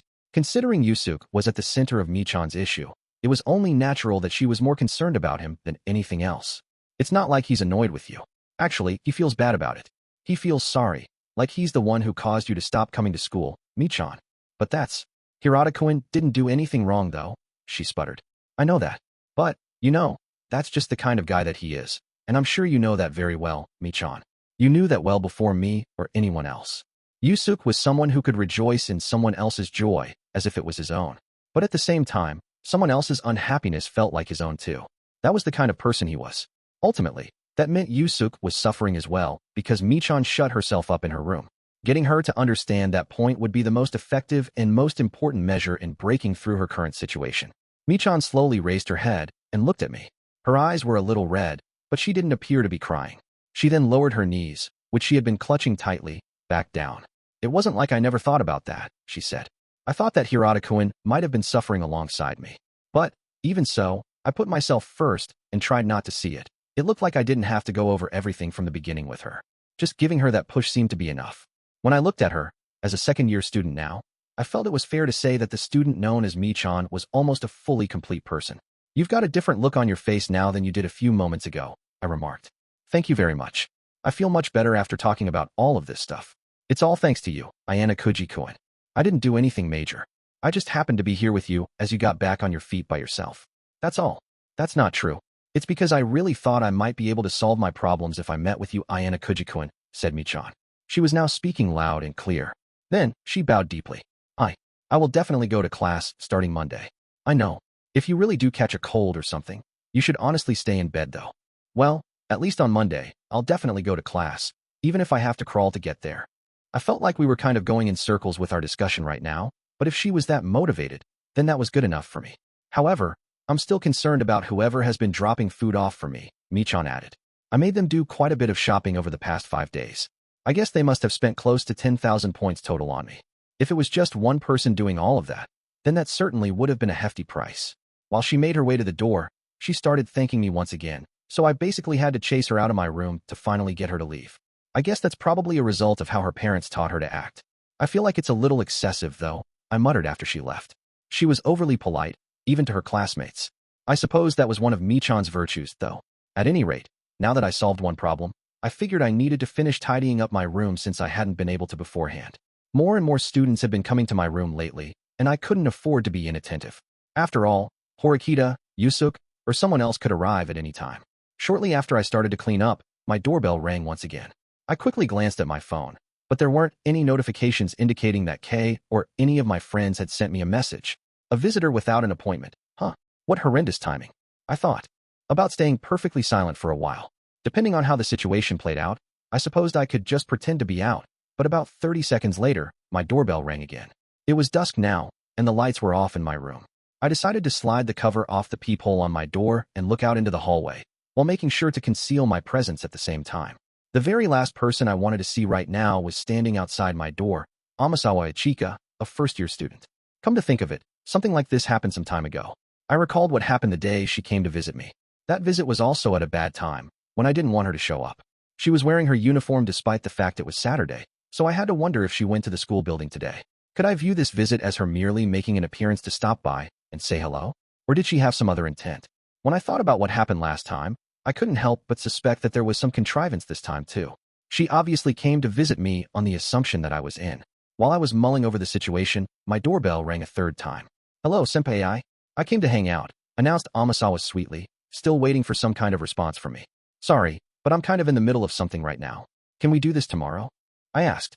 Absolutely not. I came here to investigate because people have been saying you brought girls to your room to do bad things, senpai. If you don't open this door, we're going to have a problem, declared Amasawa, her voice echoing down the hallway. She was trying to force me into opening the door for her. If I continued to let her spout off this selfish nonsense, then my neighbors were eventually going to start hearing the commotion. I decided that I had no other choice but to open the door and talk to her. And where exactly did you hear that I brought girls to my room? I asked. I was the source of that information. Me, she exclaimed. That's a completely unreliable source. That's not true. I am reliable. Karuizawa-senpai and Wong-senpai came to your room today, isn't that right? That wasn't simple intuition on her part. She clearly said both names without hesitation. Even if she could have guessed that Kay was here, it was unlikely she would have guessed Michan came to visit too. She clearly knew what I had been up to. Oh, and by the way, I'd just like to point out that I didn't plant listening devices or anything else in your room, okay? She added. The school seems like they inspect for that sort of thing rather thoroughly. It made sense that we probably couldn't purchase something so troubling, even online. But I knew there were still ways that Amasawa could get her hands on those types of things. Considering your connection to Tsukishiro, I wouldn't be surprised if you still had one or two, I pointed out. Despite my saying that, she didn't stop smiling as she looked at me. Anyway, can I come in? Oh, thanks, sorry for the bother. Even before I gave her permission, she kicked off her shoes and walked into my room. Then, without showing any kind of restraint, she began to look around the place. What are you doing? I asked. Huh? Oh, me? I'm just doing a little investigating to see if you were having sexy time. I would have liked her to provide me with an answer as Tohaish felt it was necessary to check my room, but oh well. Amasawa continued to scour my room without hesitation. Once her gaze fell on my bed, she approached it. You're curious about how I was able to correctly guess that Wong-senpai came to your room, aren't you? She said. You're probably wondering if I just so happened to see her coming or going by coincidence, or if I found out through some other means. Right. Did you really barge into a person's room so you could brag about your information network? I retorted. Amasawa didn't deny that. Instead, she quickly confirmed it, putting her hands on my bed. While she fixed the wrinkles in my sheets, it looked like she was searching for something. Her fingertips ran all over my bed from corner to corner. I sat down on the carpet and watched, figuring she would just continue conducting her search until she was satisfied. Your girlfriend has long hair, doesn't she, senpai? That means you like girls with long hair like that, right? That's why I'm starting to grow mine out now. I hadn't even asked her about that. As she told me about her hair for some reason, her hands and eyes continued to move. I couldn't do anything to make her stop, so all I could do was watch. But then, she suddenly froze. She picked something up off my bed from near my pillow and lifted it up between her index finger and thumb. What is this? She asked. She held up a single strand of long, shiny golden hair triumphantly, like it was some major achievement. It's probably Kay's, I replied. She's come by a lot lately. I'm sure that's true. But what is the fact I found this near your pillow, Mian? I can think of a lot of possible reasons, but do you need me to list them all one by one? I asked in return. Oh no, she said. There's no need to do that. Then, she got down on all fours on the floor and looked around. It was like she was a forensics expert with the police, searching for something. I didn't know what she was expecting to find, but I doubted that whatever she was after was there.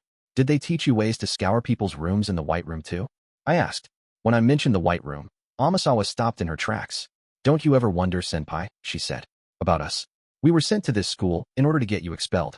But even now, after we've started our second semesters here, we've just slipped into normal daily routines without raising a hand against you. Well, in your case, at least, it seems like you've been branded as unfit and unnecessary by the White Room, I replied. I'm not going to deny that, but what about the others? Aside from me, not interested. Well, I suppose you aren't. And if you continue to remain vigilant, no one will do anything careless, said Amasawa. I recommend that you just enjoy being here at school and not worry about me, I answered. I agree. I think I should too, actually. After a slight pause, Amasawa went back to checking my room. She had her back to me, with her butt sticking in the air. Since the skirt of her school uniform was short, I could see a little bit of her underwear. I'm sure she must have known, but she continued to crawl around without giving me any indication that she cared that I could see. When she moved to look underneath my bed, she was even more exposed. Your eyes are glued to my underwear. You're naughty, senpai. Sorry, but it's not like I'm trying to look at it. I'm more worried about what you'll do to me if I stop watching you. As I kept my eyes locked on her, Amasawa pulled her head out from under my bed and turned around to face me. Exuding an air of maturity that I wouldn't expect from someone a year my junior, she crawled straight toward me. I think a certain someone is going to start acting recklessly, she began. And I have a feeling that certain someone is confusing the ends and the means. And that certain someone is more concerned with getting you expelled than they are about getting back to the White Room. She was very close as she muttered those words. Our lips were only a few centimeters apart. A whiff of something sweet reached my nostrils. That sure sounds like a bother, I replied. For you? Yes, I'm sure it does. You know, I've been thinking about something a lot recently.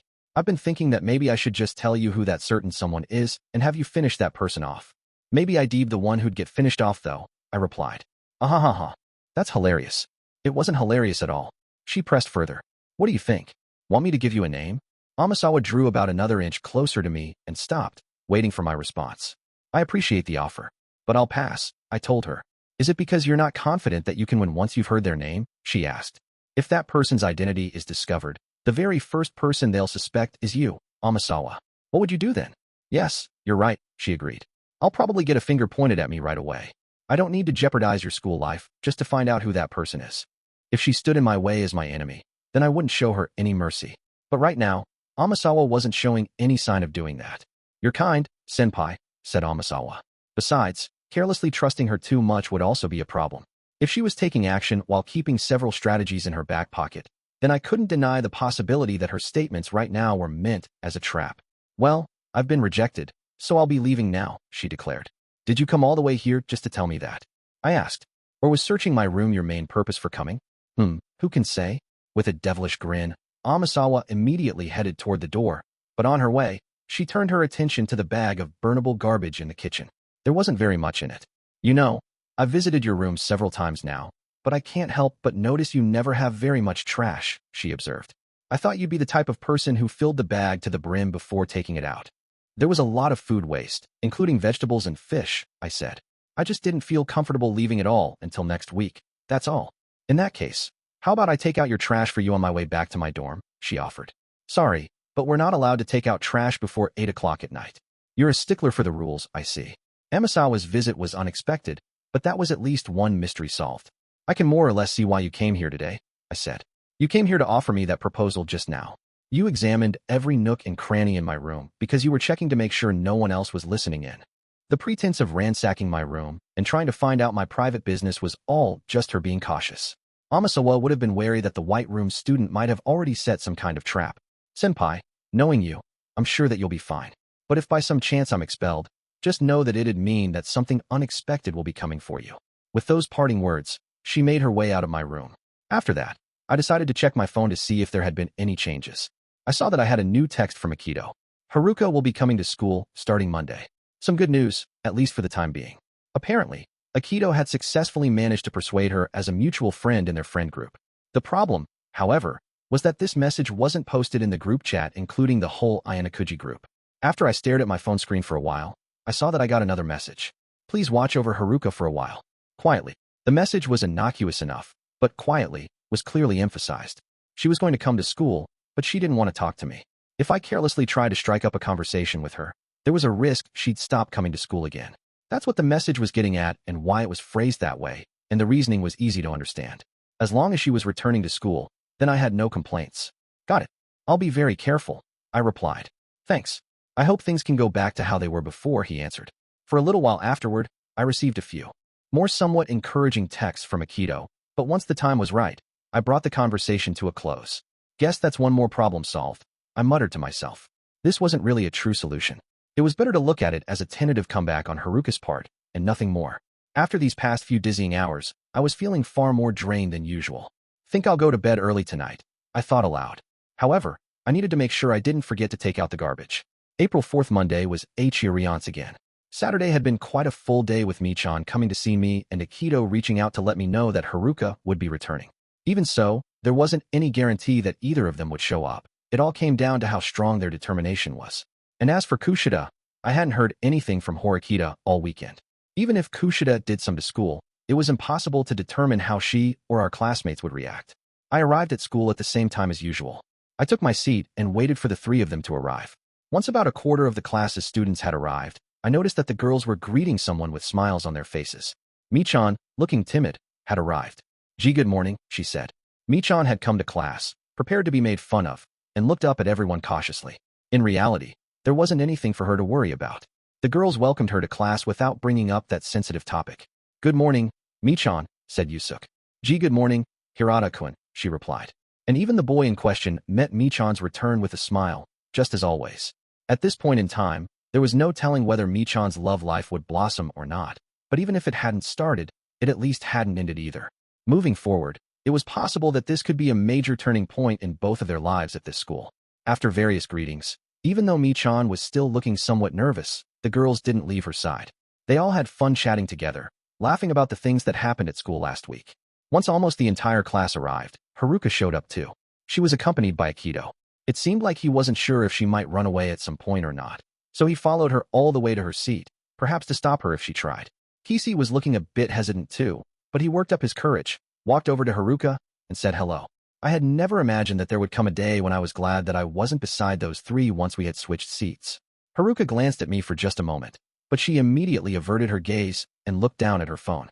Seeing that, Akito exchanged a few words with Kisi, and then the two of them went back to their own seats. So, Michan and Haruka returned to school. Both of them had friends who would support them when they were hurting. In Michan's case, she had lots of female friends, and as for Haruka, she had Akito and Kisi. Even though they were few in number, they were certainly people she could call her best friends. For the time being, it was safe to say that the prospect of our class suffering some major punishment from the school had been alleviated. However, one question remained. What about Kushida? Less than 3 minutes before morning homeroom was set to begin, Horikita arrived with a stiff expression on her face. After a quick glance at Kushida's seat, she immediately went to her own seat and then stared ahead at the blackboard. I guess that Kushida probably wasn't in the lobby this morning. Horikita likely waited for her to come, but she didn't show up. Shinohara and some other students were most likely guessing the same thing as they looked at Horikita's back. Eventually, the bell rang, and it was time for morning homeroom. Chabashira-sensei strode into the classroom and saw that all of the seats except Kushida's had been filled. It would seem that the two of you are feeling better now, she said. You must have caught a nasty, extensive summer cold. Please make sure to keep a close eye on your health from now on, okay? Though she was reprimanding them gently, She was simply confirming that they were indeed present without condemning them. It looks like Kushida is still absent today. It appears that she's. In that exact moment, I heard the classroom door opening behind me. Kushida was there in the doorway. She was slightly out of breath and needed a moment to fix her uniform. "I'm sorry I'm late," she announced, once she had caught her breath.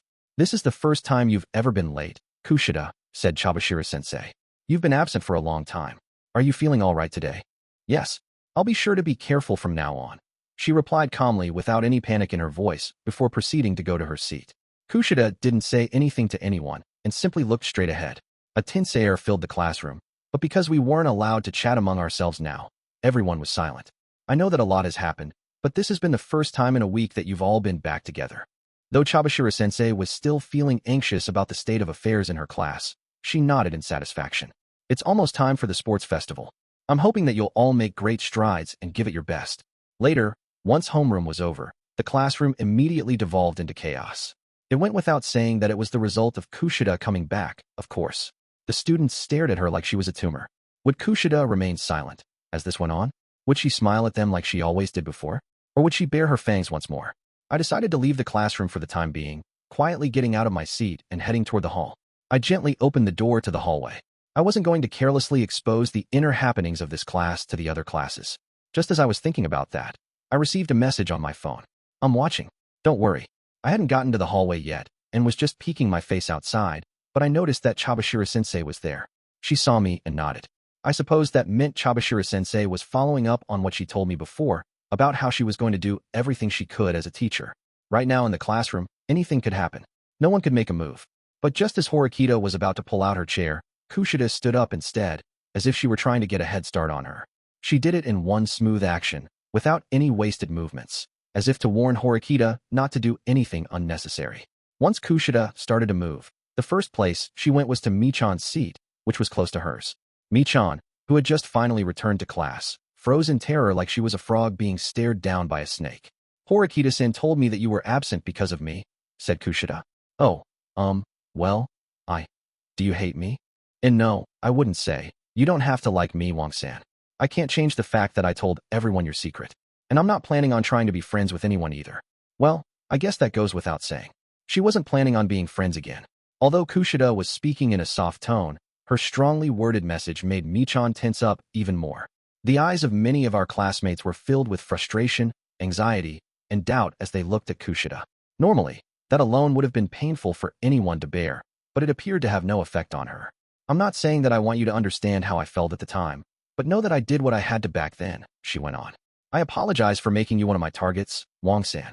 Her apology came off feeling more businesslike and impersonal than sincere, but at least I couldn't sense any ill intent. Behind it, Shinohara-san, Matsushita-san, and you other girls, I'm sorry that I made trouble for you too. It at least looks like you've made up though. If you were to ask me, I'd have to say that Shinohara, Matsushita, and her group of friends looked like they were close with each other again. Yusuke and Sudu might have been working together during the time off to bring them back together. "Do you think that apology solves everything?" asked Shinohara tersely and without pause, trying to forcefully rein Kushida in. "It doesn't. But how else am I supposed to start but with an apology?" "Well, sure, but what about your attitude?" said Shinohara. "The way you're apologizing? I don't know.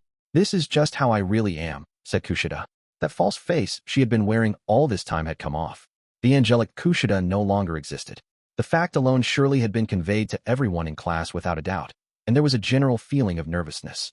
"I intend to keep up some semblance of appearances moving forward, just like I did in the past," she added. "That way, I'll be able to collect information from the other classes, depending on the time and situation.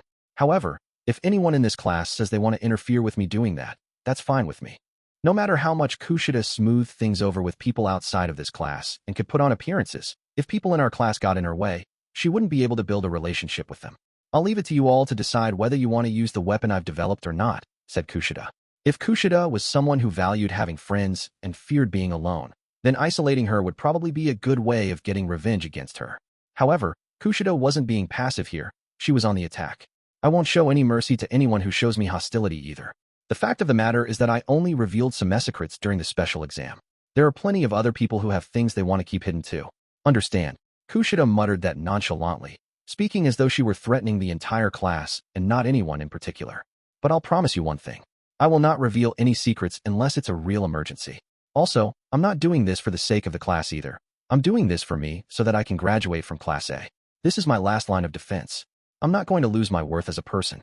As long as her classmates harbored feelings of resentment, dissatisfaction, or suspicion toward her, depending on the situation, Kushida could find herself in a position to be cut. In order to prevent that from happening, she said she wasn't going to divulge people's secrets further. However, if Shedid gets stabbed in the back, she wouldn't show any mercy. She was letting them know that she knew how to protect herself, while at the same time promising to contribute to the class. Kushida Kikyu's stats were high enough in every category to call her excellent overall. At the very least, she would not drag down the class when it came to matters of academic ability and physical ability. Hasebi-san, are you okay with that too? Asked Kushida. Haruka didn't move from her seat, and she didn't even glance at Kushida. Even after being directly addressed, Haruka didn't answer and simply kept staring out the window. For point 5, my daily ROE had started to change significantly since last week. The Ayanokouji group hadn't met, not even once. Even now that Haruka had come back to school, that didn't change. Or rather, things hadn't gone back to how they were. Our gatherings had been routine before, but now that those had disappeared, the way we spent our days at school was totally different. During the 10-minute break period between classes, I now spent my time alone or talking with Kei. I sometimes talked casually with people like Sudo and Matsushita too, but my opportunities to talk with Akito and Kisi noticeably decreased. Even though something felt off about this change in routine at first, the way things were now gradually seeped into my body, and I eventually got used to it. Lunch changed in a similar fashion. Whenever Kei would go eat with her friends, I'd pop into the library instead. This was a moment of rest for me, something that remained unchanged from before. It was a little bit disappointing, however, that Hiyori didn't seem to be going to the library much recently, so we weren't able to talk about books. At any rate, that typical sequence of events continued even after class. Kei had contacted me ahead of time today to let me know that she was going to head back to the dorms with some friends so they could hang out. As a result, I didn't really have any plans after classes today. I decided to head back to the dormitory as soon as possible that day because I thought that if I stayed behind, it'd just place an emotional burden on Haruka right now. However, once she saw me go, something unexpected happened. I didn't expect her to come talk to me, but as I got up to leave, Haruka did just that. "Kayapon, do you have a minute?" she asked. There didn't seem to be any real sense of impetus in her voice, but it was hard to tell. Perhaps the reason she had come to school for the first time in a week was so that she could make contact with me like this in a public setting. I answered her right away, without turning back to see the look on her face. "If necessary, I can make time," I replied, trying to give her the impression that I already had plans. I wanted to find out what she was after. "Okay, then yeah, make time. Is that okay?" Even though there wasn't a sense of forcefulness in her voice, there wasn't any sign of hesitation either. "I already talked to Horikita-san too. I'll be waiting for you at the cafe in Kiyaki Mall." And with that, Haruka left the classroom. Immediately afterward, Akito came over, just like Haruka did earlier. "Did she come back to school just to talk to me?" I asked. "I'm not sure. This is the first time I've heard about her wanting to talk to you. I don't know what she wants to talk about," Akito said. "Considering the circumstances though, I don't think I can take your side in this." He was apologizing to me sincerely, but honestly, I needed him to be on Haruka's side here. "That's fine," I answered. After wrapping up that conversation that was brief enough not to arouse any suspicions, Akito and then Kisi left the classroom as well. From the looks of things, the Ayanokouji group members were all gathering together, and they invited Horikita as well. It was a certainty, of course, that this conversation was going to be about the one who had been expelled, Eri. After seeing that Haruka, Akito, and Kisi were gone, Horikita came over to me. I tried to ask if it would be all right if only I was there, but she said that it was absolutely something you needed to hear too, she told me. Horikita had tried to be considerate of me and solve this problem on her own, but apparently that wasn't going to be possible. Horikita and I left the classroom and headed in the direction of the cafe where we agreed to meet them. I figured I should check with Horikita about something that I was curious about first though, before we got thrust into a serious conversation. "Looks like you succeeded in getting Kushida to come to school," I said. "I'm honestly impressed." "Well, she's here at least," Horikita said. "But there are still numerous uncertainties. Things won't be the same as they used to be. Still, you probably can't ask for anything more right now." Although Kushida's manner of speaking had changed dramatically, she was back, and her solution was the best thing possible under these circumstances for keeping a smooth relationship with the class moving forward. Horikita's advice had no doubt been a factor in her reaching that conclusion. And, fortunately, information leakage to other classes had been kept to a minimum. Even if word eventually did get out, it was possible that, by that point, enough time would have passed, and the issue would fade. "How did you convince her, anyway?" I asked. "I can't imagine you were able to persuade her to come back with just a good suggestion or two." Even if we were just talking about Kushida finally being back today, I was sure that there must have been various twists and turns along the way before things had gotten to this point. If anything, I was more interested in that part of it. However, there was a complicated look on Horikita's face, like she had mixed feelings. I did something childish and completely unbefitting of my age, she said. I don't want to talk about it. The fact she was avoiding getting into specifics suggested that it really was something she didn't want to discuss. Since it seemed unlikely that she'd give me an answer even if I pressed her on it deeply, I had no other choice but to give up. Still, considering who you were dealing with, you probably made the right choice, I said. Horikita lightly stroked her cheek with her left hand, as though she were recalling what happened. Anyway, it took a week, but we finally got everyone back together, somehow, she said. That reminds me, it looks like the fighting amongst the girls has died down too, I added. I had asked Yusuke to rely on Horikita, so she must have been involved in what happened there too. Hirata-kun took initiative with the matter of Shinohara-san and her friends. We all gathered at Kiyaki Mall on Sunday, said Horikita. Meaning you were there too, Horikita? I asked with a blank look on my face. I hadn't imagined something like that happening at all. Yes. As far as the bad-mouthing was concerned, they agreed to put it all behind them. Shinohara-san protested quite strongly for a while, but Akito helped calm her down. That was a significant help. Judging from the way Horikita phrased it, Ike had definitely played the part of Shinohara's boyfriend in the discussion. So many students are maturing without even realizing it, added Horikita. You don't sound so happy about that, I remarked. I am happy. It's just that I feel like I must look somewhat pathetic by comparison. It's precisely because of theory maturing. I'm not sure whether I'm really growing at all myself. It makes me anxious, she said. It was easy to evaluate others, but it was difficult to evaluate yourself. If you wanted to be lenient with yourself, you could be as soft as you wanted. Conversely, if you wanted to be strict, you could be as stern as you wanted to. I'm sure that a third party will eventually give you an answer, Horikita, I said. Yes, you're right. First, she was going to pour her efforts into rebuilding the class. The matter of her reputation would come after that, on its own. I also heard that you helped Wong-san when she was unreachable. Thank you, said Horikita. All I did was give her a little helpful advice. Even if I hadn't done anything, someone else would have rescued her sooner or later. Still, it was thanks to you that she got back on her feet so quickly. I was helped by so many people this time too. I feel like I've once again been reminded that I can't do everything on my own. Horikita said that in a rather cheerful tone, when normally something like that would have made her feel depressed. Oh yeah, that reminds me, I said. I wanted you to pass on a message to Student Council President Nagumo for me. Me? It feels like I'm always playing the part of the messenger. Well, all right, it's no problem. What do you want me to tell him? Just tell him that I'm on board. On board? That's all you'll have to say. He'll understand. Okay then. I'll go to the Student Council office later and tell him exactly what you told me just now. I still hadn't decided whether I was actually going to participate in this upcoming sports festival or not, but since the deadline was already a week away, I figured I'd just have to say that I'd accept his offer for the time being. I was sure Nagumo wouldn't be satisfied unless he and I competed in some form or another. All that's left now is the matter of Hisabi-san, said Horikita. To be honest, I can't really predict what she's going to talk to us about. Judging from the way she's been acting today, I wouldn't be surprised no matter what words come out of her mouth. I agreed. It'd probably be best for us not to be overly optimistic. Michan and Kushida had overcome their challenges and came back to school, but things were different with Haruka. It was highly likely that she'd become an obstacle in the future and stand in the way. While I was waiting to meet with Kushida-san, I also had the opportunity to get a sense of how Miyake-kun and Yukimura-kun were doing, Horikita added. So I checked in with them a few times. I hadn't realized that while she had been paying attention to Shinohara and her friends, she was watching the Ayanokouji group as well. Hisabi-san is the one who suffered the most as a result of the special exam, said Horikita. I needed to follow up with her. I noticed that the look on Horikita's face didn't lighten up as she walked beside me.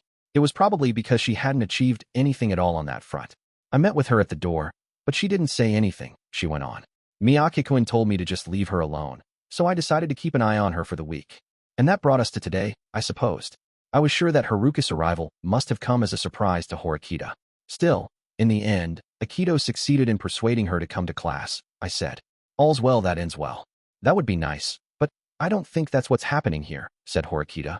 With the two of us being summoned like this, it was normal to think that there was something else going on. It was unlikely that they'd arrange a meeting like this just to say that they were going to try their hardest and get along with everyone from here on out. I was the one who nominated Eri to be expelled back then and the one who pushed for it, I pointed out. You can just say that you were going along with what I said. I can't do that. I'm equally responsible because I shared your opinion. No, actually, this is all because I went back on my promise. I have to accept responsibility for all of it. Horikita seemed to have more presence of mind than she did back then, but I worried that she was being overly eager. Haruka is important, sure, but you also need to pay attention to the sports festival, I reminded her. She had already spent an entire week working on fixing class problems. She couldn't afford to fall behind the other classes in the meantime, especially since she was starting to work on bringing the class together on the idea of getting to Class A. I agree, she said. I have been thinking about how we're going to compete in the sports festival, of course. I think that I've got things figured out, to a certain extent at least. Even though she had been dealing with the matter of Kushida and Shinohara and her friends, she apparently hadn't let that issue slip. I thought I'd try asking Horikita what she was after. All right then, let's hear it. What's the goal for the sports festival? Is there any need to ask? We're shooting for first place. No, we definitely will take first place. We have to. We were walking side by side, and I could see the look on Horikita's face from the side. Aiming high isn't a bad thing, I said. We're not lacking in terms of capable students. So, have you come up with a strategy yet? Even though the sports festival involves battles between all grade levels, this is essentially going to be a competition for overall points within our same grade level. And Sakayanagi and Ryuin can come up with plans that you'd never think of. The rules state that if a student doesn't finish 5 events in the sports festival before it ends, or they drop out, all of their points are forfeited, said Horikita. Knowing Ryuin-kun, I wouldn't be surprised if he purposefully injured one of our classmates while making it look like an accident, to try and force them out of the competition. It wouldn't be a shock if Ryuin made a cowardly move like that, exactly like what he did last year when he targeted Horikita. As for Sakayanagi, she would likely review all the participants for the competitions and guide her classmates toward the best possible placements. So, considering all of the possibilities, what are you planning to do? I asked. Essentially, I'm planning a frontal assault. I'll have Sudoku-in and Onodera-san rack up points in competitions, while students like Kushida-san and I will earn points steadily as well. We just need to do what we need to do in order to win. If you could win just by doing that much, then there wouldn't be any trouble. However, there are just 38 students in our class, which is a disadvantage for us. Horikita nodded. From the looks of it, she had been expecting that response from me, which is why I've decided to take just one risk, she said. I'm getting ready for that right now. A risk. I was wondering if you could accompany me for a bit after class tomorrow. I can get into the specifics then. Meaning you want me to help you? I asked. No, I don't, she said. You can just stay with me then and listen to what I'm going to say. And, afterward, I just want you to give me an objective answer of whether you think that it's worth the risk or not. That's all. That's really it. I can't just keep taking advantage of you like last time, said Horikita.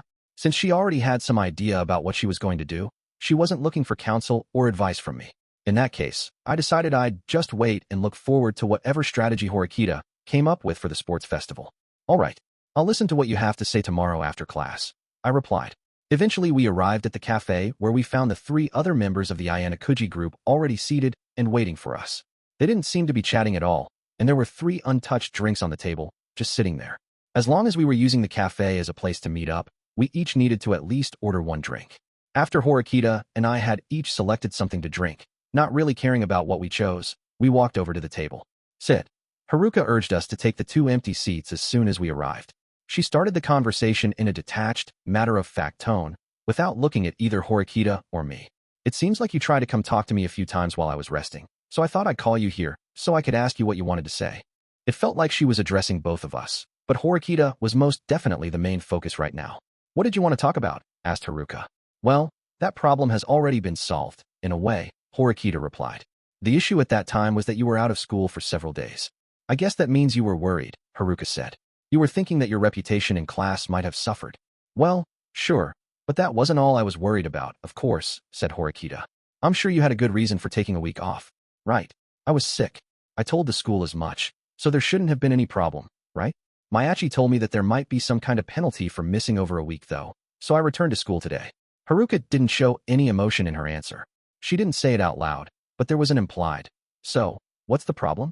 Sure, but being sick wasn't the reason. You were absent, said Horikita. How can you say that for sure? Maybe I genuinely fell ill. Horikita took a sip from her cup, not denying what Haruka had said.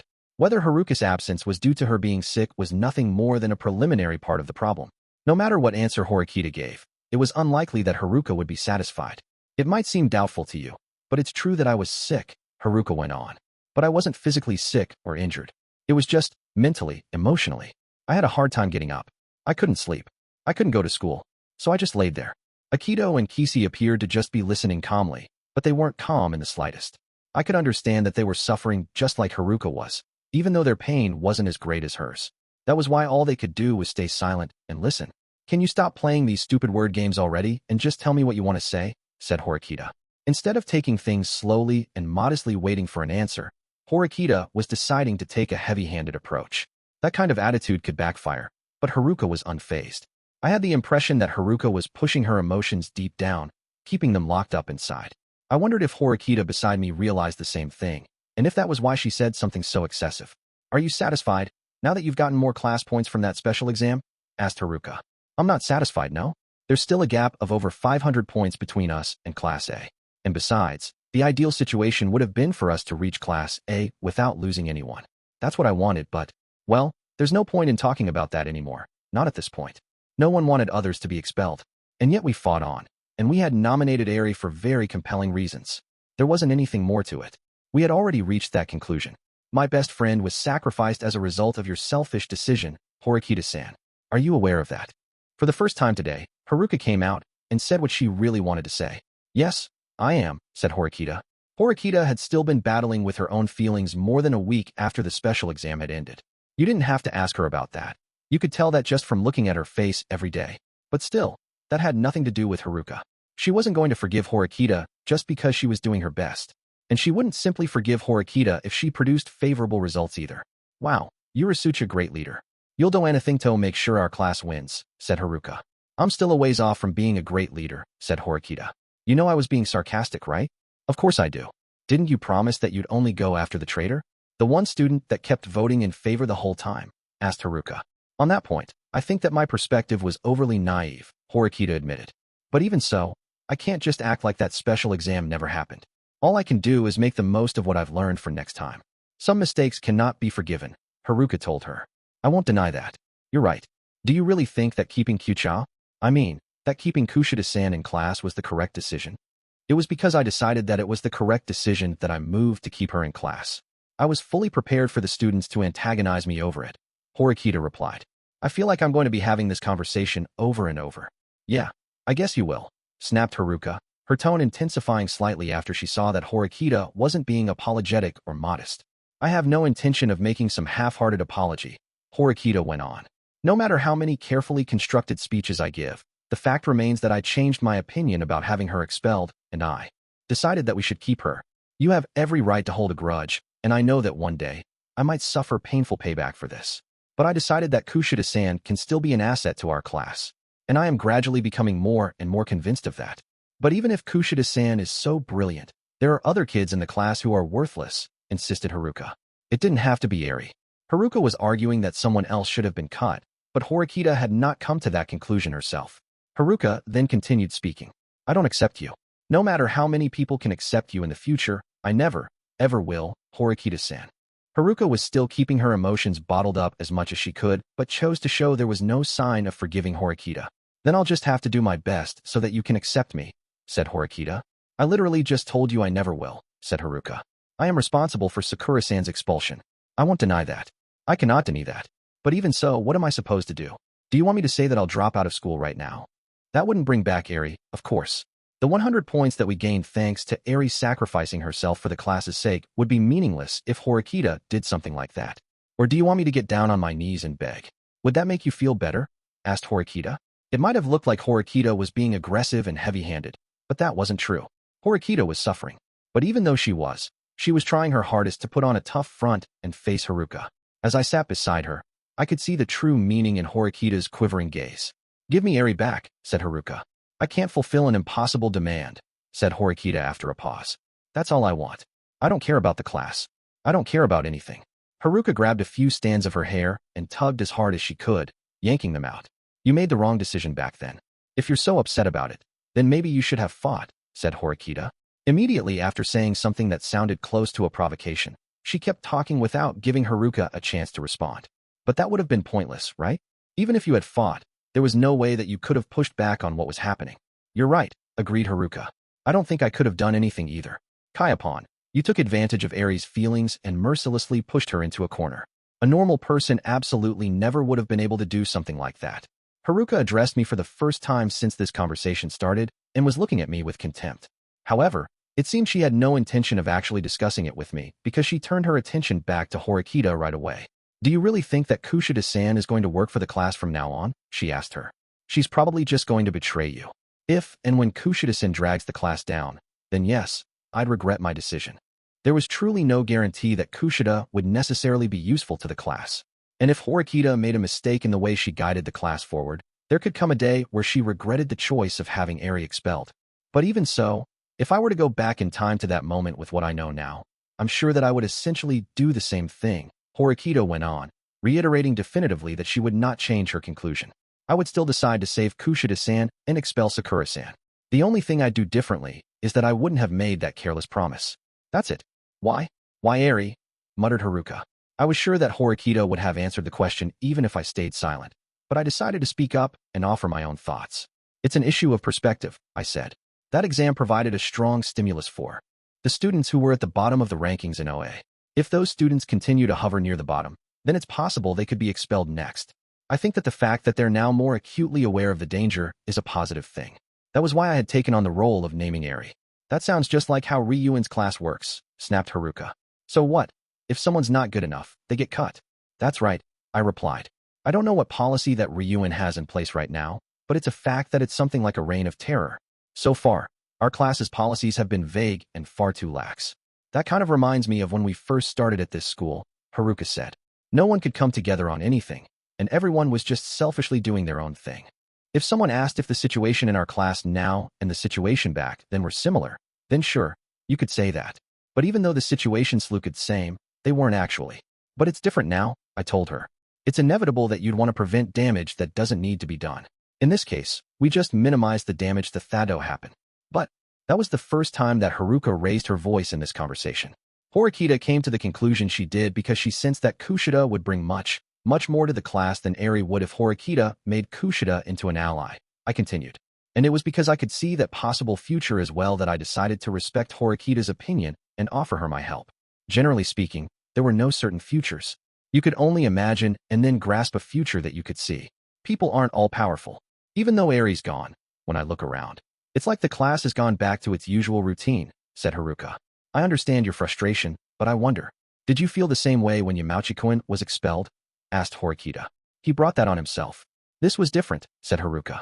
It's the same thing, Horikita said. You're just angry that it's someone you know who was lost this time. And what's wrong with that? Asked Haruka. There was no clear goal to this discussion. Strictly speaking, there was no other solution to be found here other than getting Haruka to back down. I won't accept a reality like that, Haruka insisted. I can't. If Haruka didn't back down, then that would mean there was a big problem ahead of us. It's true that Kushida-san might have been a threat before, Haruka continued. Sure, she's reformed now, at least on the surface, and she might be contributing to the class from here on out. But do you seriously think I'd accept that and cooperate with you? I suppose you have a point. While you were out for the week, I had a feeling that your issue was going to be more long-term than anyone else's, said Horikita. While Kushida needed to be dealt with immediately, Horikita knew that Haruka was prepared to fight a long, drawn-out battle. Since Haruka had lost her friend Eri in the exam, she had nothing to fear now. But even so, you came back to school, Horikita added. If you just wanted to talk to us, you could have done that while remaining absent. Right. Horikita was feeling hopeful. If, somehow, Haruka was holding on to that same hope herself, and that was why she returned to school, it would have been a development to be thankful for. However, reality was not so sweet. I only came because I haven't found the answer yet, said Haruka. What do you mean? Horikita asked. I came to school to look for an answer that I couldn't find while I was shut away in my room. When Akito heard those words, he cast his gaze downward. I'm looking for an answer as to how I can get revenge on you, Horikita-san. And you too, Kayapon, said Haruka. Those were the coldest words that she had said to us during this conversation. The very nature of the words that left her somewhat dry lips were different from a simple threat or bluff. You're serious, aren't you? Said Horikita. She had also realized the weight of what Haruka said. I just wanted to tell you that today, Haruka said. I will absolutely make you regret expelling Eri. Haruka then stood up and left, leaving her drink completely untouched. Akito followed Haruka, looking more like he was chasing after her. Horikita wasn't the only one who watched them go in exasperation. Kisi did too. Personally, I don't think you or Haruka are wrong, he told us. I know that's probably an overly diplomatic thing to say, but it's how I really feel. After all, in the end, the idea that as long as you save yourself, that's all that matters, is at the root of all of this. Though Kisi seemed like he was ashamed of himself, he told us what he thought without trying to hide it. Everyone feels that way, said Horikita. It's not strange to want to save yourself. Which is exactly why I can't understand how Haruka feels right now, Kisi replied. But I guess that's why I don't think I have any right to tell her to stop either. Even if it means causing trouble for the class. Kisi weakly pressed his fist against the table and then got up from his seat. Our friend group has already been broken in half, more or less. But even so, I'm going to be useful to the class in my own way. I can't contribute to the sports festival, so I'm going to study even harder to compensate so I can contribute to the class that way. But if I don't, the possibility I could get expelled won't be zero. Even though Kisi excelled in academics, he lagged behind in athletics and in societal contributions. It was also clear that he had a particularly strong disadvantage when it came to the number of friends he kept. Chapter 5, An Arrangement. He was in the karaoke Pilasine side Kiyaki Mall, having come here to listen to what Horikita had mentioned to me yesterday. This was one of the best places to make sure that you had a private space aside from a dorm room.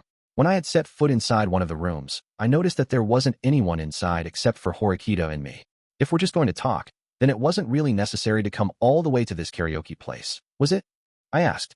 Considering the fact that Horikita and I had visited each other's rooms in the past, it shouldn't have been a problem having this conversation in either one of those places. The fact that she had chosen to meet here meant that someone else would be coming. I decided not to press that matter too deeply and instead let Horikita take the lead. We have a little bit of time before we're scheduled to begin. Want to sing something? She asked. She picked up the microphone that had been lying on the table and held it out to me. No thanks, I'll pass, I said. Why don't you sing, Horikita? If you do, I'll clap along and stuff. Absolutely not, she replied. An immediate rejection. Did that mean she recommended someone else to do something that she hated to do? It's because I'm going to study, she explained, silently pulling her notebook out of her bag. With that, she began to review her notes. Tablets and other devices were provided in many of our classes at school, but when one was engaged in independent study, it was probably easier to learn by looking at your books and notes directly.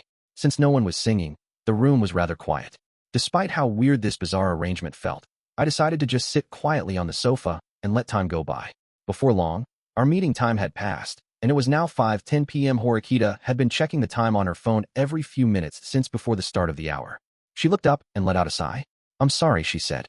It seems like this might be a longer ordeal than I expected. I didn't ask who we were going to be meeting with, but I could safely assume now that whoever it was, they were late now because the meeting time was supposed to be 5 o'clock. The fact that the other party hadn't contacted Horikita suggested that there might have been some unavoidable circumstances, or perhaps that this person was a bit fast and loose, or it was possible that this person was intentionally late. As we waited another 15 minutes or so, I went down a mental list of various students it could be and dismissed them in my mind one by one. At last, someone outside the room slowly opened the door that hadn't budged an inch all this time. The person I saw on the other side of it was not someone I had expected, Katsuragi Kohei from Class 2D. From what I had seen, I had taken him to be someone that was pretty particular about time, so this was a shock. I apologize for being late, he said. It's all right. Don't worry about it, Horikita told him. I'm sure you must have had your own share of struggles to deal with, right, Katsuragi-kun? More or less, yes, he muttered. Then, Katsuragi urged a person who was looming behind him to enter the room as well, and that second person came into view. You know, Suzun, it's fine if you want to go on a date with me, but there's a bunch of extra people here, he said. Katsuragi, a former leader of Class A, was with the man who had pulled him from his old class, Ryuin Kakeru. They're here because it would have been difficult to have a constructive conversation if you and I were to meet alone, Horikita pointed out. Despite the wry smile on Ryuin's face, he didn't let his guard down in his sharp observations of Horikita. Now that the matter of Kushida had been settled and several distractions had been cleared away, Horikita had regained her usual composure. And since Horikita and Ryuin had shared little in the way of direct interactions since we entered our second year of school, it wouldn't have been surprising if Ryuin had sensed some change within Horikita at this point. I wonder, were you late on purpose to try and rattle me? Perhaps to get an edge over me, said Horikita. Who can say, replied Ryuin. Before they could come together and join forces, the two started feeling each other out, each trying to make a show of force and be hostile to the other. It was probably safe to assume that even Ryuin and Katsuragi didn't know the exact reason why they had been called here. You said you had something you wanted to talk to us about. So come on. Let's hear the details, Ryuin said. Could you sit down? Horikita asked. If this was something that could be wrapped up in 1 or 2 minutes, I wouldn't have gone through the trouble of asking you to come here. Ryuin took a glance over at me and then sat down defiantly on the sofa. He proceeded to grab the tablet that was plugged into the wall charger and entered his order. His hands moved in such a way that showed this was a familiar process for him. He then roughly chuckled the tablet at the table. Seeing that, Horikita reached over and picked it up. Katsuragi-kun, would you care for anything? She asked. I'll have an oolong tea, he replied. After Horikita entered Katsuragi's order, she carefully returned the tablet to its original position on the charger. The reason I've called you here is to talk to you about. Horikita immediately tried to launch into the discussion, but Ryuin motioned for her to stop with a wave of his hand, like he was trying to take the wind out of her sails. Before that, there's something I wanted to ask. How'd it feel to scrape off that dead weight in your class and get some class points for it? Felt pretty damn good, I bet. Ryuin calmly and matter-of-factly asked Horikita something that, for her, might have been damaging. It was probably also a way for him to try and gain the upper hand in a situation where he didn't know what we were going to talk about yet. It was a given that Ryuin had used his allies to get that information for him.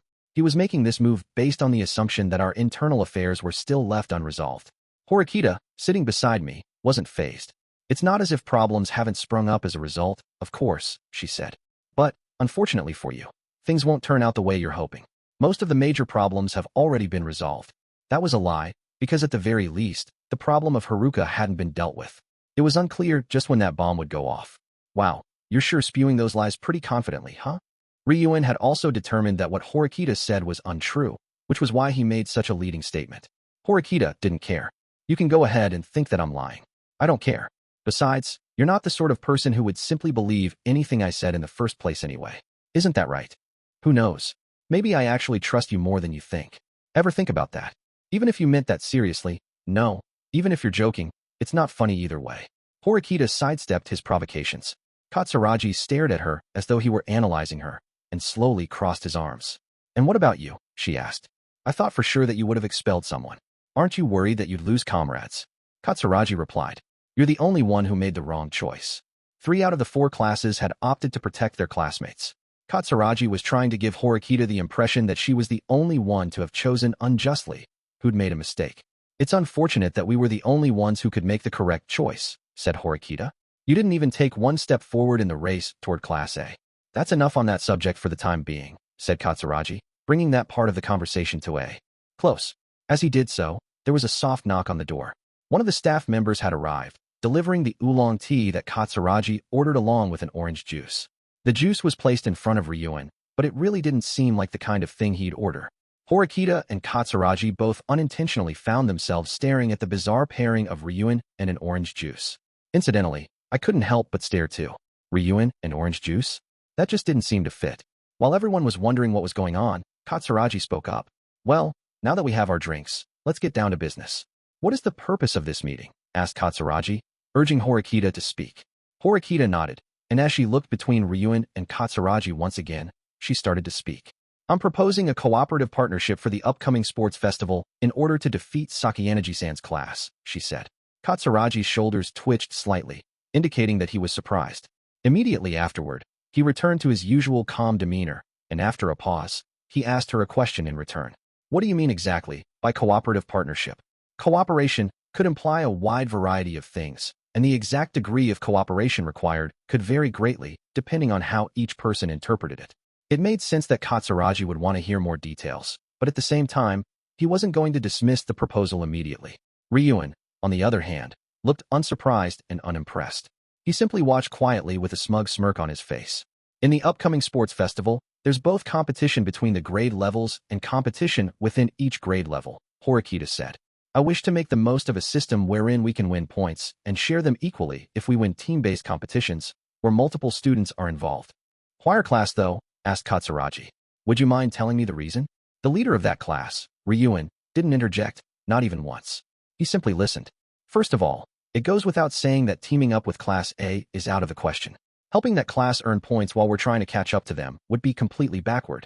Therefore, that leaves us with 2 choices, either Ichino-san's class or your class. According to my analysis, while Ichino-san is the most trustworthy of anyone, I'd be hard-pressed to say that she has many gifted athletes in her class. So you're saying that you chose us by process of elimination? Replied Katsuragi. If I made this decision simply by process of elimination, I wouldn't have chosen to team up with anyone in the first place, Katsuragi-kun, said Horikita. The only class that I trust even less than Sakayanagi-san's class is the one that Ryuin-kun, your leader, is in charge of. It was certainly true that Ryuin wasn't an easy person to team up with. Katsuragi nodded deeply, in a show of sympathy. You're right about that, he said. Even I think so, and I've become one of his classmates. There's no one as dangerous as Ryuin when it comes to having someone watching your back. In that case, I have to ask why you are even proposing a cooperating partnership and going so far as to shoulder such a big risk for the sake of it. To win, of course. We can't arrive at the top if we don't stop Class A's unchallenged rise in the rankings.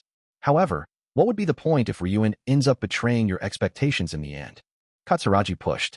He is a man who will do whatever he feels is necessary. That's just what he is like. Having experienced it firsthand, I understand it all too well myself. I cannot recommend you do this. Katsuragi's opinion of his class's leader was so scathing that it was hard to imagine that he was the chief strategist on Ryuen's side. He was warning Horikita of the danger here. If she entered this partnership carelessly, she could forget about rising to the top. She could instead be swallowed up by Ryuen's class. I actually had no intention of immediately getting down to business in today's discussion, said Horikita. I hadn't talked with Ryuen-kun in quite some time, and I can't trust someone who would be late without a care in the world. However, you apologized for being late, Katsuragi-kun. When that happened, I changed my mind. At the very least, I can trust you. That's quite simple-minded. Do you not think my behavior was just another one of Ryuen's ploys? Said Katsuragi. If I can't figure out whether I can trust someone or not, then I'll simply be swallowed up sooner or later, said Horikita. Her trust was likely a bet on Horikita's part. If you placed Ryuen and Katsuragi side by side, Katsuragi would appear to be a good, sensible person by comparison. However, if Horikita showed that she was prepared for what might come, then even Katsuragi would have no choice but to believe her. You're a little different from how you were before, Horikita. You seem to be maturing as well. Katsuragi sensed the change in Horikita and interpreted it as growth. He once again demonstrated a willingness to sit down and engage in a dialogue. I understand what you're saying. I will now offer you my own personal perspective from where I'm sitting. Katsuragi made a point of saying personal there, which meant it was safe to assume that Ryuen's intentions and thoughts were not being taken into account. At least, I suppose that was what Katsuragi was indicating to us. I too envisioned a plan wherein your class and ours joined forces to defeat Class A, he said. You did too, said Horikita. That's right. Your class has talented individuals, such as Sudo and Koenji, whose abilities go well beyond their grade level. Out of the 4 classes in our grade, yours rests at the top in terms of physical ability and the available players. We would have no need to worry about being dragged down if we partnered with you. You're not unconditionally trustworthy, but the fact that you're not the sort of class that would casually betray us means that you're not a bad choice. While Katsuragi was speaking, Ryuen turned to look at me, but remained silent. Up until now, there hadn't been anyone else in Ryuen's class who could handle negotiations, so Ryuen had always taken the initiative in these sorts of talks. However, with the addition of Katsuragi to the class, the need for Ryuen to step in had diminished, and he now had the option of being able to wait and see how things went. One could say that this was an extremely significant positive for him. It was unsettling, not knowing what Ryuen was thinking, not knowing what he was going to propose, or when he'd do it. And while it was easier to talk with Katsuragi, Horikita was probably starting to become aware of that scary side of it too. Even so, it was something that couldn't be avoided if discussions with that class were going to be happening on a regular basis for the next year and a half. In reality, however, I would say that the chances of Ryuen accepting or rejecting your proposal are about 50-50, said Katsuragi. It had already been more than a week since we had heard the details for the sports festival. That meant that if Katsuragi and Ryuen's class had really been thinking of cooperating with someone, Horikita might have already heard talk about it. In other words, in Katsuragi's mind, their priority was not joining forces, but rather was something else. If we were to enter into a cooperative partnership with someone else, then we would naturally secure first and second places between our classes, he continued. In that case, it inevitably would be the overall strengths of our respective classes that would determine the winner. If we were to look at simple probabilities, we would have to accept and be content with the possibility that it'd likely be your class that takes first, Horikita, and that ours would take second. By working together, Horikita and Ryuen's classes would get a jump on Sakayanagi's class and Ichino's class, and effectively create a situation where it would just be Horikita's class versus Ryuen's class for the top spot. That was probably the reason why Katsuragi said there was a 50-50 chance of Ryuen accepting her proposal. Even though Katsuragi was entertaining the conversation here, it wasn't like he was showing that he'd immediately agree to a cooperative partnership. Negotiations with Ryuen would not begin until the hurdle in front of us was crossed. What is Horikita going to do in this situation? I couldn't help but wonder. In other words, you're saying that you see our class as a threat, said Horikita. Of course we do. The situation now is very different than it was a year ago. Unlike before, when you were ridiculed as a collection of defectives, you're now ranked as Class B. And you achieved that after dropping down to 0 class points, no less. More recently, Koenji single-handedly achieved victory in the uninhabited island special exam. And you made the difficult choice of abandoning a classmate in exchange for 100 points in the unanimous special exam. There is no doubt that your class is formidable. Even though those accomplishments aren't mine, it certainly doesn't feel bad being praised like that, Horikita admitted. At any rate, if we don't join forces and instead try to tackle the sports festival on our own, we could create a worst-case scenario where Sakayanagi-san's class takes first place. The important thing here is defeating Sakayanagi-san's class. Am I wrong? You're right about that, Katsuragi agreed. That is also true. Ryuen, what do you think? Katsuragi then turned to Ryuen, asking for his opinion for the first time in this conversation. If you're asking me to lend you a hand, that means you're going to give us something equally valuable in return, right? Ryuen asked. You seem to be misunderstanding something here, Horikita said. While it's true that I'm the one approaching you with this proposal, that doesn't mean that you're in a position to come to a compromise with us. Instead, I would rather you understand that you're in a position where you can form a cooperative partnership with the class that is going to get first place. Don't make me laugh. I'm in a position where I can win without your help, but if you're going to beg me for help, I guess I could lend a hand. And if you don't like it, we can leave. Got it. Do you actually know the way back to your dorm? If you head out that door and turn left, you'll be able to head outside. At Ryuen's words, Horikita simply urged Ryuen and Katsuragi to go ahead and leave, without even considering any kind of compromise.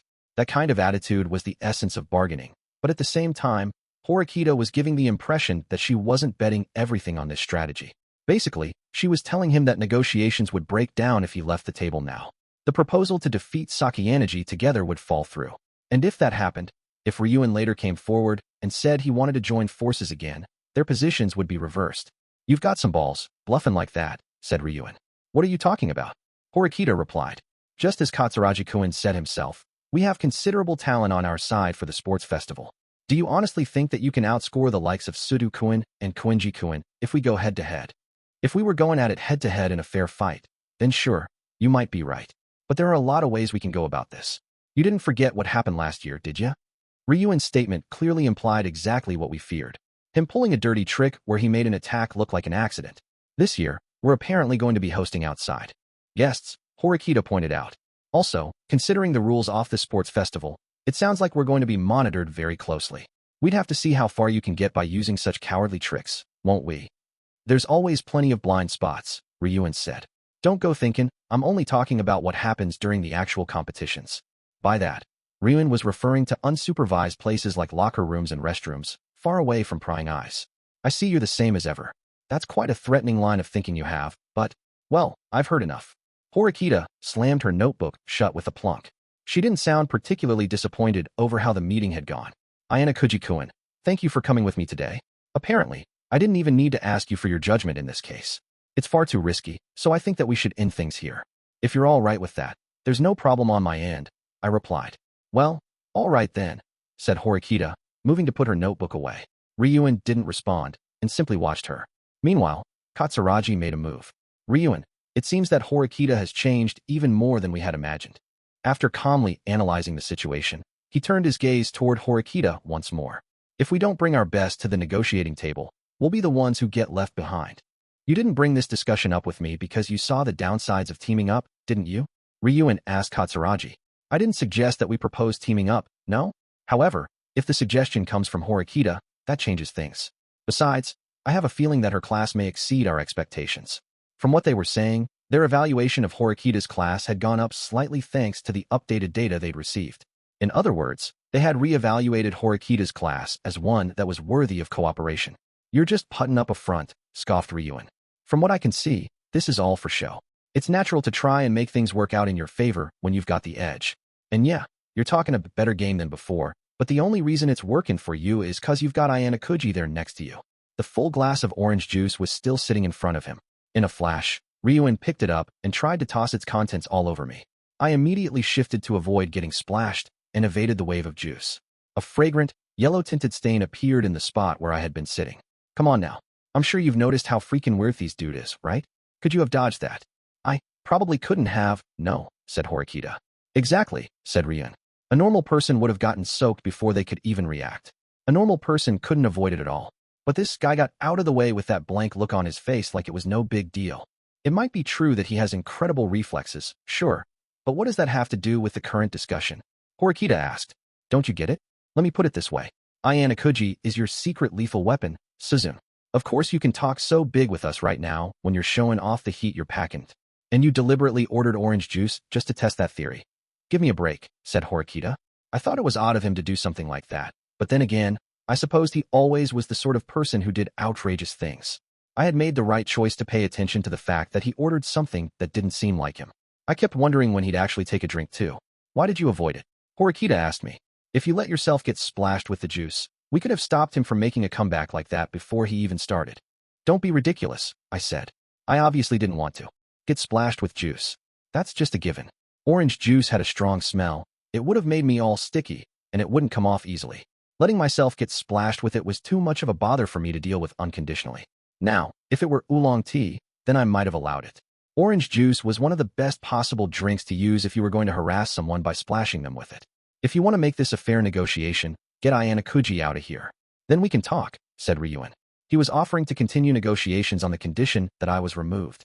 That is just like you, said Horikita. But I refuse. He is my classmate. He has the right to be present, and I have the right to ask him to be here with me. I don't see what's wrong with using the weapons one has at their disposal while negotiating. Horikita was really acting tough here. More importantly, though, she was coming up with ideas that she hadn't before now. Another thought I had was that she was getting additional information about Ryuen and me without me realizing it.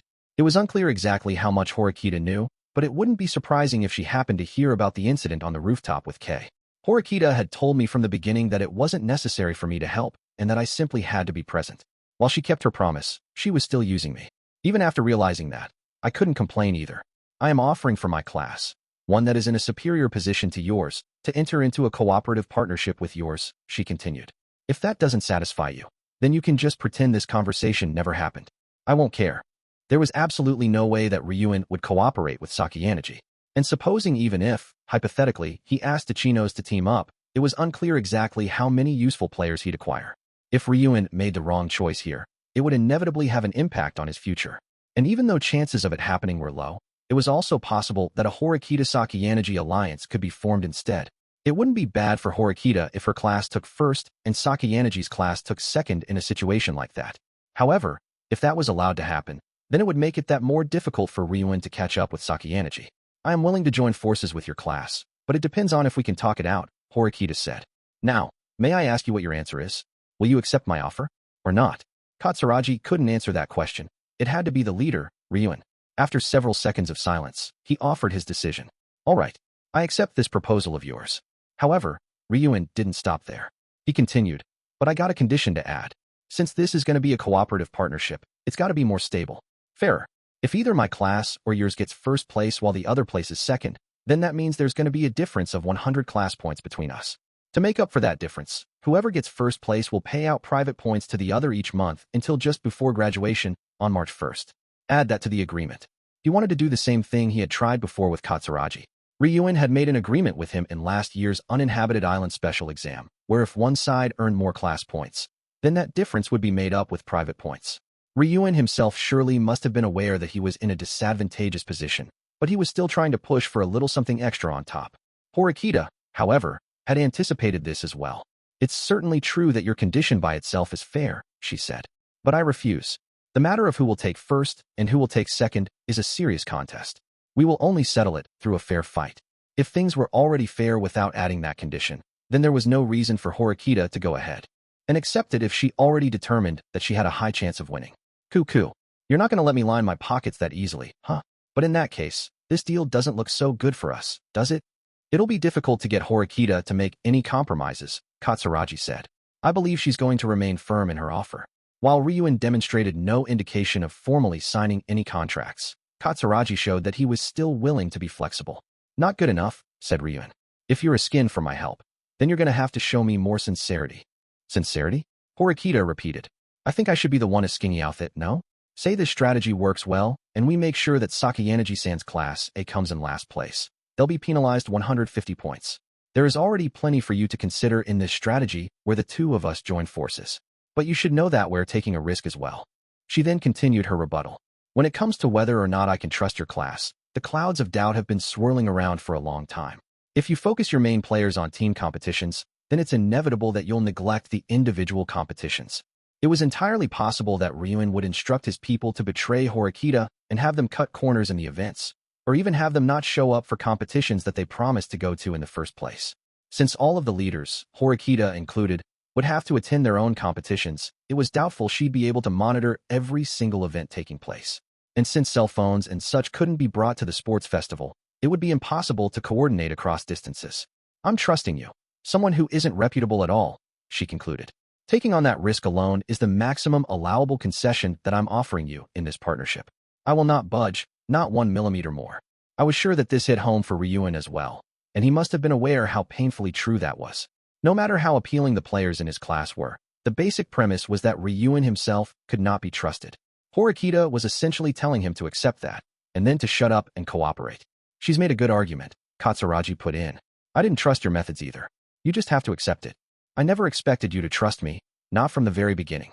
Ryuin let the comment slide with a laugh, but even so, he must have been convinced by Horikita's argument. He relaxed his shoulders and asked her, "Could you really trust me, though?" "The enemy of my enemy is my friend," she replied. "I put my trust in the useful words of wisdom given by those who came before us. It'd be difficult to show off what you could do if you were in an alliance filled with doubt. In some cases, people might worry more about being backstabbed by their allies than fighting their enemies. I can't approve or agree with everything you're saying, but there's one thing I can't say for sure," said Ryuin. "Letting Sakayanagi's class stay in the lead is no good." Both Katsuragi and Horikita nodded in agreement without hesitation. They could no longer tolerate Class A winning, no matter the cost. Even though we got a direct showdown with M coming up at the end of the school year, there's no way that's going to be enough to make up for the gap in class points. He apparently wanted to get within range of Class A before that happened. It seemed fair to assume he believed in that idea.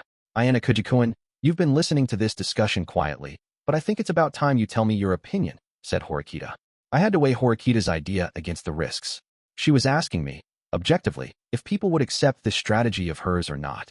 Cooperation built on mutual interest isn't a bad thing, I replied. There will likely be sound objections, but everyone understands that our objective should be to beat Sakayanaji.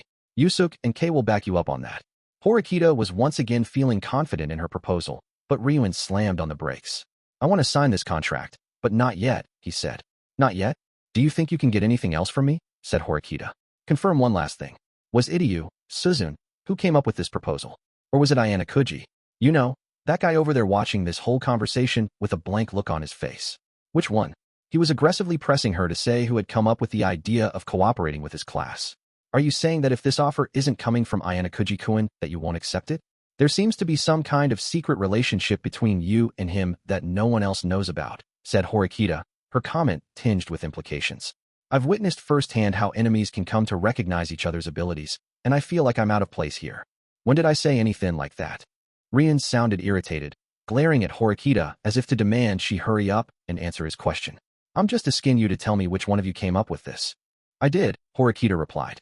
"I just asked Ayanokouji-kun to accompany me today, that's all. I didn't even let him know anything about this proposal until just now." She knew that it was possible Ryuin might refuse her offer if he knew that she was the one who came up with it. But even so, she was resolved for what might come and answered honestly. Ryuin laughed. "I see. Well, I'm relieved to hear it. If that's the case, then sure, I accept your proposal." Apparently, the fact that it was Horikita's plan was the deciding factor, and Ryuin officially decided to cooperate. "Why?" she asked. "Why? Who cares? Think about the reason why yourself," said Ryuin, dodging the question.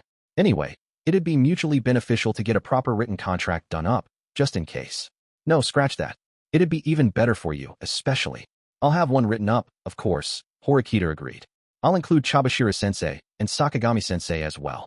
A contract that involved faculty, and it would naturally include a breach of contract clause as well.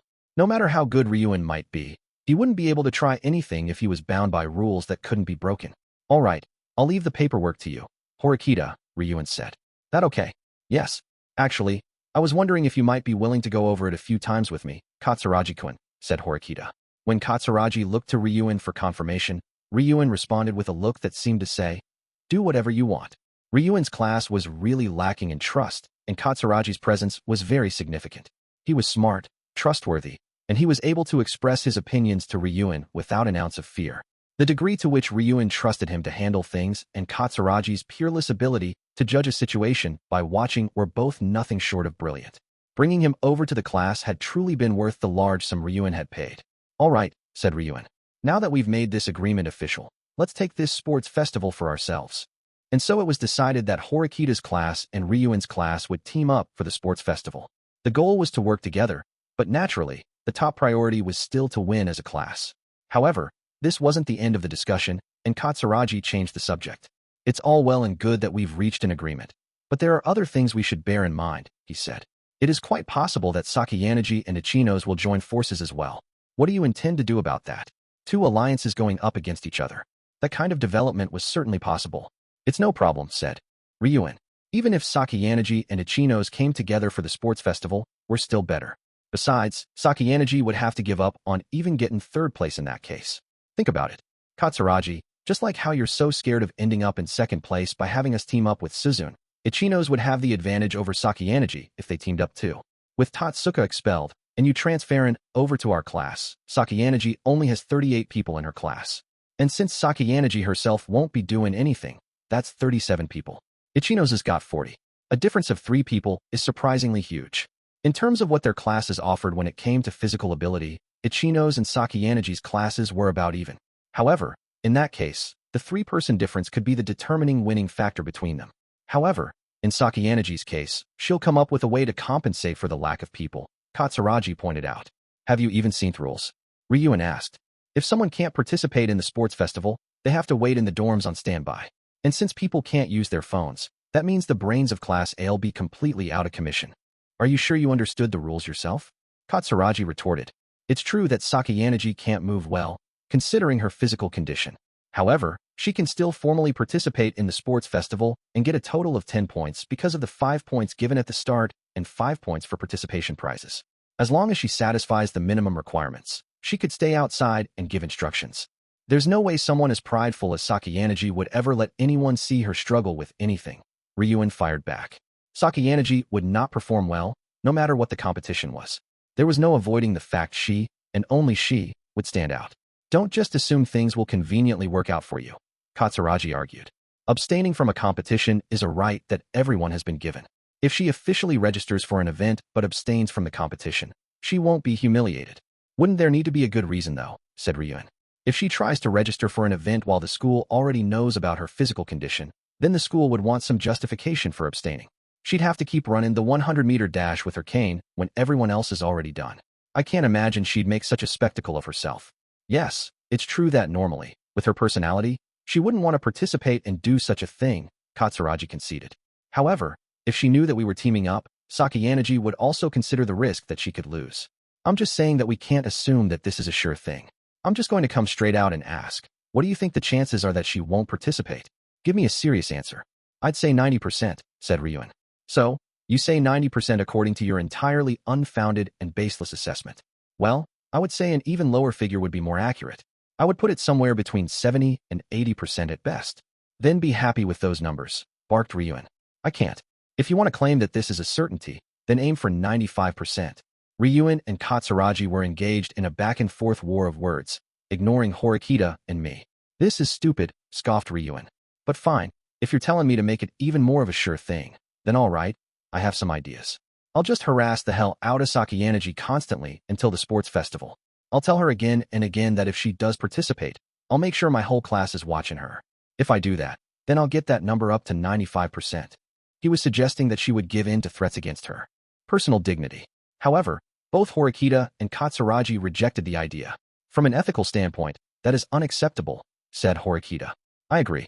The school would not stand idly by and watch something like that happen either, commented Katsuragi. Then if Sakayanaji does participate, we'll just crush her, said Ryuin. Don't forget that we've sunk to the bottom of the rankings, and precisely because doing so isn't that simple, argued Katsuragi. If Sakayanaji were acting as a sort of commander for her class, it would definitely be impossible to predict what kind of things she'd come up with. Whether she participated or not would greatly affect whether we would find victory or defeat at the sports festival. If we could ensure that Sakayanaji would be absent, however, that would bring victory that much more within our grasp. Horikita, are you factoring in my contributions to the class's victory? I asked. I generally don't even consider you, no, she said. You're the only one who remains in a unique position. Well, that's convenient for me. Anyway, if the question of whether Sakayanaji will be absent or not is casting a shadow over this cooperative partnership, I might be able to help. What do you mean? Asked Katsuragi, showing interest. He had paused his conversation with Ryuin and was now turned toward me. If you leave this to me, I'll make sure that Sakayanagi does not participate in the sports festival, I replied. Huh. Oh. Horikita was surprised while Ryuen sounded intrigued. As for Katsuragi, he just kept listening, silently. However, in exchange for making sure Sakayanagi doesn't participate, I continued. I don't want you to count on me earning even a single point at the sports festival. And that doesn't go just for you, Horikita. It applies to you as well, Ryuen. I wasn't even counting you anyway, said Ryuen. If you say you're going to keep Sakayanagi sealed up tight, that just saves me a lot of trouble. I can't even imagine what sort of trick you'll be employing to pull this off, Ayanokouji, Katsuragi added. But if Ryuen and Horikita say that they trust you enough to leave the matter to you, then I don't have anything further to say on the matter. If Sakayanagi doesn't participate, it won't be difficult to ensure that Class A comes in last place. But can you really even pull that off? Asked Horikita. Yeah, I can. Honestly, there's a good chance that she'll be absent without me even having to do anything. But you can leave this to me, I assured her. You know, listening to this conversation, I couldn't help thinking that there haven't been many opportunities for you and Ryuen to get together and cooperate like this. Right, Horikita? Actually, there's something else I wanted to talk to you about. So would you all mind if I got into that with you now? I had been mulling over something a little different from what the three others were focused on during this discussion. What is it? Asked Horikita. As I began to outline my idea, Horikita and Katsuragi exchanged looks, and Ryuen listened in silence. And at the exact moment I finished speaking, the ice in Katsuragi's glass partially melted and tumbled down, resulting in a clink sound. That's an interesting idea, but Horikita sounded perplexed, like she wasn't sure whether she could accept it. She looked over at Ryuen for his response. I mean, sure, it ain't impossible under the rules, but, he said, trailing off. You don't like a proposal that comes from me? I asked. Even though we had already reached an agreement about the sports festival, since I was the one putting forward this idea, there was a chance he'd turn me down. That's what it sounded like from the way he phrased his answer. You're right. I don't. Hard pass, said Ryuen. Ryuen might have rejected my offer, but Katsuragi chimed in with his opinion. Your personal feelings can. Wait, Ryuen. It's honestly not a bad suggestion. We may need to go over the rules again and confirm. Actually, no, this is Ayanokouji we're talking about. I suppose he's already made sure of everything. According to the rules, there's no problem, I confirmed. We'll have an even better response if students from Ryuen's class cooperate too, not just our own. Isn't that right? Yeah, I guess so, said Horikita. You might be right about that. Horikita herself was well aware of the problems our class was facing right now. If we could procure backup from outside of our class, then we could ease her anxiety. Take the deal, Ryuen, said Katsuragi. You should now be proceeding to prepare for a direct confrontation with Sakayanagi. Listen up, Ayanokouji, Ryuen snapped. Once I crush Sakayanagi, you're next. If you're going to rise up in the ranks, I suppose you'll have to, I answered. Perhaps what I said was the deciding factor as Ryuen decided to accept my proposal. Katsuragi, you start putting that together too, he added. I will, answered Katsuragi. It's just like we're making a siege net around Class A, isn't it? Said Horikita. However, priority number one is making sure that Sakayanagi doesn't participate in the sports festival, Katsuragi said. Neither our cooperative partnership for the sports festival nor Ayanokouji's proposal can get moving without first taking care of that preliminary step. I understand, I replied. Leave that to me. I had an idea for containing Sakayanagi, and it was something that neither Ryuen, nor Katsuragi, nor even Horikita could do. 5.1 IT was just before 7 o'clock at night, and 3 students from Class 2A, Sakayanagi, Komuro, and Hashimoto, were gathered at the cafe within Kiyotaka Mall. Can't say I'm surprised being called out of the blue like this, grumbled Hashimoto. But what can I do for you today, princess? I wanted to talk to you about what's going to happen at the upcoming sports festival, Sakayanagi replied. About what we should do. I thought you already worked out a plan, asked Komuro. The situation changes from moment to moment, said Sakayanagi. And today, there has been yet another new development. She paused before continuing speaking. Ryuen-kun's class has joined forces with Horikita-san's class. Hashimoto's eyes shone when he heard the news. Which one approached the other? Was it Ryuen? He asked. That is unclear. However, in any case, I believe it's safe to say that the two of them are linked now. Hold on a minute, said Hashimoto. I can't imagine something like that would happen so easily. I don't think Horikita would trust Ryuen either. He's not the sort of person you can work with. You know what they say, the enemy of my enemy is my friend, right? Sakayanagi said. We're firmly in the lead right now. Even if they do not trust each other, as long as they have the same goal, they can work well with one another. It was easy to guess that both Komuro and Hashimoto were troubled by the news of these two classes working with one another. Their expressions stiffened, as this development was by no means cause for celebration. If things stay as they are, we will be in trouble, said Sakayanagi. So, what? We're gonna lose on our own, asked Hashimoto. We will lose, said Sakayanagi plainly, looking at Hashimoto. If the other 3 classes were going to fight separately on their own, there would have been a chance for us to take any one of the rankings. But this connection has come from a rather unexpected source. I wouldn't work with Ryuin if it was me, Komuro said. You never know when you'd get stabbed in the back. If anything, I would welcome that development, Sakayanagi mused. If Ryuin did something like that this time, it would be convenient for us. I would gladly welcome Ryuin-kuen's class taking first place and Horikita-san's class taking second place as an easy-to-understand result of his backstabbing. However, it's a little more troubling for us if the results are the other way around. Sakayanagi was more wary of Horikita's class than Ryuin's. Hashimoto's smile faded when he heard what she said. They're definitely riding quite a bit of momentum right now, he said. I thought for sure it would have been impossible for any class other than Ryuin's to toss aside a nobody and take hold of those 100 points. Has Horikita been growing up? Or perhaps Ayanokouji was making moves from behind the scenes. Hashimoto emphasized Ayanokouji's name strongly and turned to Sakayanagi, as though he were trying to make sure of something. But there was no way that such an attempt to probe Sakayanagi would work, and she simply responded in an indifferent manner. It would seem that his reputation has improved by leaps and bounds lately. Why? Is something wrong? No, not really. It's just, I think he's hiding what he's really capable of. That his abilities are beyond what OAA shows. Though, I guess it's not as if Ayanokouji is the only student like that. Hashimoto quickly backed off the subject because he knew that if he and Sakayanagi were to try and sound each other out, he'd stand little chance. He decided it wouldn't be a good idea to carelessly provoke her and draw attention to himself. So what are you going to do? You're telling us that we'll lose if we ignore this, but you're going to be absent, aren't you?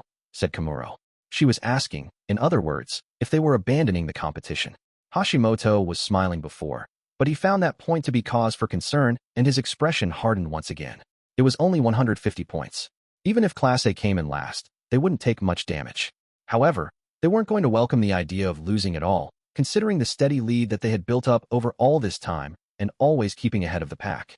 There is only one answer, said Sakayanagi. She smiled and then continued, I will take part in the sports festival as well. Even if they have joined forces, they've calculated that they'll win based on me not being there.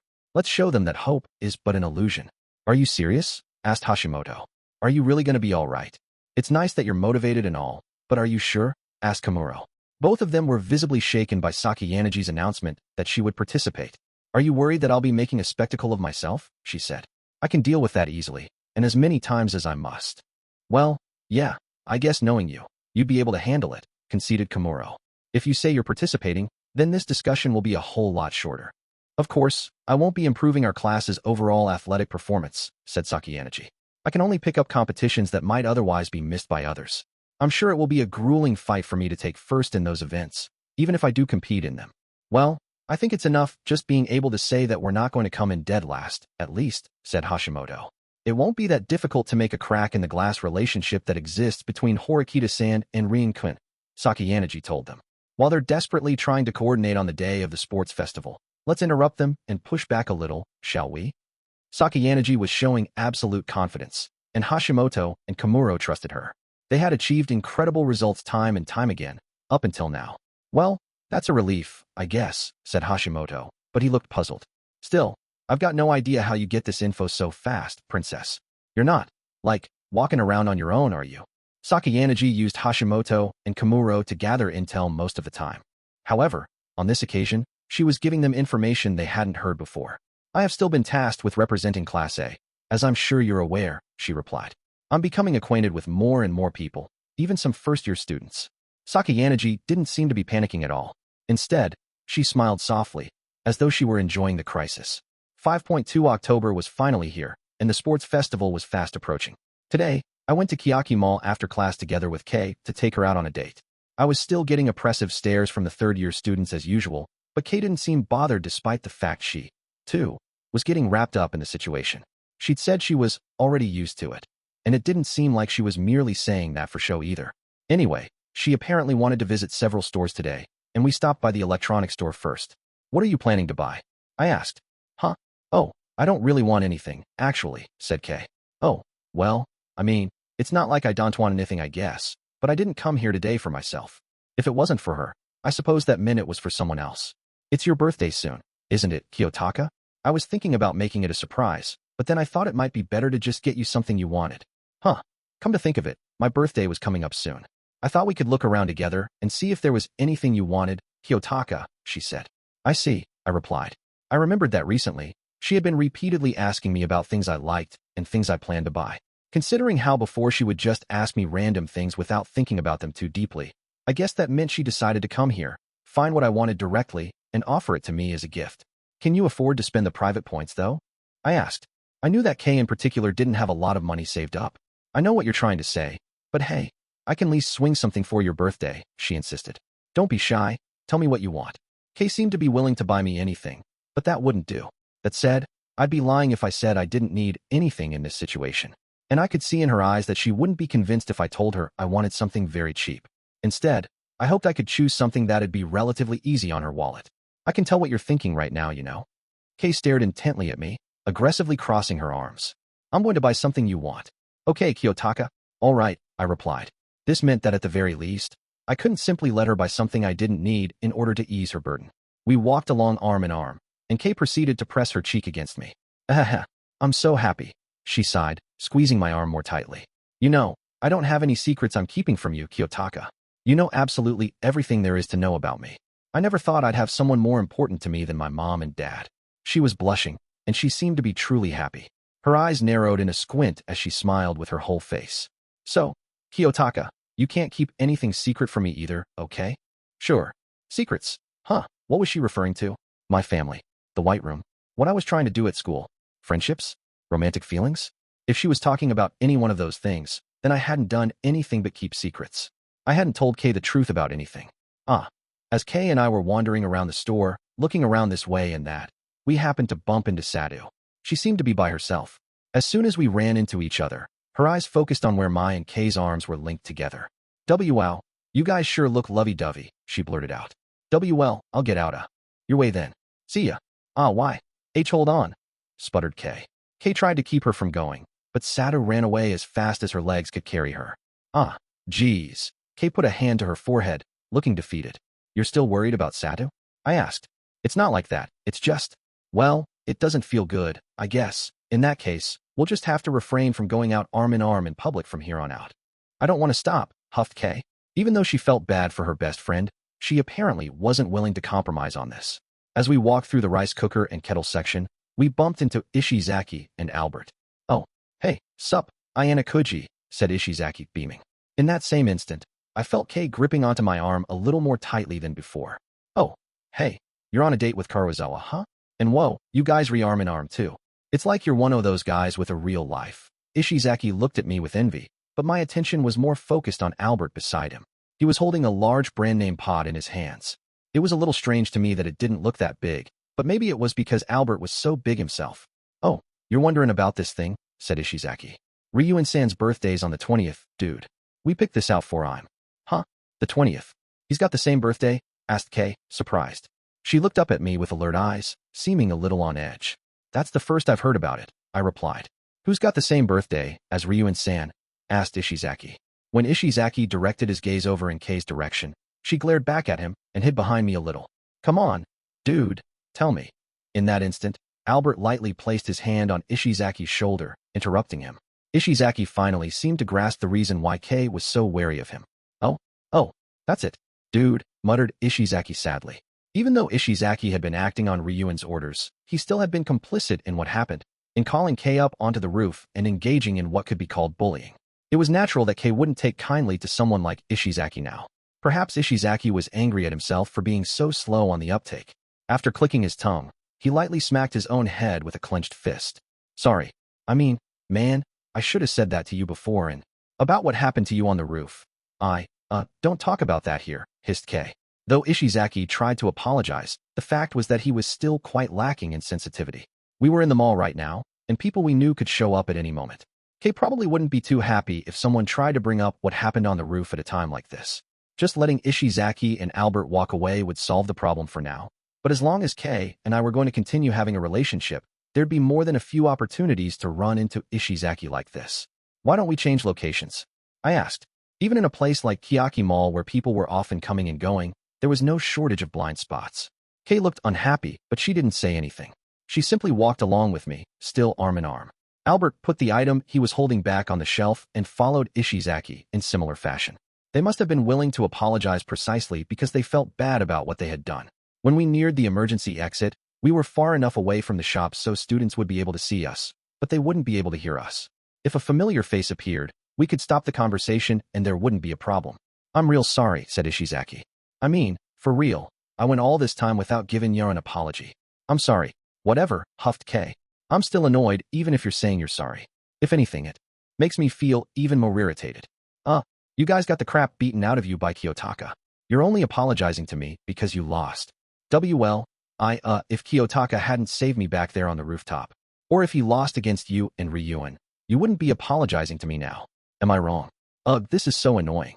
Kei certainly had a point that what they had done was terrible and troublesome. I was on speaking terms with Ishizaki and Albert now myself, but that all started because of the rooftop incident. It made sense that Kei was saying there were big ifs at play here. Look, I know. And I can't argue with you blaming me for what I did, but, stammered Ishizaki. I don't really blame you. Kei corrected him. It's natural that the strong be on top. I don't like being beneath people, so I've been trying to stay on top myself. I've acted all high and mighty to people below me too. I know how it goes. Despite the differences in the degree of their actions, Kei and Ishizaki were essentially the same in character. Their value systems were basically, if you can't beat M, join M. Kei, I know what you're trying to say, but I've come to know a little more about Ishizaki now that I've come into contact with him myself. I cut in. He's definitely had some positive growth since before. What do you mean, positive growth? She replied. It doesn't look to me like he's changed at all. This is just how I feel, but I think that if Ryuen tried to do to someone else what he did to you that time, I can't imagine Ishizaki would go along with it that easily. I answered. Oh really? It doesn't look to me like he can stand against Ryuen, though. She was right on the mark. Ishizaki audibly gulped. Unable to say anything back to that, he felt overwhelmed by regret and bitterness and slapped his own knee hard with his palm. Kei sighed. Enough already, she said. You're friends with Kiyotaka now, right? I'm not going to forgive you, but I'm done blaming you for it. Oh really? Said Ishizaki. I literally just said so. It's over and done with. Okay. Okay. Ishizaki looked up, a happy expression on his face. He decided to pose his question to Kei again. Hey, yeah? So, about the whole birthday thing earlier, who else has the same birthday? Though Kei still didn't trust him, she pointed to me with her index finger. Huh? Wait, for real? Ayanokouji, your birthday's October 20th? Ishizaki seemed almost unbelievably shocked. Whoa, dude. It's like destiny or something, don't you think? What I mean, destiny? Kei scoffed. There are over 400 people in our school. It's not weird that some people have the same birthday. But, I mean, just the fact Ayanokouji and Ryuen Sendu is, crazy dude. Ain't it? He was overjoyed by a simple coincidence. Just as Kei had said, there was nothing strange about it. But for some reason, even Albert seemed a little happy about it too. Can we go back to the store now? Asked Kei, turning back to me. Oh, hey, that reminds me. Hold on a sec. Ishizaki belted those words out in a particularly loud voice, causing Kei to cover her ears, irritated. I got a little proposition for you. So, if you want, how about we celebrate both your birthdays together and all on the 20th? Ryuen-san and Ayanokouji's double B-Day party. Dude, wouldn't that be the best thing ever? Well, no, it wouldn't. From the second I heard that suggestion pass his lips, I thought it was absolutely not the best thing ever. Honestly, even though I tried to imagine what that might be like, I couldn't picture it very well. If he apologizes to me, then I'm fine with it, said Kei. Huh, sputtered Ishizaki. I mean and by that I mean Ryuen, bows down and apologizes to me, I'll agree to it. Her words were nothing more than a pretense. Kei meant to refuse his offer. Ishizaki's mouth hung open. Then, when he realized how difficult it would be to convince Ryuen to do that, he clamped his mouth shut in a frown. Ryuen wouldn't apologize to me though, would he? Said Kei. Huh? Well, yeah, that's probably never gonna happen, mumbled Ishizaki. It'd be impossible for Ishizaki to even suggest to Ryuen that he apologize. Ishizaki froze for a moment, but then it seemed like he found some determination because he forced his mouth to open again. If you two say that you want to do it though, then I'll talk to Ryuen. Maybe you shouldn't bother, said Kei. If Ishizaki did try to talk to Ryuen, he might find a beating waiting for him. Ryuen was so well known in our grade level that it was easy to imagine such a scenario. I'll try something, Ishizaki insisted. If I can get him to promise to say he's sorry, then we'll have a birthday party. Well, if you can really get him to actually do it, then I suppose I'll consider it, said Kei. Ishizaki was positively bursting with enthusiasm, but at the same time, he was promising something without due consideration that would likely lead to his own downfall. I thought that I should clearly tell him that I was against the idea. It was true that Ishizaki had been demonstrating his strong willpower lately, It was also true that some changes were beginning to take shape in Ryuan's way of thinking. He hadn't tried to get anyone expelled in the unanimous special exam, after all. However, that couldn't be interpreted as a shift in his instincts or true feelings. People didn't change that easily, not even if they wanted to. Ryuan wasn't trying to change, he was trying to evolve. Up until now, he was a man who had fought using evil as his only weapon. Now, he had begun to wield good as well. He was beginning to control both sides of the same coin at will. And if Ishizaki was misreading that fact, then he'd— "I think it's time you stop," said Kei. But Ishizaki's resolve remained firm. "If I can get Ryuan-san to say he's sorry, will you be okay with the birthday idea thingy?" "But I've got it. Let me formally apologize to you again when we have the party. I'll get you a little something that's got even more thought put into it than my present to Ryuan-san as my way of saying sorry." Kei reluctantly admitted defeat in the face of Ishizaki's intense enthusiasm, telling him, "All right, whatever. Yeah, dude, it's settled. Anyway, I'm gonna get a move on now and pick out Ryuan-san's B-Day present." Albert nodded in response, and then he and Ishizaki went on ahead, back to the store. They seemed to understand that they couldn't walk around together with Kei and me. "Why did you agree to Ishizaki's request?" I asked Kei. "I thought for sure you'd turn him down." Even though I expected her to openly listen to what Ishizaki had to say and accept his apology, I had to admit that I honestly hadn't thought that she'd accept Ishizaki's offer about the birthday party. "Yeah, I mean, it's true I would prefer to spend your birthday with just the two of us, Kiyotaka, but well, were you betting on the possibility that Ryuan would apologize to you?" I asked. "There's no way he'd do that. Anyway, that's not it. Kei paused. She turned to look back at Ishizaki, who was chatting away happily with Albert. "I could tell that Ishizaki-kun likes you as a friend. And even you need friends, Kiyotaka." I understood immediately that Kei was referring to the dissolution of the Ayanokouji group. When she realized I guessed as much, she blushed and averted her eyes. "And besides, Ishizaki-kun said that he wanted to get me something as his way of saying sorry. I thought it would be okay to accept it as all," she said. Somehow, that dishonest part of Kei was very much like her too. Anyway, it'd be best to take Ishizaki's proposal with a grain of salt and assume this birthday thing probably wasn't going to happen. And so, the days leading up to the sports festival continued to go by, just like that. 5.3 After Sato flew out of the electronics store at full speed, she stopped to catch her breath in front of the girls' restroom. "Ugh, why did I run away like that?" she sighed. Her dear friend was going out with the person she loved. There was nothing wrong with that. Sato knew it too, but when she saw them arm in arm, she felt this unspeakable feeling well up within her. She didn't know how she might have acted if she stuck around. Plagued with those thoughts, she ended up quickly running away, and now she was experiencing strong feelings of guilt over it. She crouched down right on the spot, clutching her knees. "I have to try not to panic next time. I'm sure that Kei-chan is holding herself back from doing that kind of thing with Ayanokouji-kun when they're in class and stuff. After all," she thought. "And I'm sure that Kei-chan wants to be all alone with Ayanokouji-kun more, with just the two of them." Just as Sato went to stand back up, a shadow loomed over her. "Sorry to bother you all of a sudden. You're Satomaya-senpai, right?" Sato was momentarily confused at being approached by a student she wasn't familiar with. "I am, but, who are you?" "You're a first year, I'm guessing." "Who I am isn't important right now," the probable first year said. "Truthfully, there's something I want to tell you as soon as possible. If it's not a problem, could I have a minute of your time?" "Huh? What is this all about?" The stranger was telling Sato that she wanted to tell her something, and Sato felt perplexed. On top of how unsettled she was still feeling about the image of Ayanokouji and Karuizawa clinging together, which she still couldn't get out of her mind. "Information about Ayanokouji-senpai." Sato stopped moving. "About Ayanokouji-kun?" she asked. "Yes, about him and his girlfriend, Karuizawa Kei-senpai." Hearing the names of the two people who were taking up approximately 99% of her headspace right now, Sato couldn't help but look up. As the stranger slowly but surely closed in on her, Sato felt a slight twinge of nervousness. "I'd like to talk to you about this in detail, but someplace we can be alone, if at all possible. Would you be able to?" "Well, The first year made use of her nimble physicality to close the distance between the two of them, getting close enough that her lips were practically touching Sato's ear.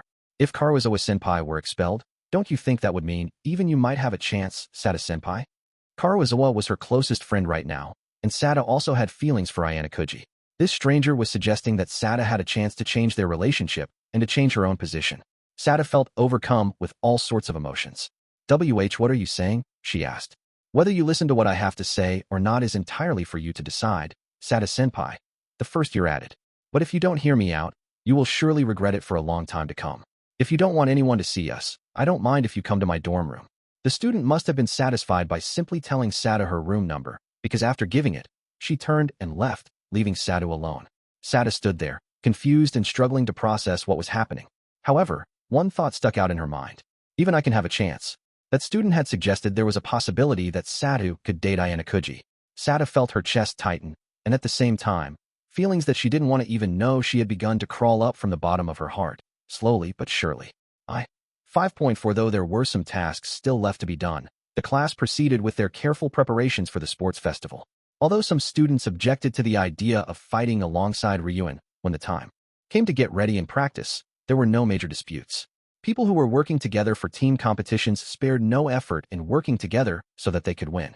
They worked hard to train day and night. And, finally, the night before the sports festival arrived. Around 9:30 that evening, I called Horikita. "It's rather late for you to be calling." "I was just about to go to bed," she said. I could hear a hair dryer running on the other end of the line. "I'm calling about something important regarding the sports festival," I told her. "Something important? Well, I guess I should take this a little more seriously then." The sound of the hair dryer immediately ceased as Horikita must have turned it off. "Oh, that reminds me. I had something I wanted to tell you first. Apparently, Sakayanagi-san is still going to be participating in the sports festival tomorrow. Didn't you say that you could stop her? I'm calling to talk to you about that. I think that I'm going to be absent from the sports festival tomorrow myself." "You're going to be absent? Hold on a minute. What are you saying?" I could tell how flustered Horikita was by the sudden news. On the other end of the line, I heard a crashing sound, followed by a brief scream. "Are you okay?" I asked. "Sorry, I just dropped my hairdryer." I heard the sound of Horikita setting her phone down on something. It seemed like she quickly picked up her hairdryer as well. "So, anyway, what's this about you being absent? You aren't sick or anything, are you?" It made sense that she was puzzled, since it certainly didn't sound like there was anything wrong with me from my voice. "Nah, I'm in good health," I replied. "Actually, I'd say that I'm feeling even better than usual." "In that case, why?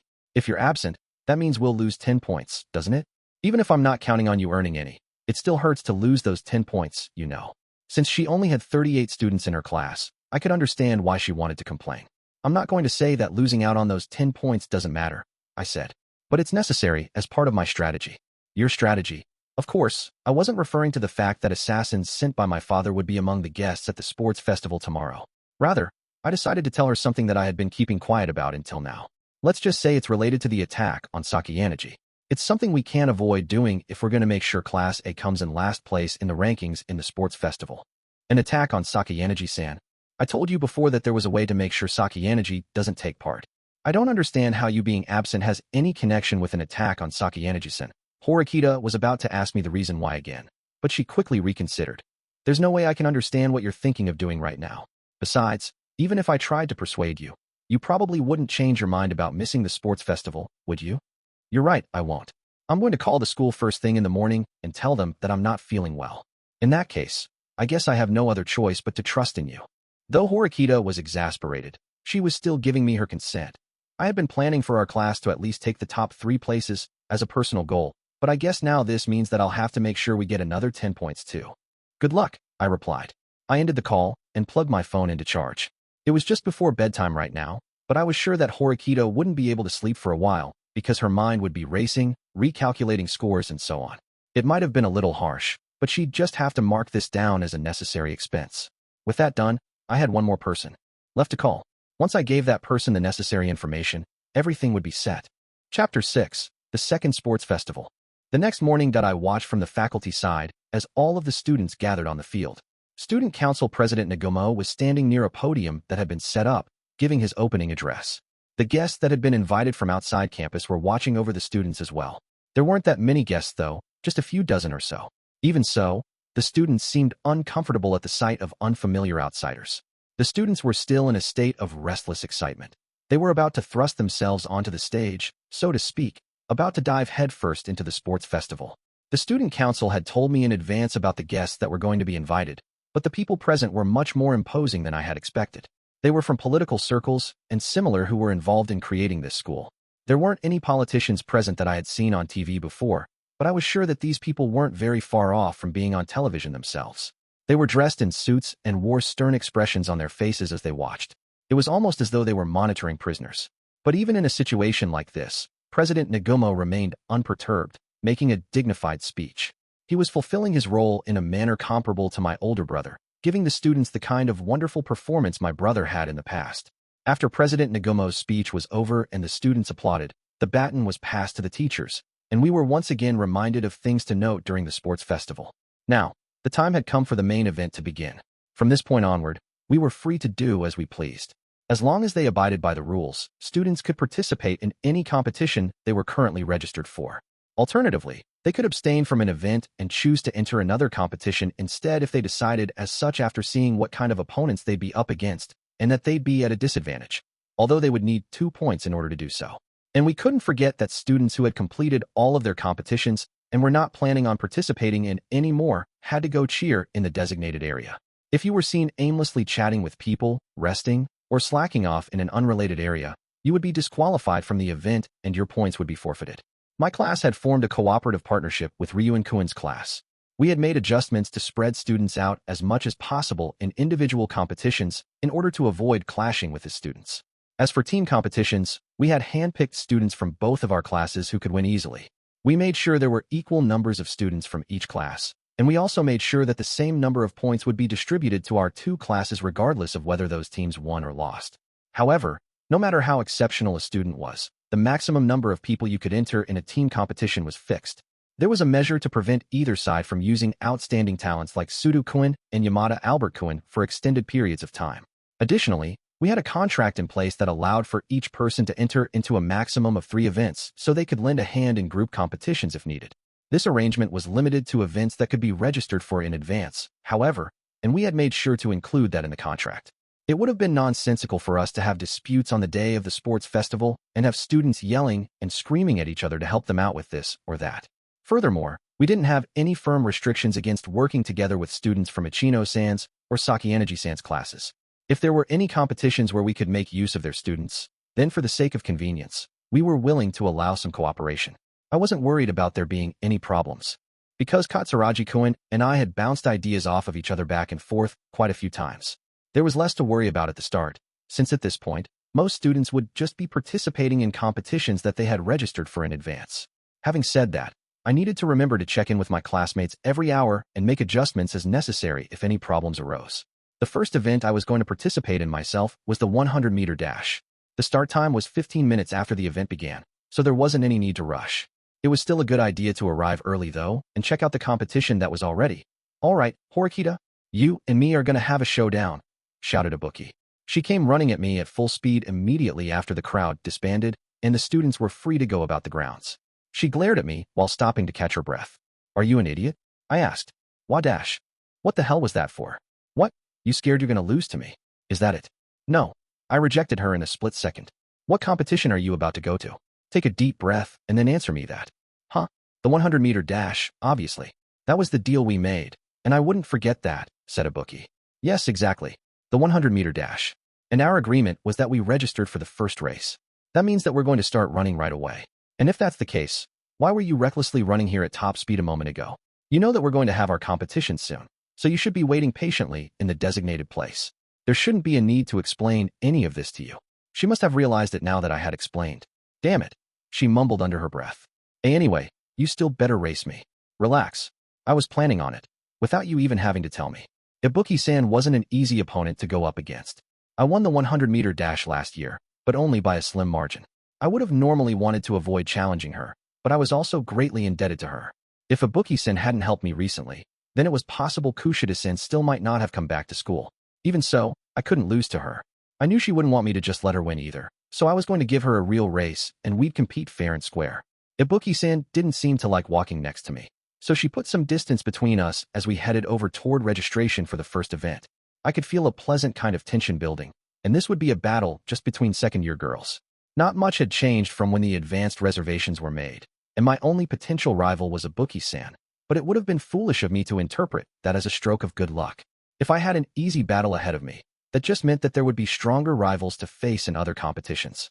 6.1 The 100-meter dash was held immediately after the opening ceremonies, and in that first race, I had my showdown with Ibuki-san. It ended in a narrow victory for me. Oddly enough, I won by about the same slim margin that I did last year. After we crossed the finish line, Ibuki-san kicked the dirt in apparent frustration and made excuses for losing, saying it was because she stupidly ran over to me as fast as she could before the race even began. My next battle with her would be in my fourth event of the day, the running long jump. The 2 contests before that were our own individual pursuits. My second event was a steeplechase, in which I placed first.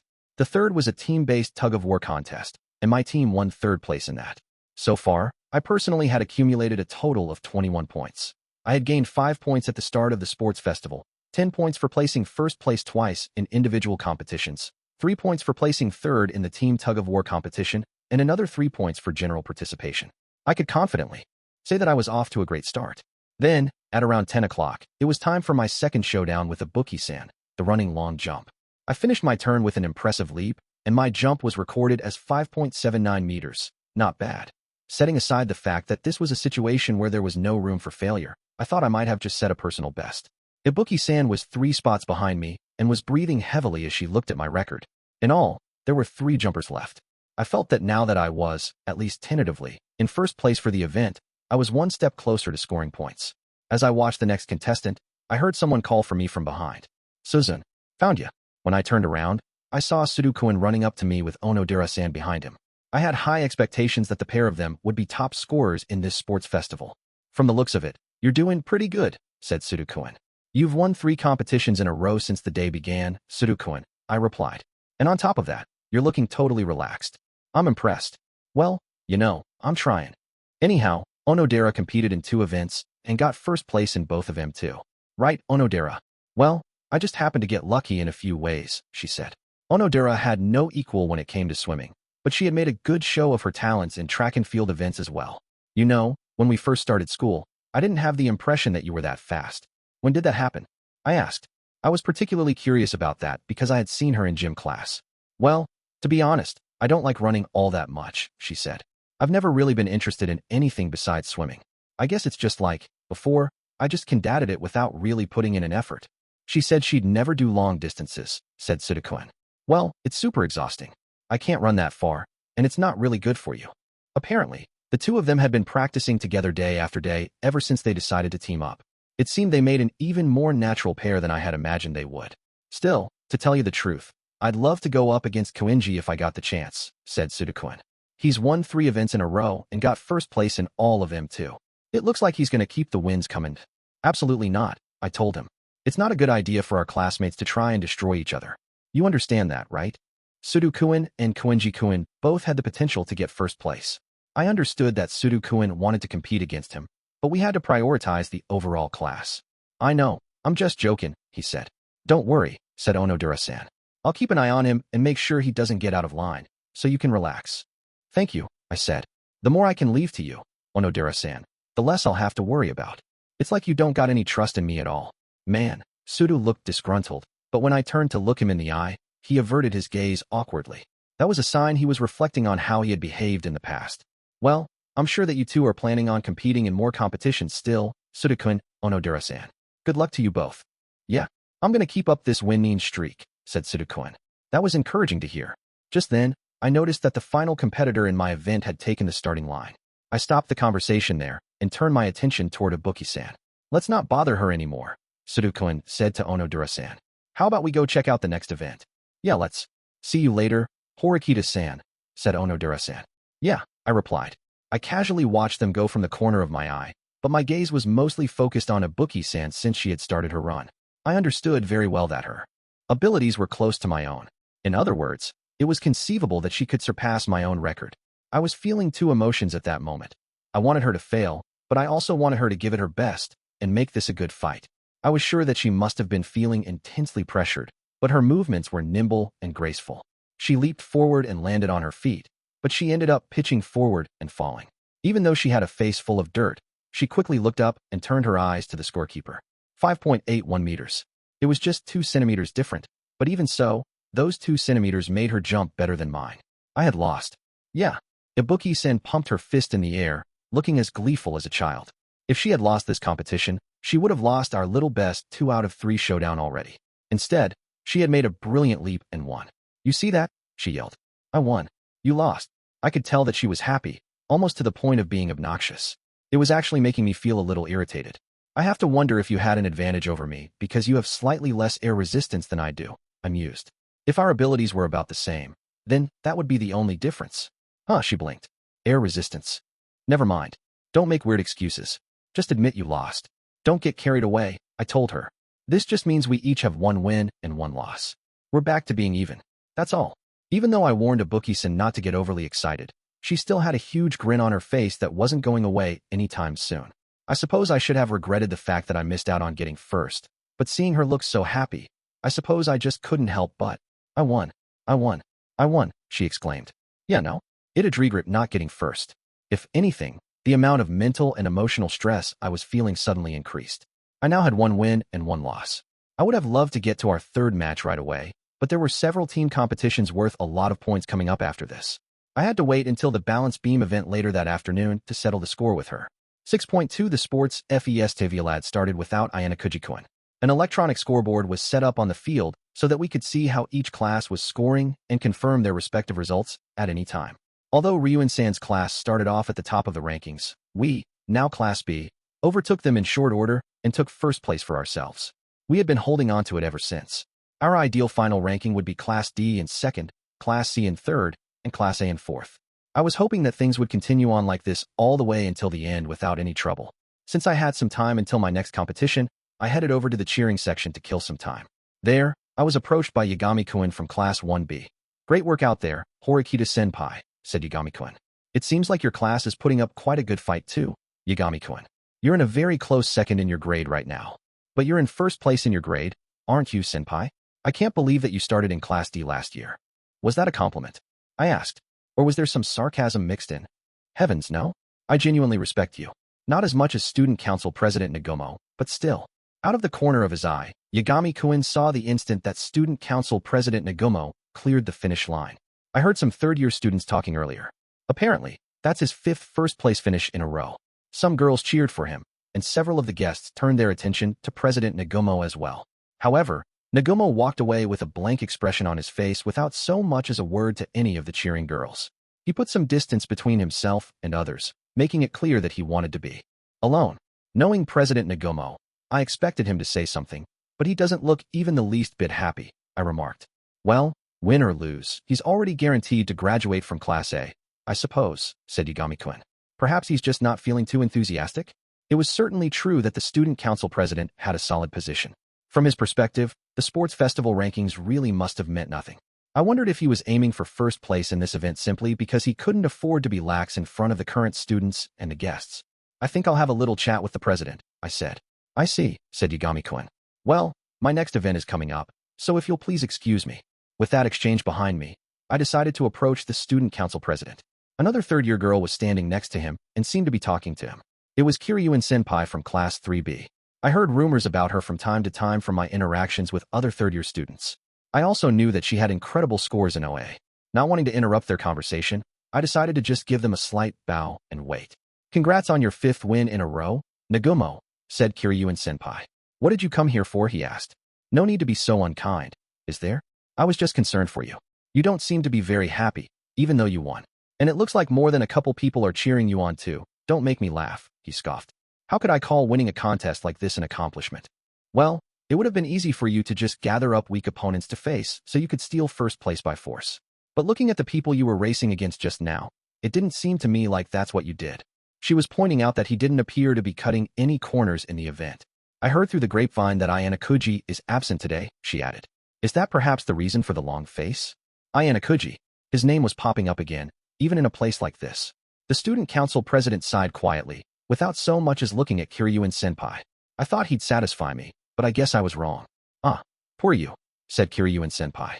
In that case, how about I be your opponent? Student council president Nagomo directed a sideways glance at Kiryuen-senpai in response to her provocation, looking at her for the first time. But when he saw the smirk on her face, he turned away from her once more. A cheap lie, he said.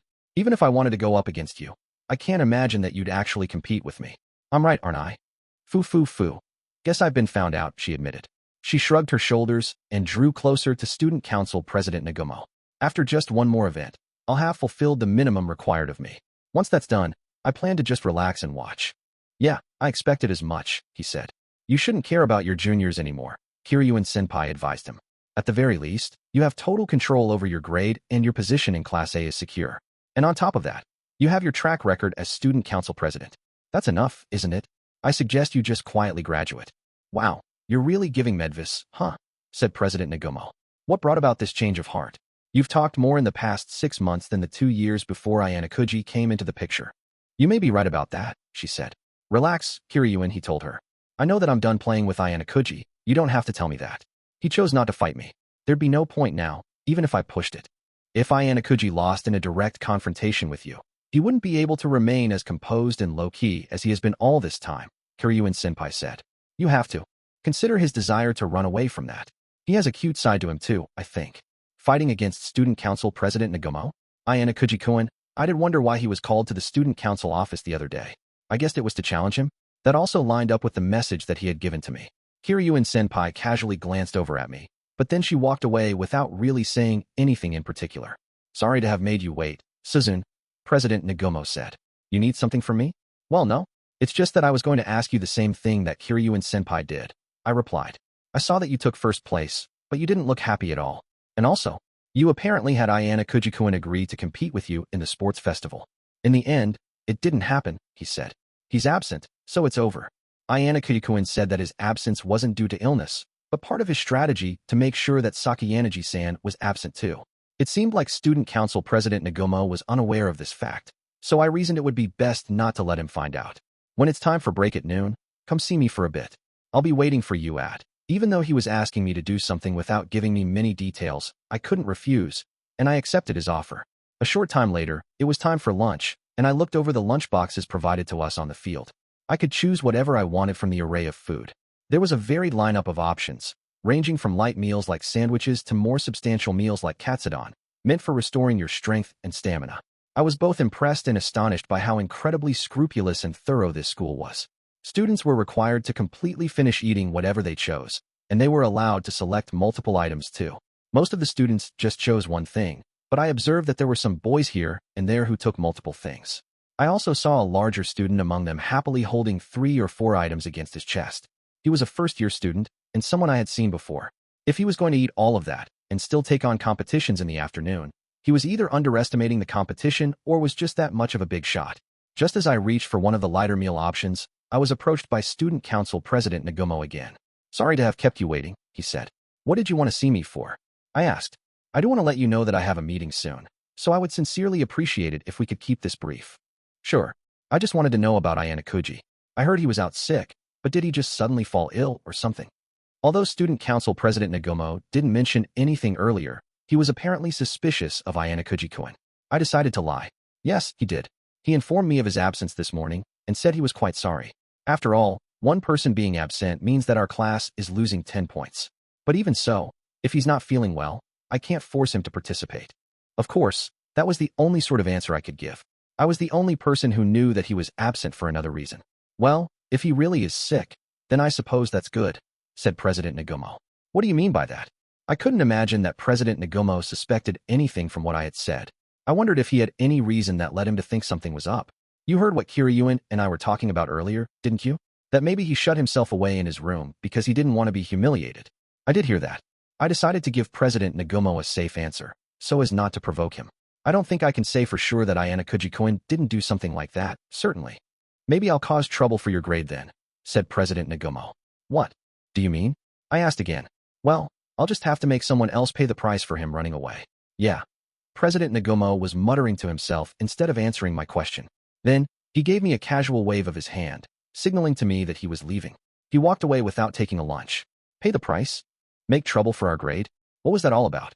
Even so, it seems like Ayanokouji-kun's reputation preceded him. He really washingly regarded by many. I was once again impressed by him today, at the festival. I was nervous about what was going to happen when he told me that was going to be absent, but as it turned out, Sakayanaji-san was indeed absent as well. Without a doubt, Ayanokouji-kun really had been able to do something to contain Sakayanaji-san. The results of that were evident in Class A's current ranking and score. I supposed it wasn't surprising that they couldn't coordinate well if their commander was suddenly unable to be down on the battlefield. I felt a little sorry for them, but this was serious business. I was going to make sure that we accumulated wins while we had the opportunity to. 6.3 After the midday BRA was over, the sports festival continued, going into the second half. More than half of the students had already completed the requisite 5 minimum events, and those who demonstrated confidence in their athletic prowess were continuing on in their 6th and 7th events. Matoba and Shimizu from Class A continued to struggle desperately without their leader as they fought against Horikita and Ichinos, both of whom were assessing the status of the competitions and their players from minute to minute. Next is ping-pong doubles in the gymnasium, said Shimizu. Satonaka reported earlier that there don't appear to be any strong contenders. There are only 2 spots open, so there's a good chance we can make it. We need to rack up some wins, said Matoba. Or, at the very least, make sure that we don't come in last place. Sakayanagi's absence had cast a dark shadow over Class 2A, and many students were feeling discouraged. On the other hand, however, there were more than a few students who felt even more motivated by the situation. After Shimizu and Matoba heard that there were openings in the ping-pong doubles match coming up and that the deadline to enter was just 10 minutes away, they decided to give up on the penalty kick event that they had planned on doing and hurriedly made their way to the gymnasium. Ishizaki was walking toward the 2 of them with his gaze directed downward, not paying attention to what was in front of him. As he approached, Shimizu moved to his right to try and avoid bumping into him, since he was blocking the path forward. But at almost the exact same time, Ishizaki moved to his left. Shimizu tried to avoid a collision as quickly as he could, but he wasn't able to get out of the way in time, and their shoulders collided. The force of the impact was twice as strong as Shimizu had expected it to be, and there was no way it could have been an accidental collision. Having determined that Ishizaki rammed into his shoulder forcefully, Shimizu tried to speak up and say something, but then, "Ow, watch where you're going, dumbass," Ishizaki shouted angrily, flaring up at Shimizu before he could even say anything. "Why don't you look in front of you when you're walking, huh? You slammed into me." Shimizu from Class A and Ishizaki from Class D glared at each other. "You were the one who wasn't looking where he was going," said Shimizu. "Huh? The hell are you playing at, trying to play the victim here? You obviously slammed into me on purpose, didn't ya?" "Wait, what? No. Anyone with eyes could see that you were the one who slammed into me on purpose." "Right." Shimizu turned to Matoba for backup, hoping that he'd help him out. "He's right," said Matoba. "You weren't looking ahead at all, dude." "Hey man, I wasn't looking the other way or nothing. You 2 are just making stuff up. That's playing dirty." "What do you mean playing dirty? Anyone would agree you're the one in the wrong here," argued Shimizu. "The hell?" barked Ishizaki. "Me?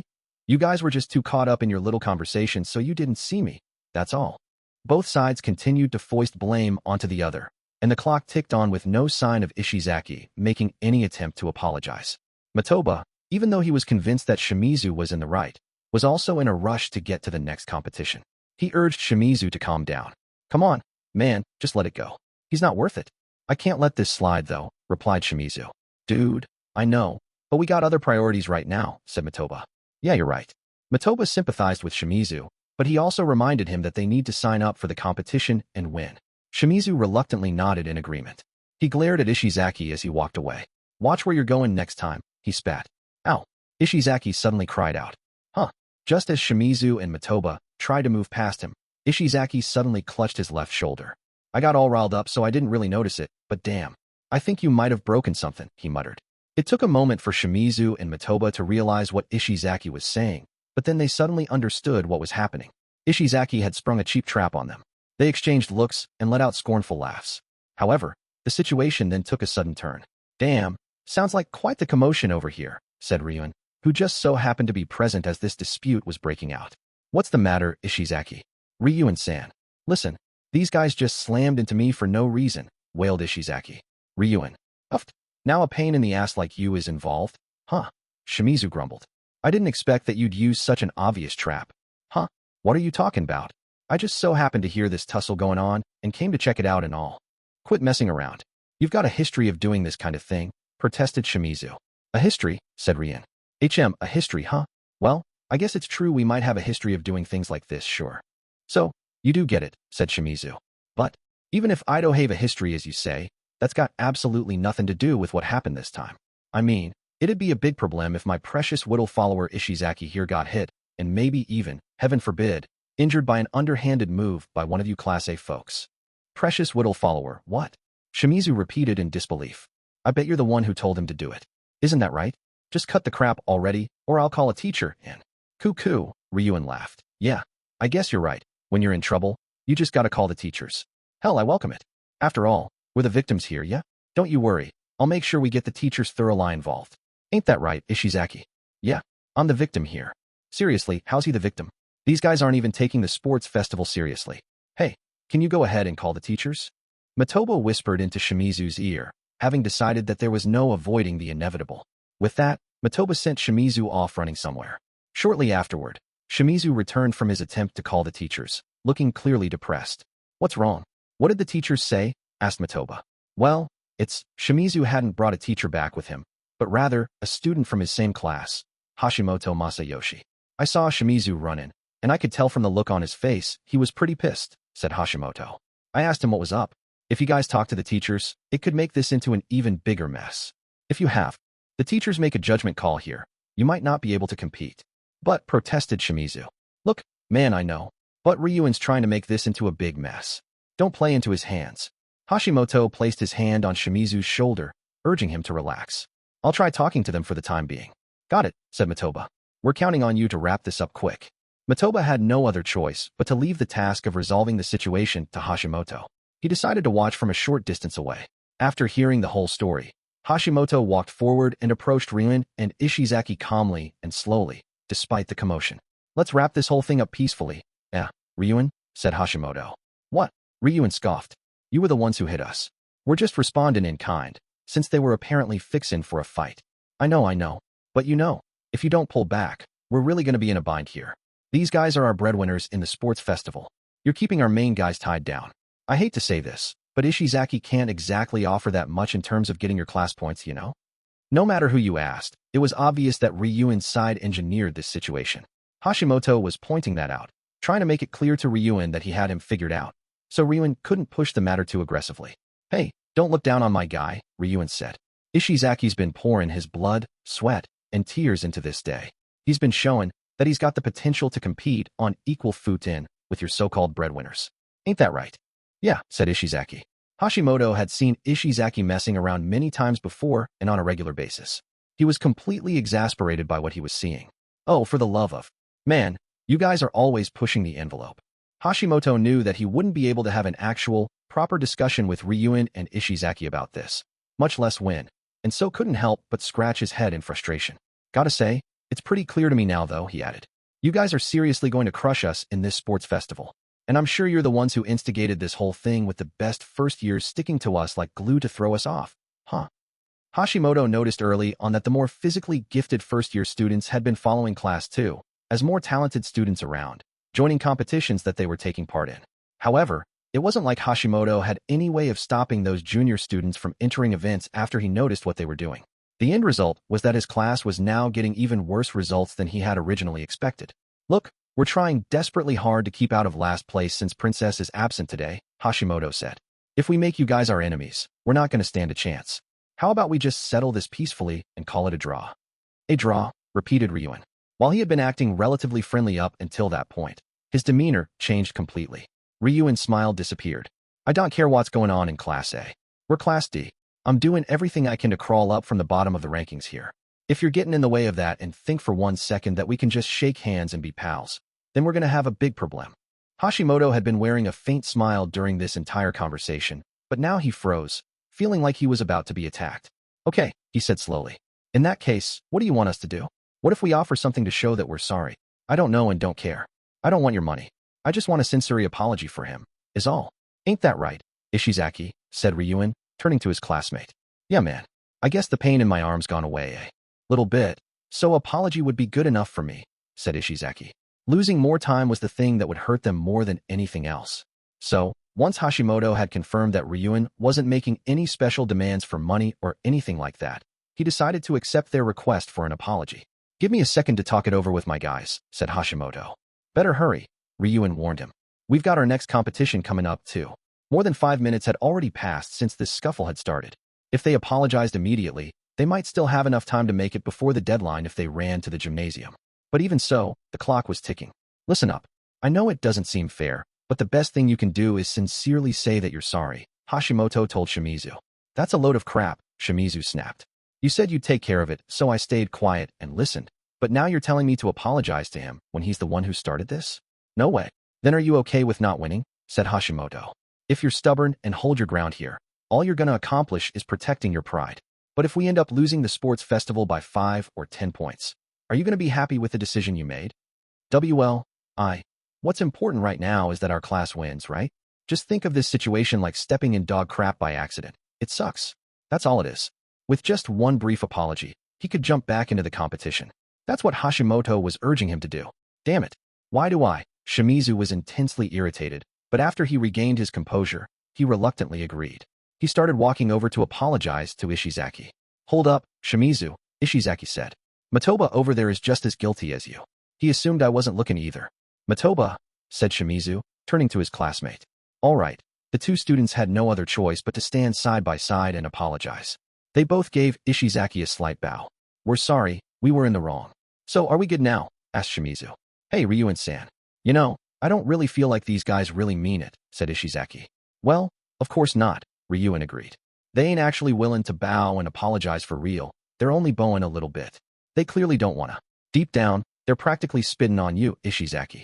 It doesn't seem like a clear apology at all, does it? It's nowhere near sincere enough. Have you lost your mind, Ryuen? Said Hashimoto. We're not going to give you anything more than this. Hashimoto had been keeping Matoba and Shimizu in check before, but now enough was enough. Concluding that there was no other option but to get a teacher to meditate, he quickly ran over to where the faculty were. About a minute later, he returned with a teacher in tow. Now, what in the world is going on here? Asked the teacher. The truth is, Hashimoto started to speak, but just as he was about to tell the teacher what was going on, Ishizaki made a declaration. Apology accepted, he said. I'm sorry, Ryuen-san.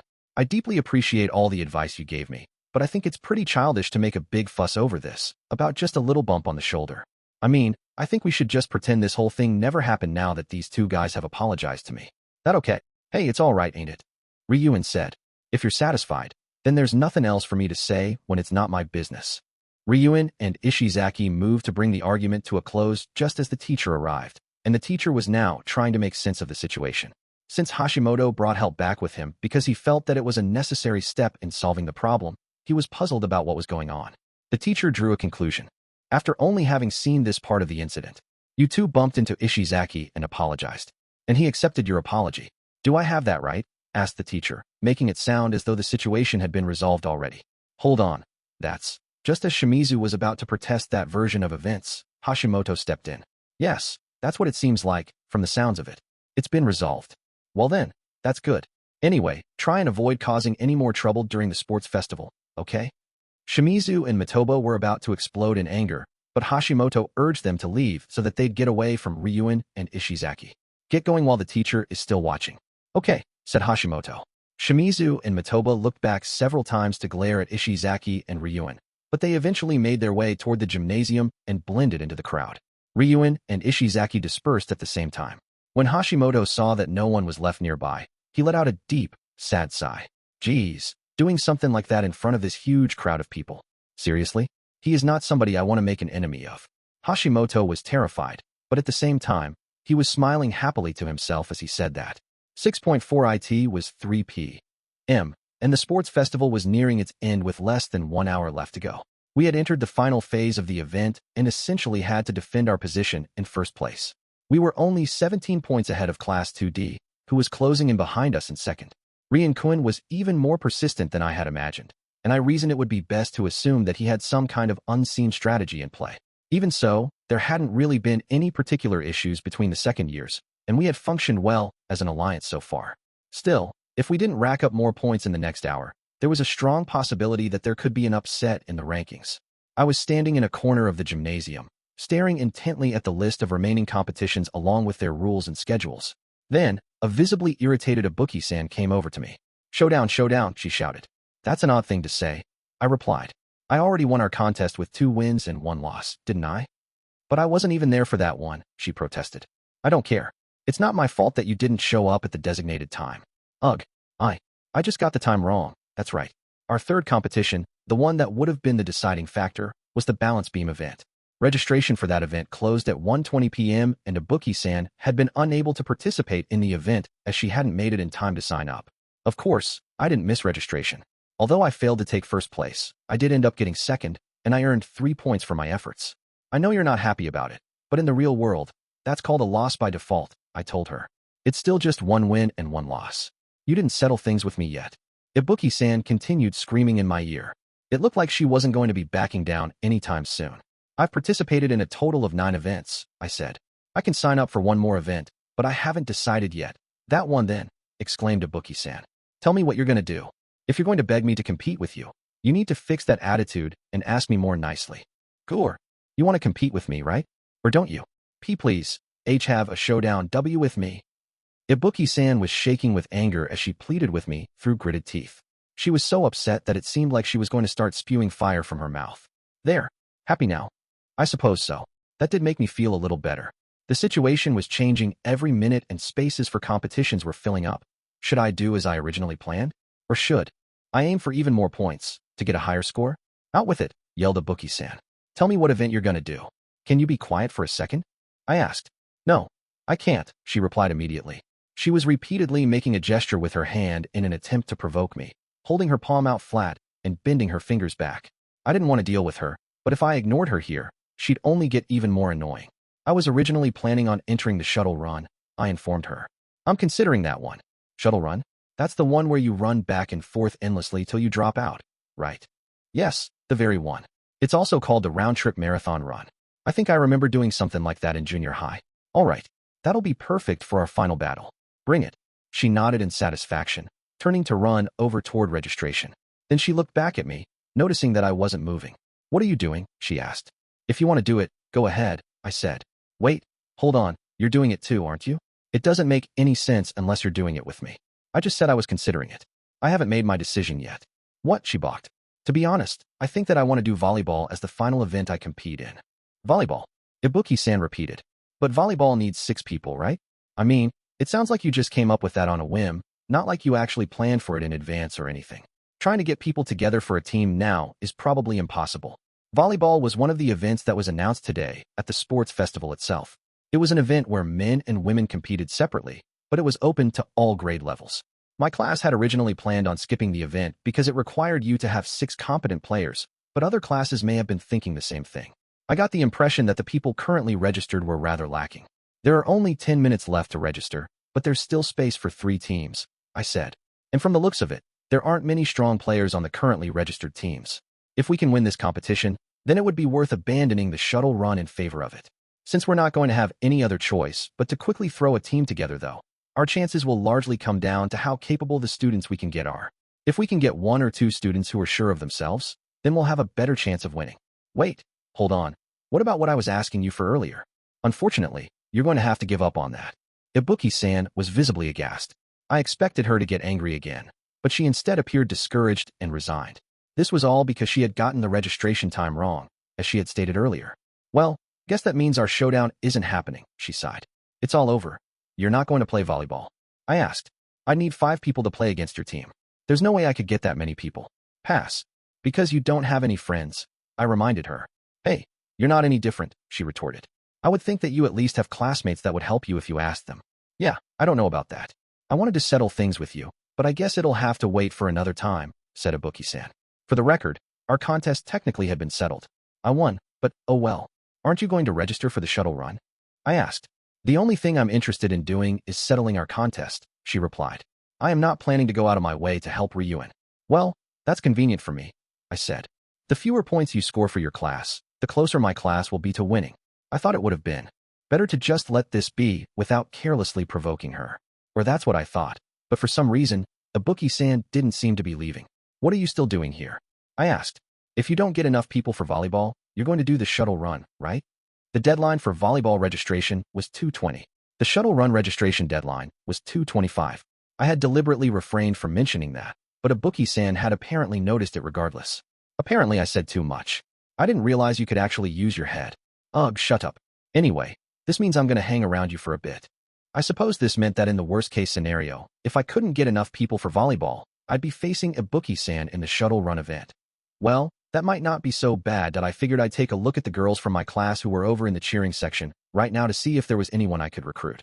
Unfortunately, it turned out that I wasn't able to conveniently find a group of good potential teammates, and time continued to pass. Before I realized it, Ibuki-san was sitting beside me, yawning. She was giving me a look that seemed to say, just give up already and settle things with me in the shuttle run. Oh my, what's this? Is that Horikita-senpai and Ibuki-senpai I see? Why hello there, you two. While I was waiting around to find potential teammates, the first-year student Amasawa-san approached me. In that instant, Ibuki-san suddenly shot straight up and glared at her. Oh no, what an angry face you're making. Could it perhaps be your time of the month? Said Amasawa-san mockingly. She was teasing Ibuki-san, but it seemed like Ibuki-san didn't hear half of what she said. If you can still compete in any competitions, I'll throw down against you. If you want, said Ibuki-san. Come to think of it, I don't think we ever competed against each other today, said Amisawa-san. Well, I suppose that's to be expected, since we don't have many chances to go up against each other, being in different grades and all. But don't you think it'd be a better idea to just drop the idea of competing with me? You're going to lose, you know. Don't underestimate me, Ibuki-san replied. You better be grateful that you haven't run into me yet. My, you're as confident as ever. By the way, what are you two doing here? If you're not competing in anything, you're supposed to be cheering. Otherwise, you'll get in trouble. You participate in the shuttle run too, Amisawa. Then we can have ourselves a showdown, said Ibuki-san. Oh, you're planning on competing in that event? Well then, I finally found you. Just as Amisawa-san was about to finish her sentence, Kushida-san suddenly appeared. I thought that perhaps she had some business with me, but instead of looking at me, Kushida-san was staring at Amisawa-san. I felt like someone was chasing after me, Amisawa-san said. Turns out it was you, Kushida-senpai. What is it? Oh, you don't mind that Horikita-senpai is here too though, do you? To overhear our conversation. Horikita-san? Oh, you're here too, said Kushida-san. Kushida-san seemed so entirely focused on Amisawa-san that she completely failed to notice I was even there. Oh, sorry, Kushida-senpai. It seems like my friends are all here. I guess I'd better be going, said Amisawa-san. As she said that, she pointed over toward another nearby first-year student, Nene-san, along with 4 other girls I didn't recognize. I came to the gym to sign up for the volleyball tournament, she said. It's my first time ever playing volleyball, you know. She apparently was planning on entering the tournament. I suppose this meant that the first years were making a move on this event as well after seeing that the competition was light. Anywho, see you later. Break a leg in the shuttle run. Okay, said Amisawa-san. After having come over and saying everything she wanted to say to us, Amisawa-san went to join up with her group. She's gonna play volleyball, said Ibuki-san, while glaring at Amisawa-san's back. Sounds like it, I replied. Then I'm gonna play too. There's no way you're gonna find 5 people to join your team on your own anyway. Huh. I blinked. I said I'm gonna play. As much as the thought of teaming up with you annoys me, this is my chance to beat that stupid, arrogant little first year. If Ibuki-san was willing to work with me, then I certainly had no complaints. She was a capable player. However, don't just go deciding that on your own, I replied. I haven't said whether I'm going to accept you as part of my team. What? Even though you haven't even found one single person yet. In team competitions, points are distributed equally to each class represented, I told her. So, I'd obviously want to fill my team with people from my own class rather than people from other classes, wouldn't I? Even if I managed to score points from this competition by having Ibuki-san on my team, her class was currently in 2nd place. In other words, it wouldn't change the rankings at all. Who the hell cares? I'm fine with playing just as long as I can see Amisawa looking all sad and upset. That all depends on what other teammates I can find. My condition for participating would be that there's a higher ratio of players from my class. That's non-negotiable, I answered. Then in that case, will you let me be on your team? Asked Kushida-san. She was still staring at Amisawa-san's back. What are you planning, Kushida-san? I wondered aloud. It doesn't look to me like you've had a change of heart and you want to work together with me. I honestly told her what I thought, and Kushida-san didn't deny it. However, what I really found curious was that Kushida-san's intense gaze was focused not on me, but on Amisawa-san. I owe that first year. Amisawa-san, she said. Wait, you and her? I asked. You too, said Ibuki-san. I'm not going to tell you the reason why, but I'd be more than happy to help you out if it means I can give her some payback, said Kushida-san. In that case, welcome aboard, I told her. I'm not going to complain about having a classmate join the team. That's perfect. As they say, the enemy of my enemy is my friend. Unexpected allies were falling into my lap. But she is most definitely a formidable opponent, I added. You got that right, agreed Ibuki-san. Ibuki-san immediately started warming up with some stretches, psyching herself up. Amisawa-san looked back at us from afar and smiled, apparently finding something about this funny. Amisawa-san's abilities were incredible. Ibuki-san and I had experienced them firsthand, but the other people on her team were an unknown quantity. Going just by the OAA values that I could remember, I recalled that Nane-san had a relatively high score in physical ability, but I didn't have any impressions of the other students. I was sure that I remembered all the names of students with scores around A, so I reasoned that they could have BS going by the highest estimate, or perhaps somewhere below that, but at any rate, the problem was that I was still 3 people short. Analyzing my opponents when I didn't meet the requirements to even sign up would be counting my chickens before they hatched. What are your conditions for the remaining 3 players? Just that they're not from Ryuin-kun's class? Said Kushida-san, asking me about my requirements for the team. Yes, exactly, I answered. I'd like to have as many people from our class on the team as possible. But our priority is winning and making sure we have good players. Got it. Wait here a minute. And with that, Kushida-san walked off. She said, got it, but what is she gonna do? Said Ibuki-san puzzled. There's no way. People are gonna help us that easily. I traced Ibuki-san's curious gaze as she watched what Kushida-san was doing. Kushida-san had gone to talk with Rakaka-san, a student in Sakayanagi-san's class. After chatting for a while, the two of them went on over to see Fukuyama-san, also from Class A. After that, they went over to talk to a student from another class who was cheering for her classmates in the gymnasium. That's Himino-san from Ichino-san's class, isn't it? I muttered to myself. Kushida-san, the two students from Class A, and the one student from Class C talked for less than a minute. Then, Kushida-san came back over with those three students in tow. These girls said that they'd play with us, she said. Volleyball isn't really Himino-san's thing, but she agreed to play as long as the five of us back her up. I told her that if she left the hard part to us, it'd be okay. Kushida-san had apparently spoken to Himino-san using her usual Kushida-san mode that she didn't ever use with me. I especially couldn't hide my surprise over the fact that she had convinced two students from Class A to lend us a helping hand with no questions asked. We're in panic mode right now ourselves since we're probably about to lose the sports festival, said one of the girls from Class A. But even so, we want to at least contribute something to our class, even if the worst is happening, right? She turned to her classmate, who nodded in response. These two girls wanted to achieve something precisely because they were in Class A, which was currently dead last in the sports festival. Kushida-san recognized that mindset, and at the same time, instantly picked out which students were talented players. Even if she didn't exactly remember what their scores were in OA, being Fukuyama-san's and Rakaka-san's friend, Kushida-san had a solid understanding of how physically capable they were. She pulled off a feat you could never achieve in your entire life. Ibuki-san, I teased. Shut up, she snapped. You weren't able to find anyone either. Well, there are still about 5 or 6 people in the gym that we could probably talk to about joining the team.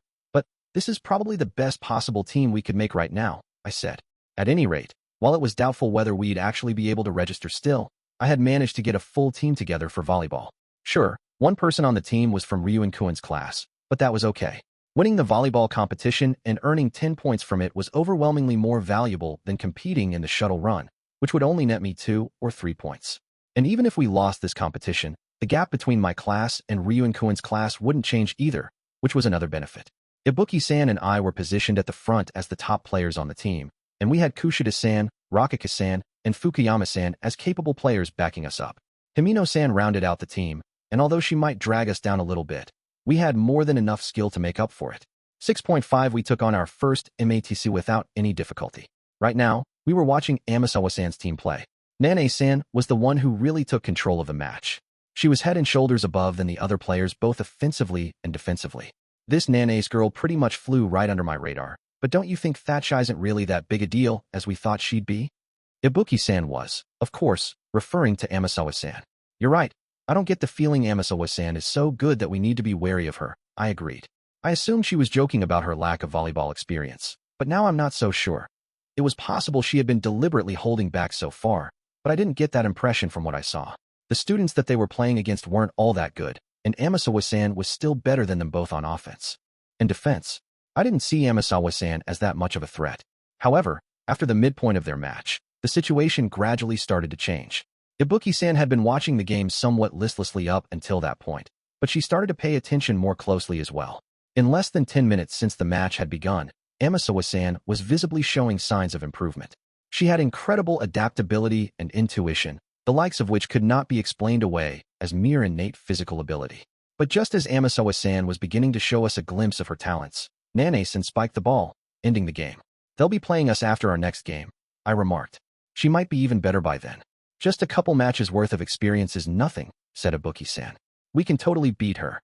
It was dangerous to be overly optimistic, but it was true that their team had really won the game without Amasawa-san even touching the ball that much thanks to Nane-san taking the lead. When our turn came, we won our game too, seizing a decisive victory at around 3:40. In this sports festival, there were many differences in the rules compared to a normal competition, and this volleyball tournament was no exception to that. There was no rotation in who served, and you could have any player of your choosing serve the ball. The winning team was either the first to score 10 points overall or the team who scored the most points by the 10-minute mark. If the score was tied when time ran out, the game would go into overtime. If that happened, the side that scored last and tied things up had the serve, and the first to score a point won. Looks like it's time to see what kind of face you make when you lose, huh? Said Ibuki-san, staring Amasawa-san down. Will settling things with me on the volleyball court really make you happy, Ibuki-senpai? Replied Amisawa-san. First, I'll beat you in volleyball, Ibuki-san replied. Then, I'll beat you in a fight. Ahahaha. You know, I don't hate your way of thinking, chuckled Amisawa-san. They weren't wishing each other good luck in their upcoming match, saying that they hoped it'd be a good game or anything like that. Instead, the sparks were flying between them as they waited for the signal for the match to begin. Amisawa-san's presence was unsettling for sure, but Nane-san was the one that we really needed to be wary of. I'm gonna be the attacker, just like in our last game, Ibuki-san declared confidently. She sounded more fired up than before. I'm gonna slam the ball into their side of the court with everything I've got. Though she had some difficulty controlling the ball, I certainly couldn't complain about Ibuki-san's spikes. Their destructive power was second to none. When the match began, Ibuki-san served the ball, and we quickly scored a point. I thought we'd carry that momentum forward, but Nane-san quickly spiked the ball back, and her team scored a point on us. After that, I was expecting it to be an even closer game at the start, but we held a slight advantage and established a small lead in the first part of the game with a score of 4-2. As I anticipated from watching her play, Nane-san was an even match for Ibuki-san and me, but apart from that, my team had a slight advantage. The situation changed in the middle of the game though, when there were 5 minutes remaining. Ibuki-san took 3 steps in her run-up, leaping up into the air, and spiked the ball. Up until this point, Ibuki-san's spikes had sailed past the net and earned us sure points. But this time, Amisawa-san appeared and blocked the shot. Actually, no, that wasn't quite right. Amisawa-san slammed the ball back down on our side of the court, with the same amount of momentum. The ball hit our side, and the first year's team earned 1 point. Too bad, huh, Ibuki-senpai, gloated Amisawa-san. Hey, Nane-san, what do you call that kind of play again? I believe that's called a roof, Nane-san replied. I'm not too familiar with the terminology though. Well, senpai, since I can see what your attack pattern is like, I'm afraid you're not going to be scoring anymore, Amisawa-san taunted. Like hell, Ibuki-san yelled. Next time I'm going to score against you for sure. Calm down, I told her. She only happened to block you this one time. Shut it. Pass the ball to me again. Now, the score was 5-3 and it was our serve. This whole thing would have been much easier on us if we could finish the game now, but the rules stated that if a player went out of bounds, 1 point was immediately awarded to the opposing team, so players couldn't go about the court recklessly. If you served the ball from a standard position, it was only natural that the other team would return it. At any rate, we had defended well until now. I gave the ball over to Ibuki-san. This time for sure, she shouted. You're going down. Ibuki-san changed up her rhythm, leaping high into the air after 2 steps for her run-up. She then made the best spike of the day. The 2 first years who jumped into the air to block weren't able to get a hand on the ball, and it headed straight for the ground on their side of the court. However, Amisawa-san stopped it from landing. It was almost as though she knew exactly where the ball would land. She received it beautifully and completely stopped it, pushing the ball back up into the air on their side of the court, in enemy territory. Nane-san jumped high into the air with her golden hair flowing behind her. She spiked the ball, sending it straight towards Himino-san. Unable to move, Himino-san froze, and Kushida-san quickly raced over to try and receive the ball. Unfortunately, she was unable to control its momentum. The first-year team were starting to catch up with us, slowly but surely, and when we reached the final stage of the match, we were neck and neck. The score was 6-6. With the way things were going, and with only about 2 minutes left on the clock, it was entirely possible that the game would end in overtime. Get it to me again. Ibuki-san shouted furiously. Ibuki-san had been blocked by Amisawa-san twice now, but she was determined to score next time. I instructed our teammates to get the ball to Ibuki-san, and the game resumed. After both sides exchanged the ball back and forth, Amisawa-san was poised to spike for the first time. No way am I going to let you all people score, hollered Ibuki-san, jumping to block.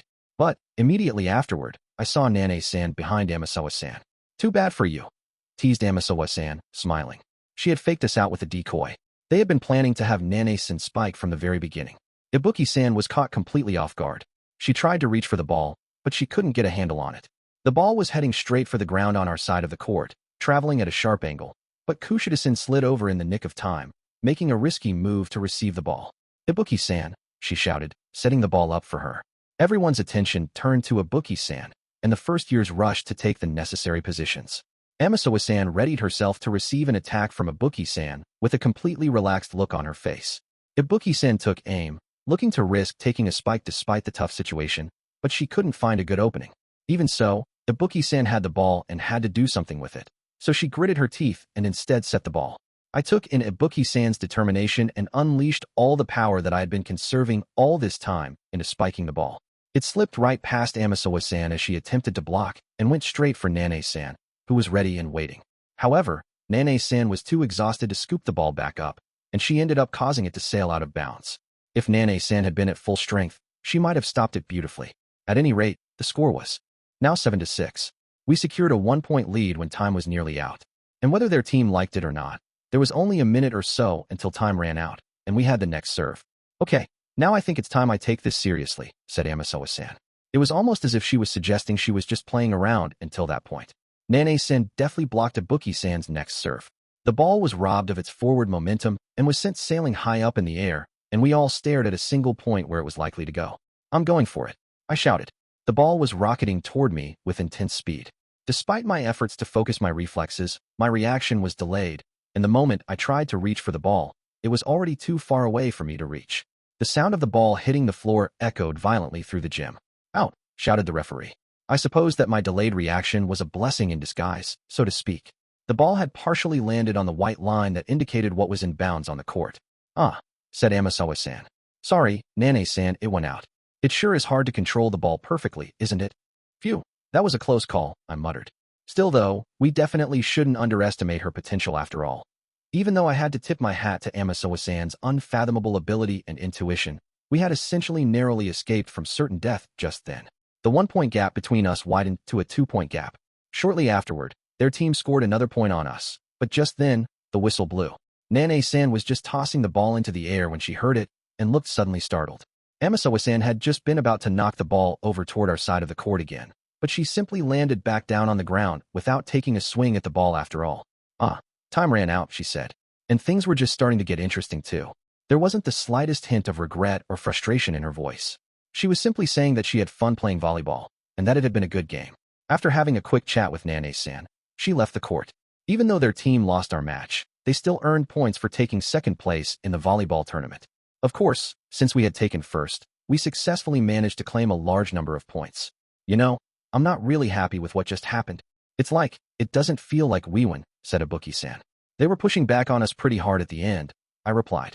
I shudder to think what might have happened if we didn't run out of time. We should have been feeling good about ourselves after our win, but we were left uncertain and gloomy, like things were still unresolved. Even so, this was a big win for us, and it was the sort of hard-fought battle that felt like a fitting end for the sports festival. It was only then that I noticed that there were quite a few people who had been watching the game, and though it was sparse, we were getting some applause. 6.6 at last, the sports festival had entered its final stage. The gymnasium was filled with an odd kind of excitement as students entered into the final, decisive rounds of various team competitions. We're just about to start playing, Sudo-kun, said Onodera. Are you ready?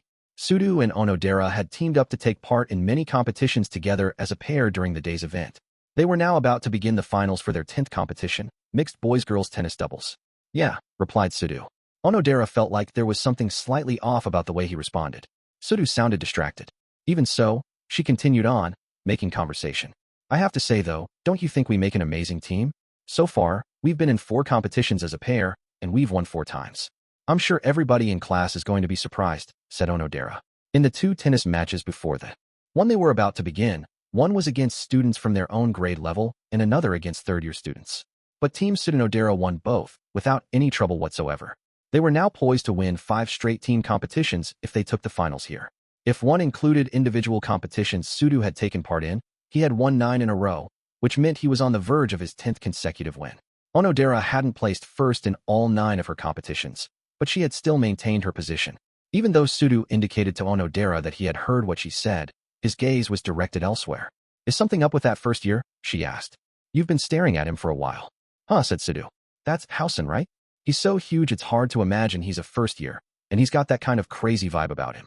But for some reason, I kind of get the feeling there's some other reason you're paying attention to him, Sudo-kun.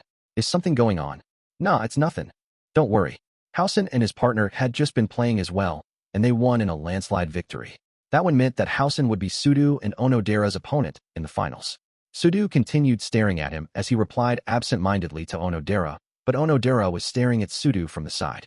Sudo had been taking all of the competitions thus far seriously without getting too lost in thought in any of them.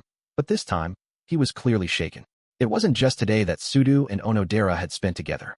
They had been working alongside one another for most of the time they'd spent in preparation for the sports festival. They had been meeting up and doing all sorts of training at all times of the day, during normal practice time, during lunch, and during their morning commutes to school. As a result, Onodera had learned to pick up subtle changes in Sudo's expressions.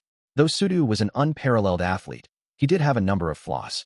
He had a crude personality and got carried away quickly. He was also prone to losing his temper. Those things had occasionally been a hindrance to Onodera and Sudo as they worked together. A staff member approached Sudo and Onodera as they were sitting down, resting their bodies. "We'll now begin the final match," the staff member told them. "Players, please take your positions." "All right, let's settle this fast and get ourselves a victory," said Sudo, pretending to be calm. Both he and Onodera tried to empty their minds as they headed into the match. Onodera figured that even if there was something going on with Housen, it would be fine as long as it didn't interfere with the event. "Okay," said Onodera as she proceeded to pick up her racket. She was replying to Sudo, but she also spoke as though she were reassuring herself as well. Sudo and Onodera's classmates started showing up at the gym one after another, hurrying over so they could cheer them on. Even the adults must have been very interested in seeing the finals because they stopped to watch as they passed by. "It kind of feels like an actual tournament," observed Onodera. "Yeah," Sudo agreed. "It's like a good kind of nervousness. Makes you feel all fired up." No one needed to worry about the likes of Sudo or Onodera getting stage fright at a time like this, as they were capable players when it came down to it, including during their club tournaments.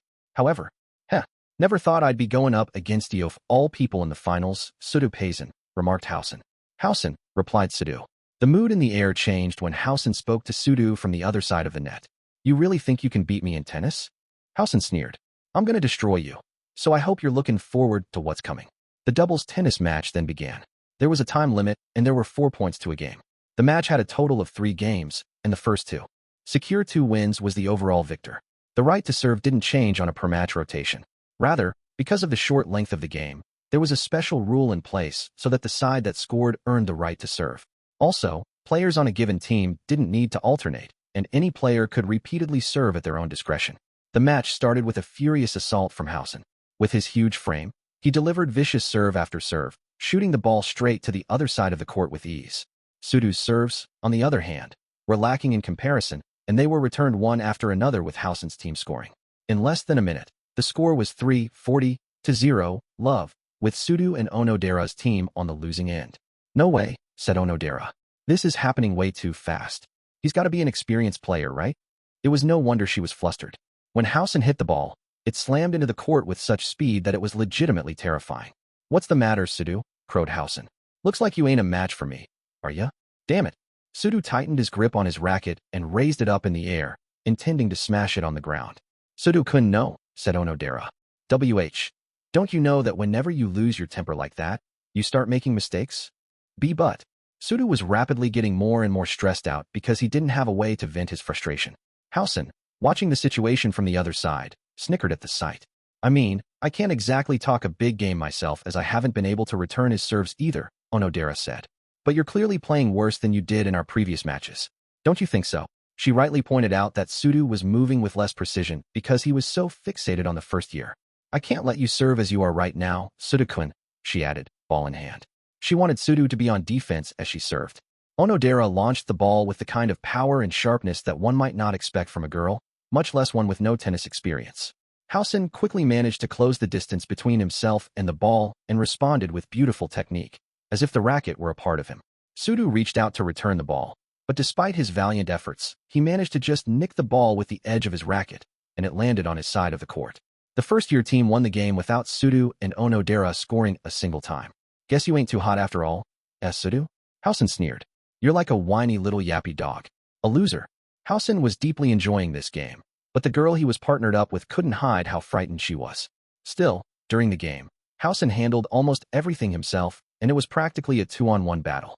However, while everyone expected that Housen would keep up this furious, one-sided onslaught in the second game, there was an unexpected turn of events. When he hit the ball, it didn't have the kind of momentum behind it that it did before.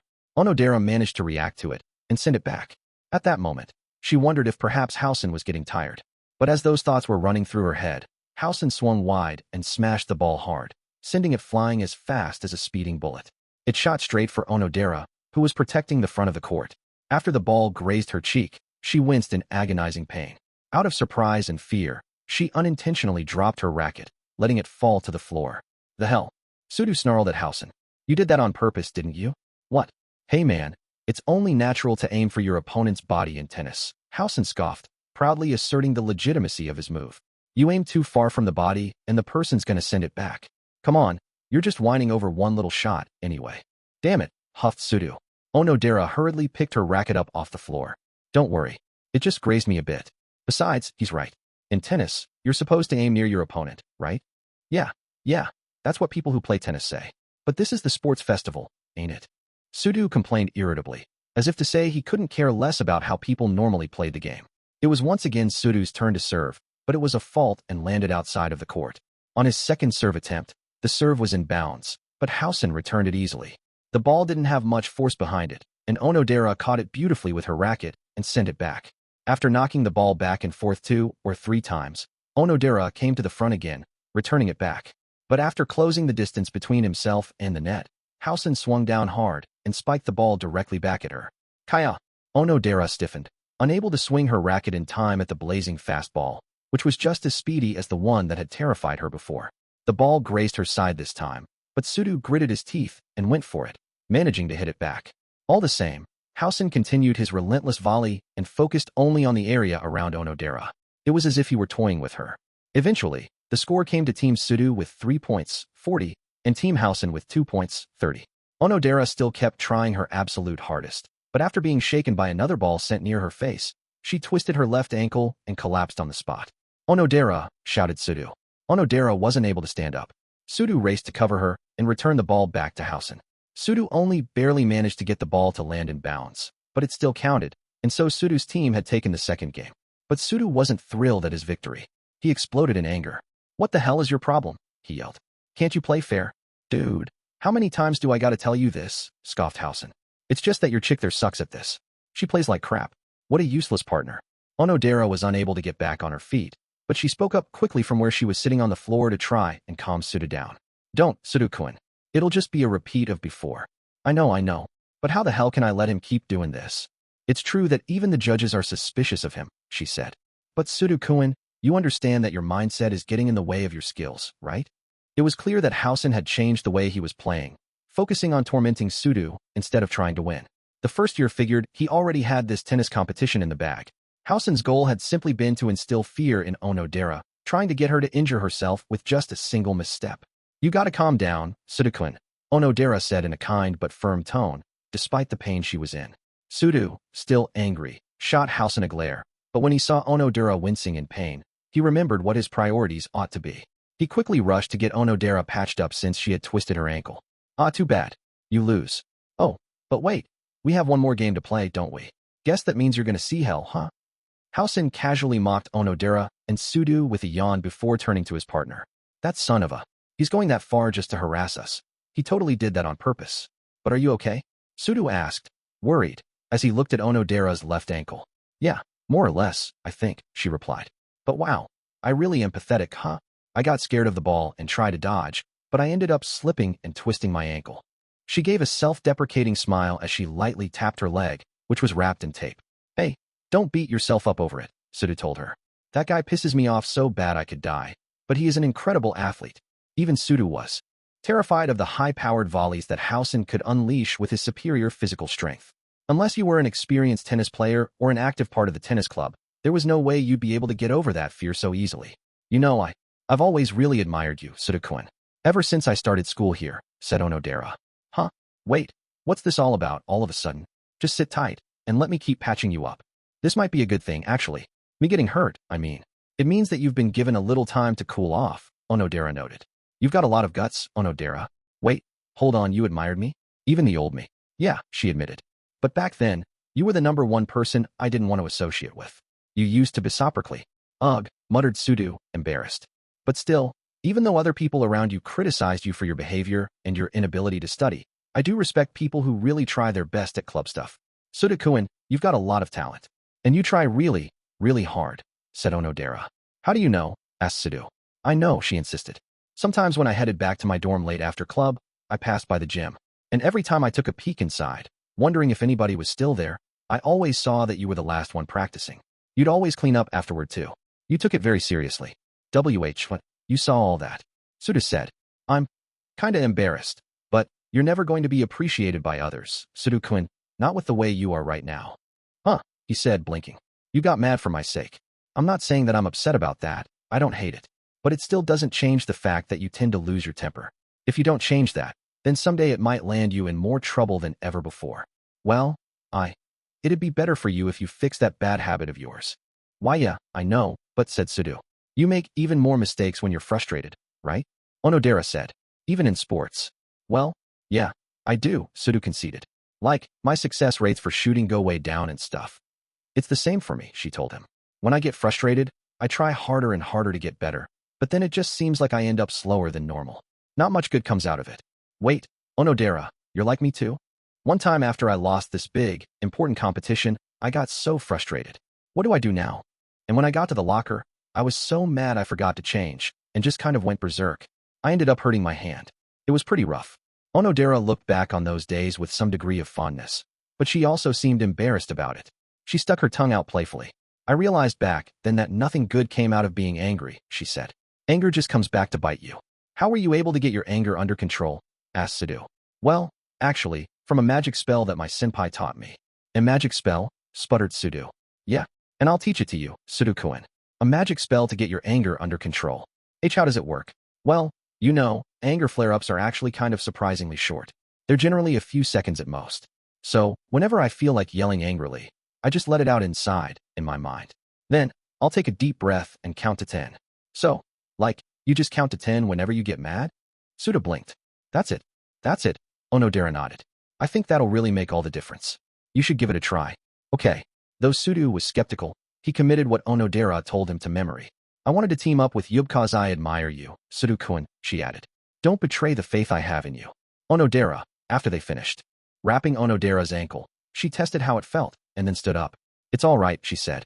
Anyway, this tournament all comes down to this one last game, whether we like it or not. If we lose this game, we lose the tennis tournament. But if we win it, the tournament's ours. Yeah, said Sudo. The third game would be the deciding factor. Housen continued targeting Onodera relentlessly now that the injury to her left leg had dulled her movements. Even in cases when Housen actually ended up getting scored on because he took it too far, he still showed no sign of letting up his assault on her. Despite that, Team Sudo was leading now, with the score 40 to 15. Housen knew that if Team Sudo scored on him just one more time, the game would be over. Even so, he targeted Onodera once again, sending the ball hurling her way at high speed. This time, Onodera was unable to avoid it, and it smacked her directly in her right upper arm. Onodera crouched down, in pain. That's not how you're supposed to play, Sudo snarled. Enough of this. Sudo was so angry that he felt like his blood was coming to boil. But then he remembered the magic spell that Onodera had taught him moments earlier. While glaring at Housen, the source of his repeated frustrations, Sudo let out silent shouts of anger in his mind. 10 seconds of anger. He just had to hold it for 10 seconds. He began counting 1, 2, 3, and so on, and then took a deep breath to help get his emotions in check.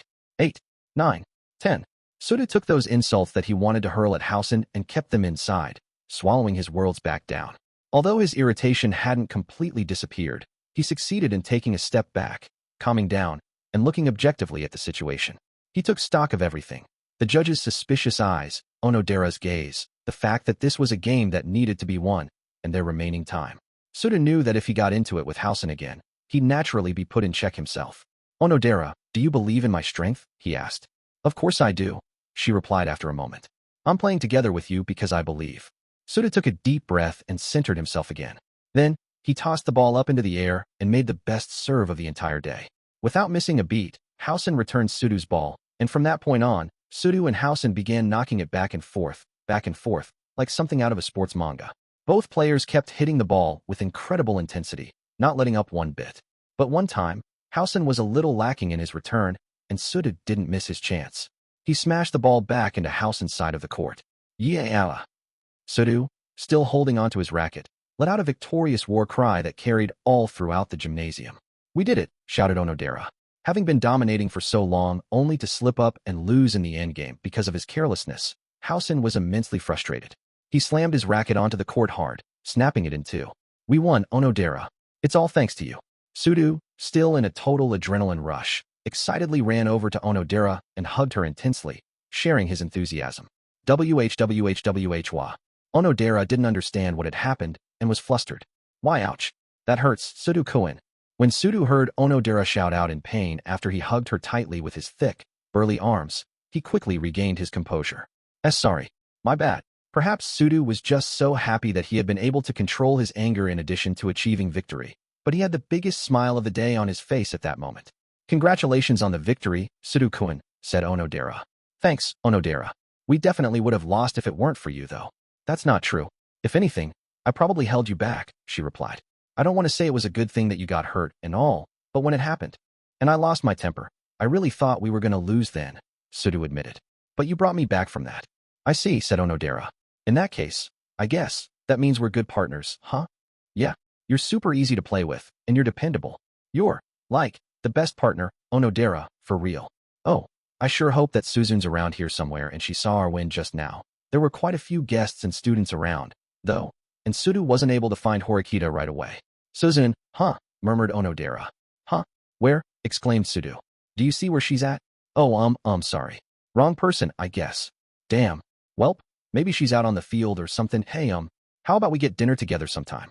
Like after we're done with club stuff and heading back to the dorms, asked Onodera. Huh, said Sudu. Oh, sure, that's fine with me.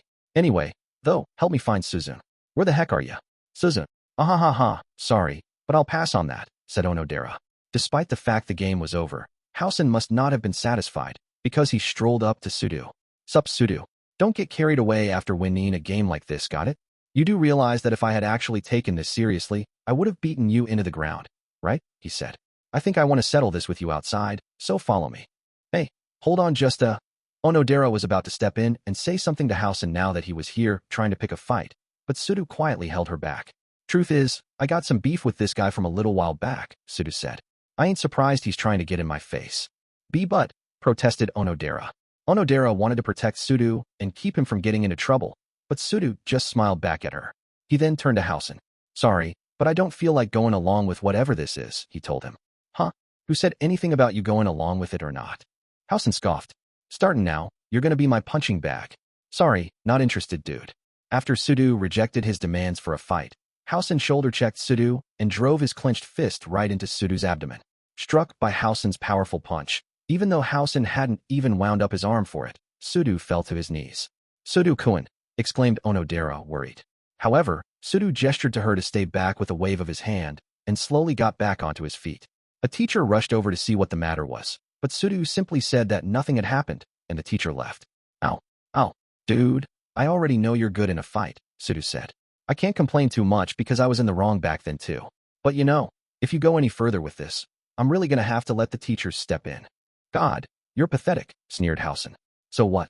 You were way more fun when you came at me before, you know? Maybe, I dunno, replied Sudu. Let's go, Onodera. Why yeah, said Onodera. Ugh, you're such a boring little brat.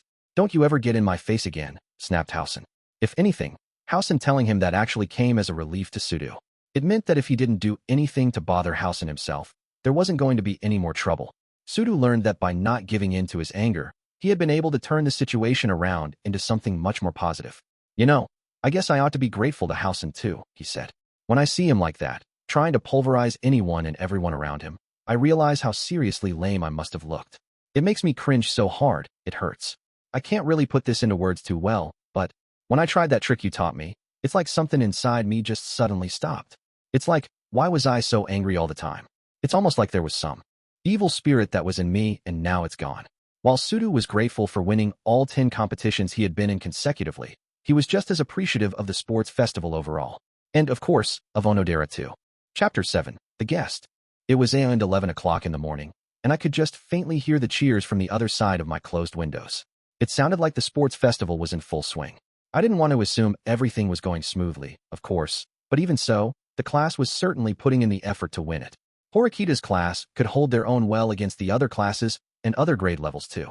It was that conclusion that had allowed me to choose, without hesitation, not to attend the sports festival myself. I had taken care of all of the necessary arrangements on my end, so I just had to leave the rest to Chairman Sakayaneji. Although the fact that he was the chairman didn't necessarily mean that I could fully trust him, it was easy to decide whether I could or couldn't trust him at all, because of course, it would be virtually impossible for me to remain at this school if he were to betray me. All that was left now was to wonder what kinds of battles the second-year students would face at the sports festival and what the results would be, and how greatly Sakayanagi's presence or absence would affect the outcome. I looked at the door. I had come up with a strategy to contain Sakayanagi, but it was a little too late to see what the effects would be. I was concerned about a number of things, but I suppose that I'd just have to wait and see. And that included matters with the sports festival too. I think it's about time I started getting lunch ready, I thought to myself. Just as that thought crossed my mind though, my doorbell finally rang. Now then, was this visitor going to be a welcome presence or not? I wouldn't know for sure until I tried dealing with the situation. As I kept my distance from the door and watched to see what would happen, a voice came from the other side of the door, as if whoever was standing there had anticipated my cautiousness. Hello, Ayanokouji-kun. I lowered my guard somewhat and reached out. I placed my hand on the door. I tried to imagine various scenarios, but from the moment she entered the dormitory, it was as though I had lost. The person standing on the other side of my door was none other than Sakayanagi, dressed in her casual clothes. She looked up at me with a broad smile on her face. I'm terribly sorry, but would you mind letting me in for a moment? She said. Though I am only forbidden from leaving the dormitory building proper, I'm afraid that visiting a male student's rooms during the sports festival could also be somewhat problematic. Coming inside my room might be even more problematic, I pointed out. Still, I decided not to turn Sakayanagi away and welcomed her inside. Please pardon the intrusion, she said. Sakayanagi took off her shoes and came into my room, her physical limitations making her movement slow. Come to think of it, this is the first time you've come to my room, Sakayanagi. That's because I don't often visit anyone's room, she replied. Have you already had lunch? I was just thinking of making something, I replied. I see. That's good then. I brought this with me to say thank you for the invitation, said Sakayanagi as she handed me a small plastic bag. I bought these at the convenience store early this morning. It's apparently a new product, and since I had the opportunity, I thought I'd like to eat it with you. When I took a peek inside the plastic bag, I saw 2 small Mont Blanc cakes inside. I figured it'd be a good idea to brew some coffee if we were going to have sweets like those. It'd be better to sit on the bed rather than the floor, I said. Sit down anywhere you like. Thank you very much for your thoughtfulness, replied Sakayanagi. After directing Sakayanagi to sit on the bed, I went over to the kitchen, turned on the faucet, and started filling the teapot with water. It doesn't seem like you came here to visit me on a simple whim, I remarked. I said it with a straight face, but Sakayanagi chuckled softly. Like she found something amusing about it. People don't normally know who's in the dormitory. People would not expect that I, the leader of Class A, would be visiting your room all alone, Ayanokouji-kun. Anyone, no matter who you asked, would be surprised if they saw Sakayanagi come to my room. They'd suspect that something was up, and that was exactly why Sakayanagi never made contact with me in the dormitory. Until today, that is. You really are a bad person, aren't you, Ayanokouji-kun? This was your strategy, wasn't it? Strategy? What do you mean? Foo-foo. No need to put on an act. You were almost certain that I'd be coming here today, Ayanokouji-kun, she said. Actually, no, let me amend that statement. You were absolutely certain of it, weren't you? It seemed as though Sakayanagi had completely seen through my trap without needing to think very much. We, Class A, have fewer students, she said. We have an immediate disadvantage in this sports festival right from the starting line. Moreover, although we do have capable students like Kita-kun and Hashimoto-kun, on average, Class A falls short of Horikita-san's class. As such, if we were to win, we would need to determine what person should be participating in what competition and manage our schedules down to the second, while simultaneously keeping an eye on which of our rivals are participating in what events. I turned the teapot on, and it started to quietly bring the water to a boil. I then took a can of coffee out from the cupboard along with cups and a coffee filter. You did this because you didn't know how the situation might turn out if I participated, she added. You have a high opinion of yourself, I see, same as always, I replied. The best way to ensure that the other classes beat Class A in the sports festival was to make sure I didn't take part. The sports festival went along according to a very precise schedule. Knowing Sakayanagi, she could direct her classmates and organize her players well and get them into the appropriate placements. Moreover, she could have coordinated event participation using students from other grade levels too. Last night, my father told me that he wished for you to be absent from the sports festival, she went on. He said it was to possibly prevent someone from the White Room attending as a guest from coming into contact with you. He said that he was going to assign someone to watch the dormitory too. It's true that Chairman Sakayanagi asked me not to participate, but I never thought that he'd tell his daughter about it, I replied. Surely you must be joking, she said. You're the one who instructed my father to tell me, Ayanokouji-kun, aren't you? She had seen right through me, as though what I had done had been simply a matter of course. Even though she was his daughter, Chairman Sakayanagi would never mix his personal and professional lives. That was why I had asked him to tell his daughter what was going on himself, rather than having me explain to her. I had requested that he explain the situation to his daughter beforehand, as she was someone who could have likely missed the sports festival anyway due to health concerns anyway, telling her that it was possible she could get wrapped up in whatever trouble came as a result of me in the White Room. As the leader of Class A, Sakayanagi had been surprisingly willing to participate in the sports festival, but I couldn't imagine that the chairman knew about that. And even if he had known, he would also decide it would be safer to just have her take the day off from the sports festival regardless. Since she was his own daughter, he would have known that if something happened, there was a risk that she might stick her neck out to help me. However, there were some things that not even the chairman could predict. He didn't realize that his daughter's instincts and her curiosity were not easily suppressed. If I was going to be absent, it was natural that she would. Think of it as a good opportunity for the two of us to have a nice, long, undisturbed conversation. She had even showed up outside the door to my room, which was considered to be the most dangerous place of all, without any fear. Did you choose to come here before noon just to make me nervous? I asked. I wanted to tease you a little bit, Ayanokouji-kun, she admitted. And I wanted to make you wonder if I had perhaps ignored your strategy and decided to participate in the sports festival anyway. I see. Incidentally, you and I are the only two students who are absent from the event, Ayanokouji-kun. Everyone else is attending. From the sound of it, Sakayanagi's information network had kept her abreast of who was participating from each class. She must have gotten reports via phone before the sports festival began. There had apparently been no oversights on that point either. Anyway, even though I did end up being mean to you by arriving just now, I honestly did plan on visiting you a little earlier in the day, Sakayanagi said. The water just started coming to a boil in the pot, shaking about inside. I went down to the lobby a few moments ago to check on the situation outside, she added. I was, at least ostensibly, on sick leave, so I was strictly forbidden from leaving my room. Sakayanagi, on the other hand, wasn't able to leave the dormitory building, but she wasn't out on actual sick leave. Even though she'd get a warning in the unlikely event that she stepped outside the building, it wasn't like she'd be violating the reason for her absence if she did. So, how were things down on the first floor? I asked. There were 3 people there who I assumed to be security guards. It appears that they aren't only stationed to stand watch here in this dormitory, but rather they're meant to patrol the entire school so that their presence doesn't appear unnatural. That was likely because while they were here to protect me, they were mostly security professionals meant to protect government officials. The MVP in today's sports festival, and the one who made victory a certainty, is neither Horikita-san, who proposed a partnership with Ryuen-kun, nor Ryuen-kun, who accepted her offer, she then said. Ayanokouji-kun, you're the one who had the final word to guarantee my absence from the event. That alone was what it took to decide the winner. Bravo. I expected as much from you. But we still don't necessarily know how it'll turn out in the end, I replied. It's true that the tables could be turned unexpectedly, but it's unlikely. I would think that by now, Class A is completely at the mercy of Horikita-san's class, who is fighting this battle head-on, and Ryuen-kun's class, who is employing every trick imaginable. Even if a body has excellent arms and legs, it can't do anything without a head. That's the sort of class I've been building, after all. Similar things could be said for Ryuen's class, but generally, the issue in Sakayanagi's class was that it was too strong at the top. The fact that the leader solved all problems meant that, on the flip side, nothing could be solved if the leader wasn't around. Well, it's all right, she said. In exchange for losing 150 points in this event, I will be enjoying my time together with you, Ayanokouji-kun. She didn't seem to care even the slightest bit about any damage being done to Class A. You're not afraid of a drop in class points, I remarked. This school's systems are a game to me, she replied. As long as I maintain Class A's position to some extent, there's no problem. At any rate, since she had gone through the trouble of bringing Mont Blanc cakes to enjoy, I took them out of their packaging and brought them to the table on 2 plates. Then, I poured hot water from the pot into the filter with coffee grounds in it. It seems like you're used to doing this, observed Sakayanagi as she watched my movements. This isn't really that big a deal for me. I suppose that these kinds of things, like preparing coffee and so on, are new and fun for you. Isn't that right, Ayanokouji-kun?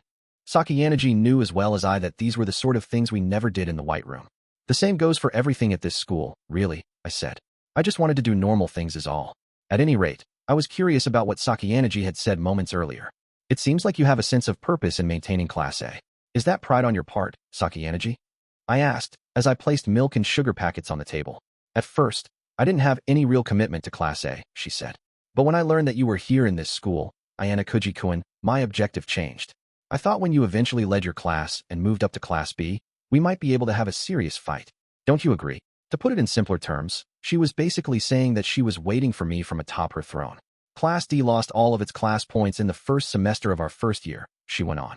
However, at some point, you began to increase your number of class points. Now, you finally managed to reach Class B as well. The reason for this, of course, was you, Ayanokouji-kun, working from the shadows. Sakayanagi spoke happily and eloquently, as though she were bragging about her own accomplishments. She picked up a plate off the table and placed it in her lap. Let's eat, Ayanokouji-kun. She urged me to sit down next to her on the bed. I didn't refuse, and I simply went over and sat down next to her. I had to wonder what she was thinking, because she stabbed the Mont Blanc with a fork, scooped up a piece of it, and held it out toward me. Here, she said. Here what? I asked. Can you not tell just by looking? Please take a bite. No, I can tell. It's just, surely there isn't any problem, is there? It's just you and I here right now, Ayanokouji-kun. No one will bother us. I had wondered if there was some underlying motive at play, but that didn't seem to be the case here. I took the forkful in my mouth and the sweetness filled my senses. This was, in fact, the very first time I had ever eaten a Mont Blanc. Is it good? She asked. To be honest, I didn't care for the taste. I personally thought that a simple shortcake had a more pleasing flavor. However, I didn't want to complain about a gift. Yeah, I answered. Receiving that simple, one-word answer, Sakayanagi smiled warmly. Well then, I'll have some too, she said. She scooped up a bite for herself and brought it to her own mouth, not caring at all that it was the same fork she used to feed me. It's not quite as good as what they have in the cafe, but it's still satisfying as sweets you can get from a convenience store. She nodded in satisfaction with that, and then offered a forkful to me once more. Since we were both eating the same piece of cake, we quickly polished off the first Mont Blanc. I'll bring a different cake next time, said Sakayanagi. Huh. I blinked at her. I could tell from your reaction that it wasn't quite to your taste, Ayanokouji-kun. I thought I said it tasted good though, when you asked me. I am quite proud to say that I possess excellent insight, and particularly so when it comes to you, Ayanokouji-kun. I never imagined that she'd be able to see through me like that and figure out what I was feeling. You never show any openings when you're in a serious contest of thought, she added. But, surprisingly enough, you can't really hide what you're thinking in personal matters like this. Maybe that's because I'm not used to it, I guess, I answered. Foo-foo. Well, I like that part of you too. I couldn't tell whether she was being serious or if she was joking when she said that. In any case, she carried on. Please allow me to try again. I'll find another delicious cake and bring it to you. If we find another time like this where people won't see us, then sure, I agreed. Whether it was on regular weekdays or on holidays didn't matter. It would be next to impossible for us to meet unless it was during a time when people were out of the dorms. Well, I suppose we could consider meeting in the early morning or late at night, but that would naturally lead to other problems. Anyway, I have to say, this change of heart you've gone through is quite curious, Ayanokouji-kun, said Sakayanagi.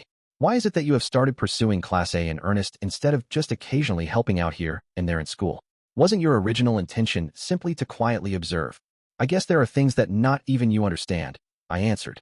I'm not a god. Moreover, I understand your situation, Ayanokouji-kun, but there are parts of your thinking that I haven't caught up with yet, and that I don't fully understand. Could you please enlighten me? A genius, driven by the unknown, was looking for answers. The main reason why Sakayanagi wasn't interested in the whole Class A through Class D ranking issue was probably because it wouldn't matter either way for her after graduation.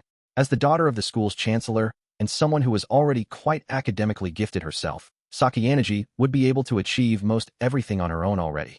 She didn't need to use the privileges that came with graduating from Class A for anything, so she wasn't fixated on it.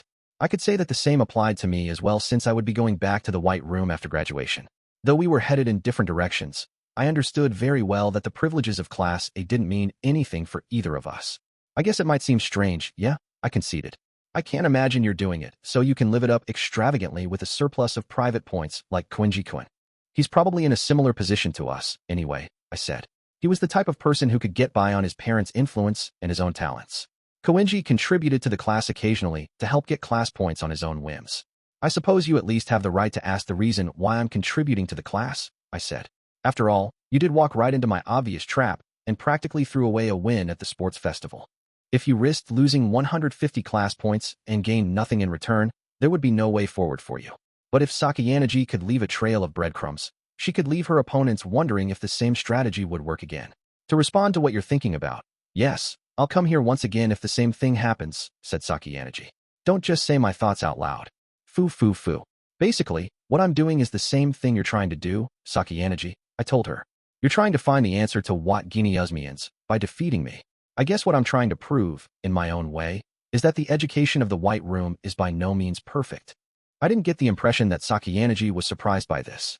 That was evidence to me that she already assumed I had this line of thinking, even if she didn't have any hard proof. So you're trying to create the strongest class with your own two hands, Ayanokouji-kun, she said. Is that right? I nodded in affirmation. Sakayanagi placed the pad of her pointer finger on her lips. I can't say that I haven't considered that before, but it does leave me with some questions, she said. I'm sure. The sports festival. Despite the circumstances, you could have forged ahead and participated anyway, Ayanokouji-kun. I'm sure that, had you been providing instructions directly on the battlefield, you would have increased your class's chances of winning even more and turned it into a sure victory, no? I'm sure you were not afraid of me participating. Either. I approached this sports festival with one idea in mind. That is a rather interesting statement. And what idea is that? Careful observation. I decided that this would be a good opportunity to see how well the other students could fight on their own without my direct intervention. Your absence was a byproduct of that, I guess. So, I've come to see you only because you decided to observe, Ayanokouji-kun. Not because of anything you did directly regarding the events of the sports festival. I see. As she spoke, Sakayanagi quickly arrived at the conclusion, ahead of everyone else. Meaning, just as she was about to give the answer, I gently shoved her from the front. Well, actually, it was probably an exaggeration to call what I did a shove. I had gently grabbed both of her shoulders and gave her a light push. Sakayanagi was completely powerless and unable to resist, so she fell backward. There was a light pomp sound as she hit the mattress, followed by the slight creak of metal. Even Sakayanagi, who prided herself on being a genius, must not have even considered that I'd do something like this. Before she could wrap her mind around what was going on, I looked down at her from above as though I was hanging over her. Ayanokouji-kun. The normally confident and relaxed Sakayanagi was unable to keep up with the shift in this situation. I'm living my life here at this school according to my plan, I told her. The fact that you came to my room today, and that you showed interest in my plan, along with the possibility you'd arrive at the answer, and that there would be a route to arrive at that conclusion, that was all part of that plan too. Sakayanagi had probably never had a man looming over her like this before. She cleared her throat, perhaps out of worry or nervousness. If you tell anyone else about what we discussed today, it will hinder my objective, I added. Do you think that I would tell anyone? She asked.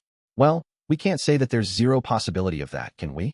If you were to threaten me and tell me I had to have a showdown with you or you'd expose me, then I would have no choice but to accept. I see, that's certainly. Yes. But if I were willing to coerce you into a competition by doing something like that, then couldn't I have just told others about the White Room? She suggested. No, that wouldn't have worked, I replied.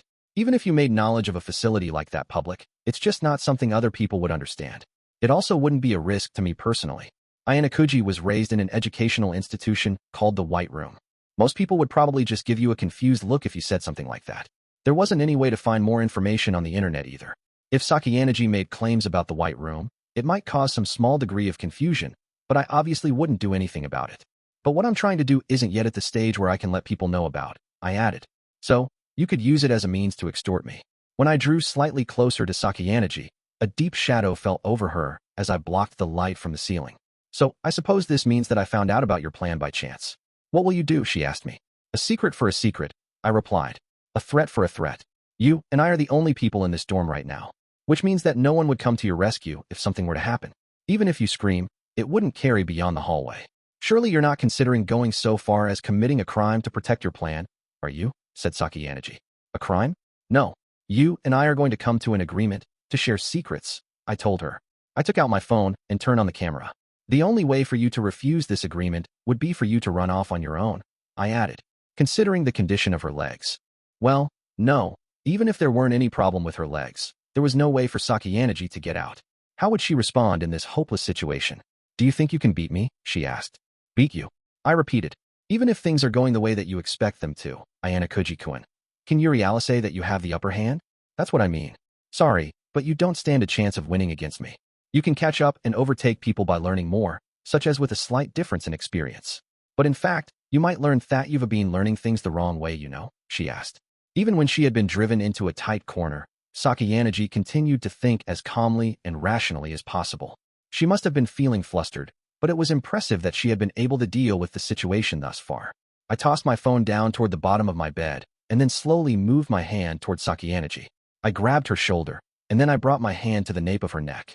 Even still, all Sakayanagi did was avert her eyes. Let's begin a special lesson, shall we? I asked. Sakayanagi had a broad grin on her face. She quietly closed her eyes and offered no resistance. 7.1. You really are a mean person, said Sakayanagi. Maybe so, I replied. About an hour had passed since Sakayanagi had come to my room. And now there's a secret between you and I that we cannot tell anyone about, Ayanokouji-kun. she said. That's a misleading way of putting it. You were the one who caused this misunderstanding in the first place, though. No, yeah, you're right about that. Nevertheless, this was the first time I had ever been in a man's bed, Ayanokouji. It was for less than 10 seconds, so it probably doesn't count. You're making light of a girl's commemorative event. I showed Sakayanaji my phone, letting her see the screen as I proceeded to select and delete the necessary items. Perhaps I slid through pictures too fast as I was doing that as a picture of Kei, and I came up. It showed the two of us at Kiyotaka Mall. Your relationship with Karuizawa Kei-san seems to be going well, Sakayanaji remarked. Yeah, I guess so, I said. While looking at the picture of Kei smiling happily, Sakayanaji spoke once more. So, maybe you were attracted to her looks, her voice, or her personality, Ayanokouji, she mused. Well, one would normally think so, but there are some things there that don't quite add up. Sakayanaji looked up at me with a sharp look in her eyes. The expression on her face was like she was fighting with me. I looked into your girlfriend as much as I was able. I looked into everything, from what she does after class to what she does on her days off. With how things are right now, it's quite easy to follow you, Ayanokouji. As long as the entire third-year student body was monitoring me, I couldn't pay attention to every little thing. It would be difficult for me to pick up on Sakayanaji's spies if they were added into the mix. I wouldn't have noticed Hashimoto, someone who I knew had tailed me before, or someone else for that matter, if they were following me. I was unable to ascertain the real reason you chose to go out with her, Ayanokouji, but certain things did become apparent, Sakayanaji went on. Her behavior, namely her strong trust in you and affection for you, could almost be described as blind faith. Are you going to be using her for some kind of experiment in the future? Or are you trying to help her? I have deduced that the reason is something along those lines. I didn't recall giving Sakayanaji any extra information on my part. I didn't think that she had as much information on Kei as Ryuan did, but she was still able to make an estimation that was incredibly close to the truth.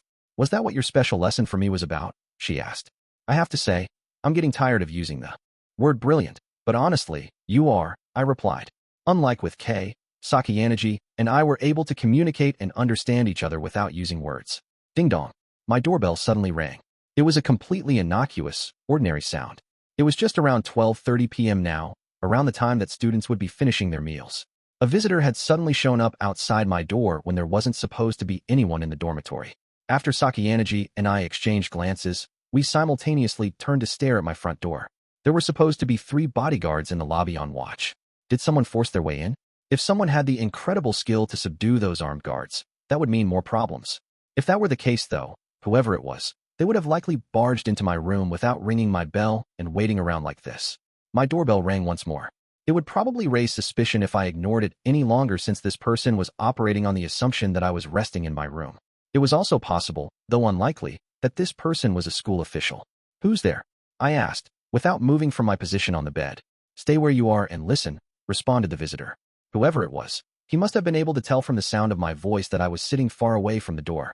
It was the voice of a young man. Not an adult, but someone my own age. You sound familiar, I said.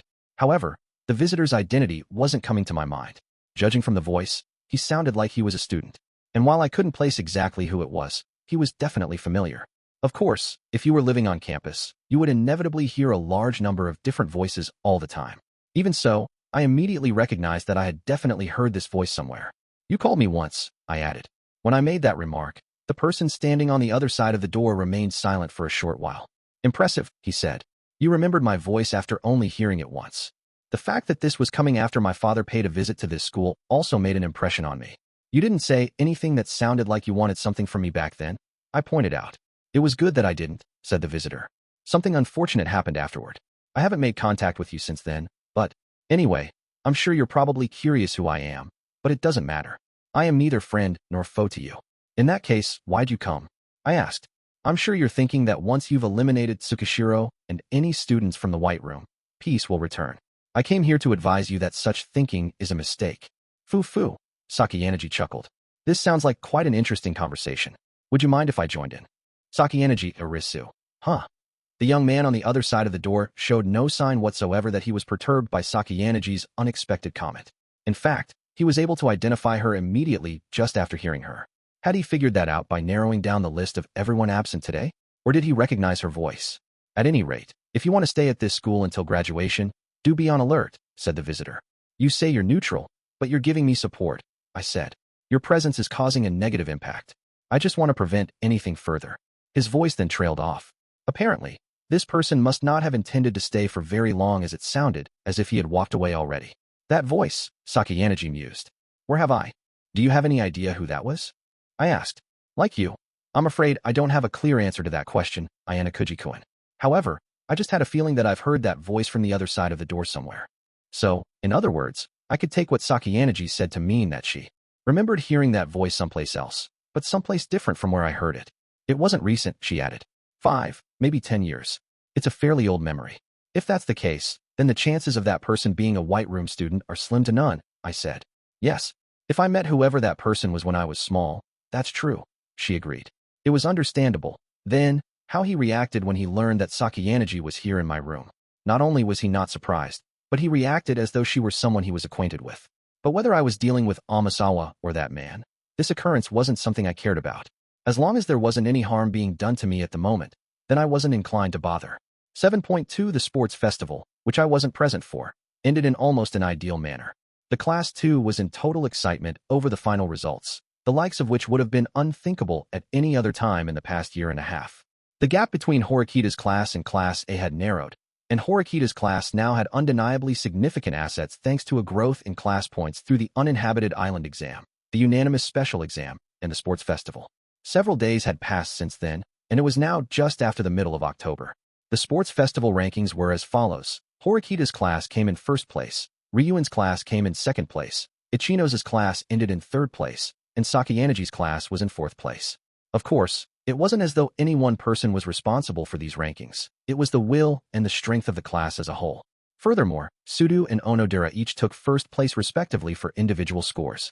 Koenji also placed first in all 10 competitions he took part in, but since all of his were individual competitions, he took second overall. Koenji seemed satisfied with that though, and no problems had arisen. Sudo and Onodera were each presented with the option of transferring classes, but they chose the private points rewards instead without hesitation.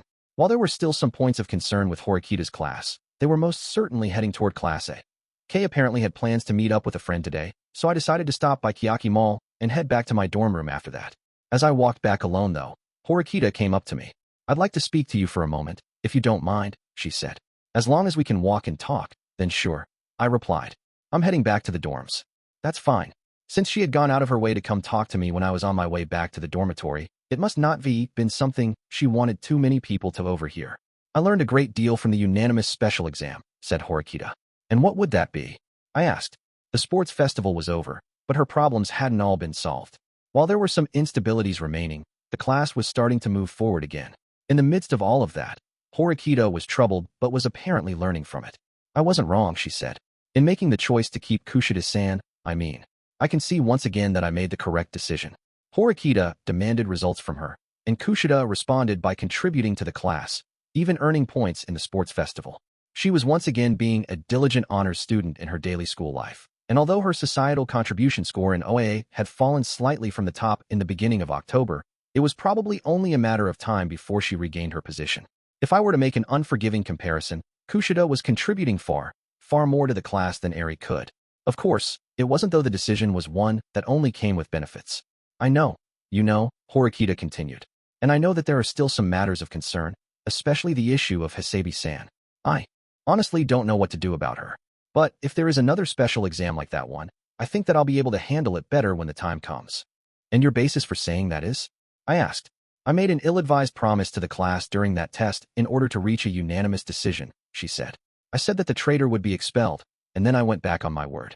Making that promise was an easy shortcut to getting a unanimous decision, but I didn't understand the magnitude of that risk. I already knew deep down that Kushida-san was the traitor. Also, I made the decision to make that promise even though I hadn't made up my mind about letting Kushida-san be expelled. That was a mistake. If there was a possibility that you were going to keep Kushida from the start, then it's definitely true that making a careless promise like that would only end up coming back to bite you. I agreed. Horikita's decision back then was a last resort and made his time was about to run out. But even so, it was true that if the class had come to a unanimous decision at that time, with Horikita leaving the possibility that Eri or other deadweight students similar to her in terms of ability could be the ones expelled, the aftereffects wouldn't be as significant as they were now. What had been thrown away, and what had been gained? We gained class points, Horikita said. But we also lost more than a few things. That special exam taught me a lot. It showed me both success and failure. I imagine that you'd rather not fail, though, I replied. Horikita closed her eyes, suddenly took a deep breath, and then opened her eyes once more. I'm still only in my second year of high school. I'm a child. Failing is a good thing. You've reconsidered things, I said. It's not like me to agonize over things, to be stuck on the fence. I'm going to be like myself. I may not be able to do things as well as the other leaders. But Hirata-kun is here, and Karuizawa-san is here, and so are Suda-kun and Onodera-san, and Kushida-san and Koenji-kun too. With their support, I'll move forward. I've decided to think of it like Class A is there, waiting ahead. I see. And I count you among those with me, of course. I don't know what you're thinking, and you're totally uncooperative in many ways, but you are indispensable to the class, and to me. My presence was somewhat like training wheels on a bicycle. Even if it was indispensable at first, you'd take them off, fall down a bit, and then be a bit wobbly as you tried to ride forward. Then, eventually, you'd be able to ride without difficulty. You're not supported by only one person as you're pedaling that bicycle, Horikita. You're supported by your classmates. And after I make sure you mature a little more, I'll leave your class. I wasn't going to say anything right now, but eventually, Horikita would learn the reason why. And she'd definitely understand. The time would come when she'd have a class that she was absolutely convinced will win, and she'd be faced with the reality that she couldn't. I would teach her that, for her own sake, and no one else's. As long as I was winning, that's all that would matter. If I decided to become her enemy and defeat Horikita, then it was a done deal. However, I planned on leaving precisely because I want to be defeated. I wanted there to be uncertainties in the future. There was a contradiction there. I had an answer, but I wanted to be wrong.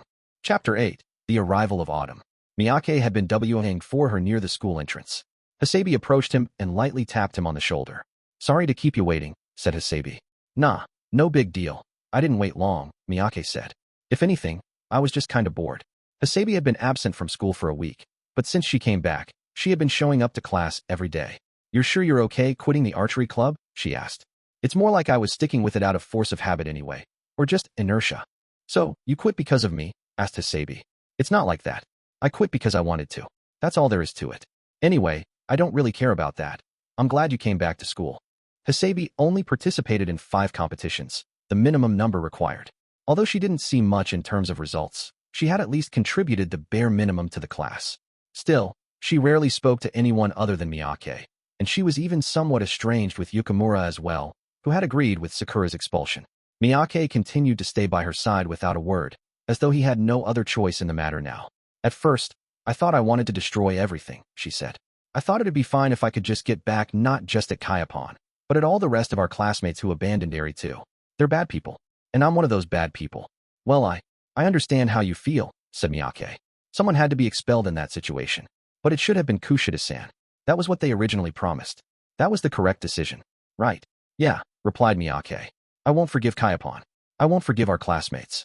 But I thought it'd be wrong to drag our feet forever to hold them back, to make them suffer for it. Miyake responded with complete silence as Hasabi continued to confess everything that she was thinking. Hey Mayachi, just this once, would you be with me and help me get revenge? Judging from the look in her eyes, Hasabi wasn't joking. But Miyake didn't have the courage to ask her if she was being serious. Haruka, said Miyake. What? Come on, I was just kidding. She brushed it off with a laugh and then started walking. I'll get revenge on my own. Hasabi had reached out her hand to Miyake as she spoke, but pulled it back. Now, she turned her back and left. Miyake, although hesitant, started walking after her without a word.